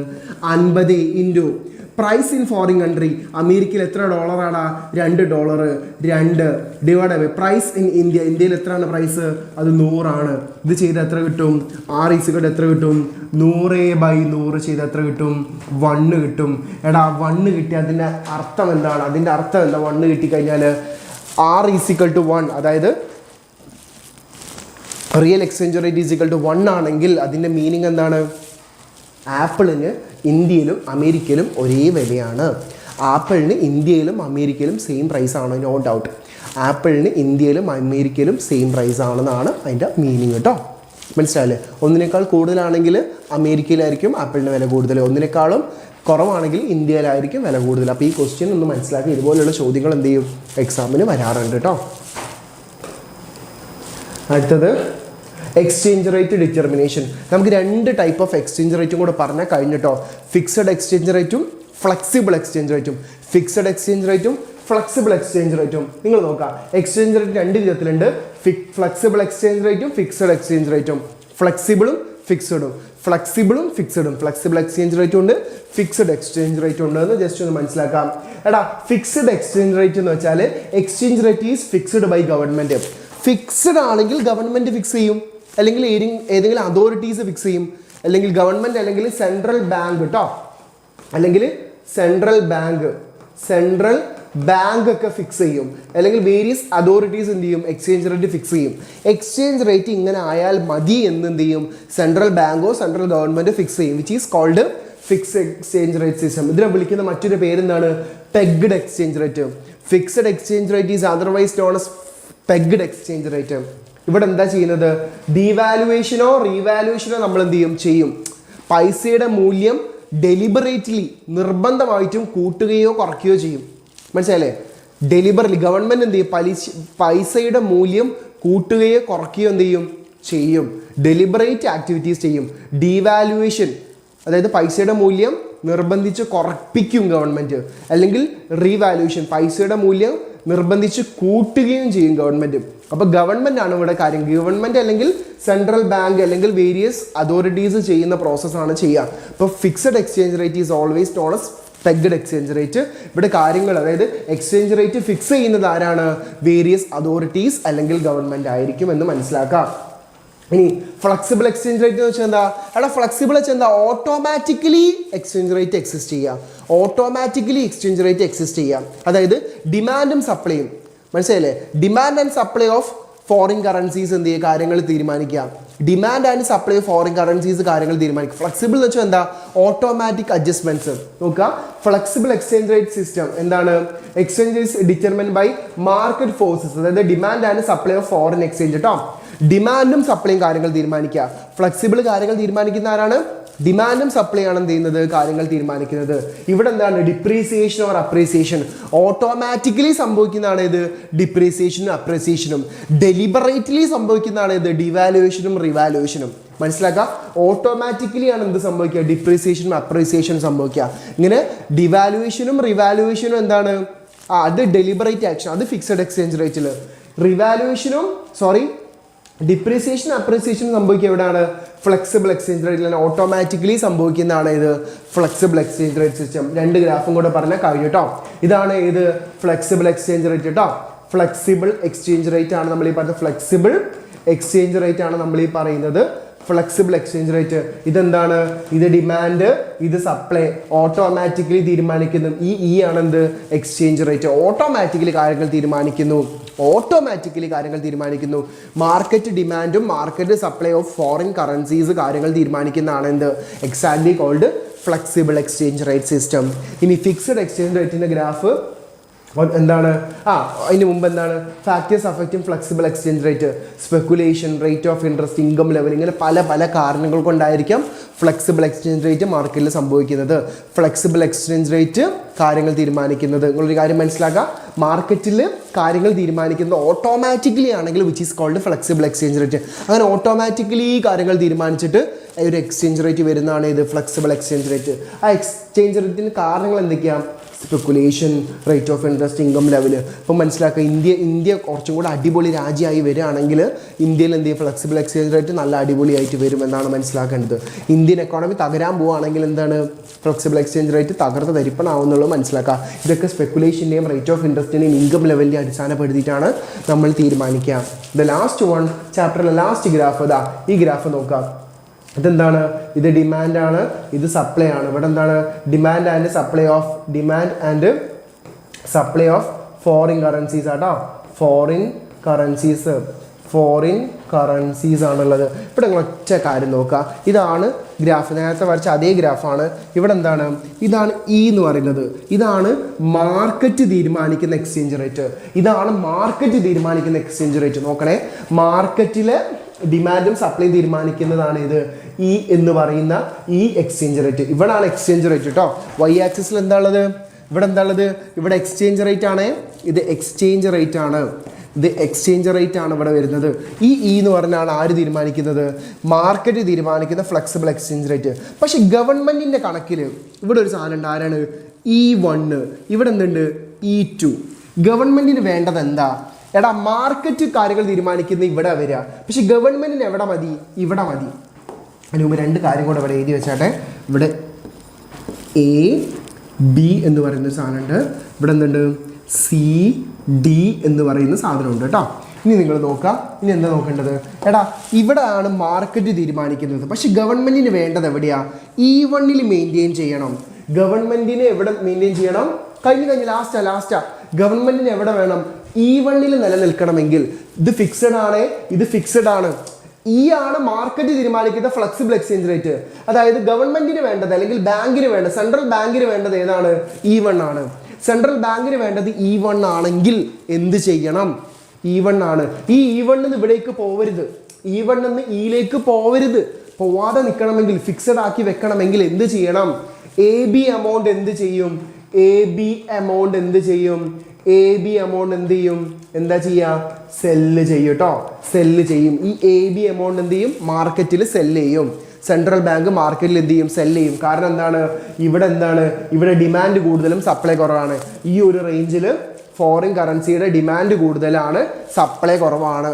സോ ഈ E1 മെയിൻറ്റെയിൻ ചെയ്യണമെങ്കിൽ, ഒരിക്കലും ഇയിലേക്ക് പോവാതിരിക്കണമെങ്കിൽ സെൻട്രൽ ബാങ്ക് എന്ത് ചെയ്യും?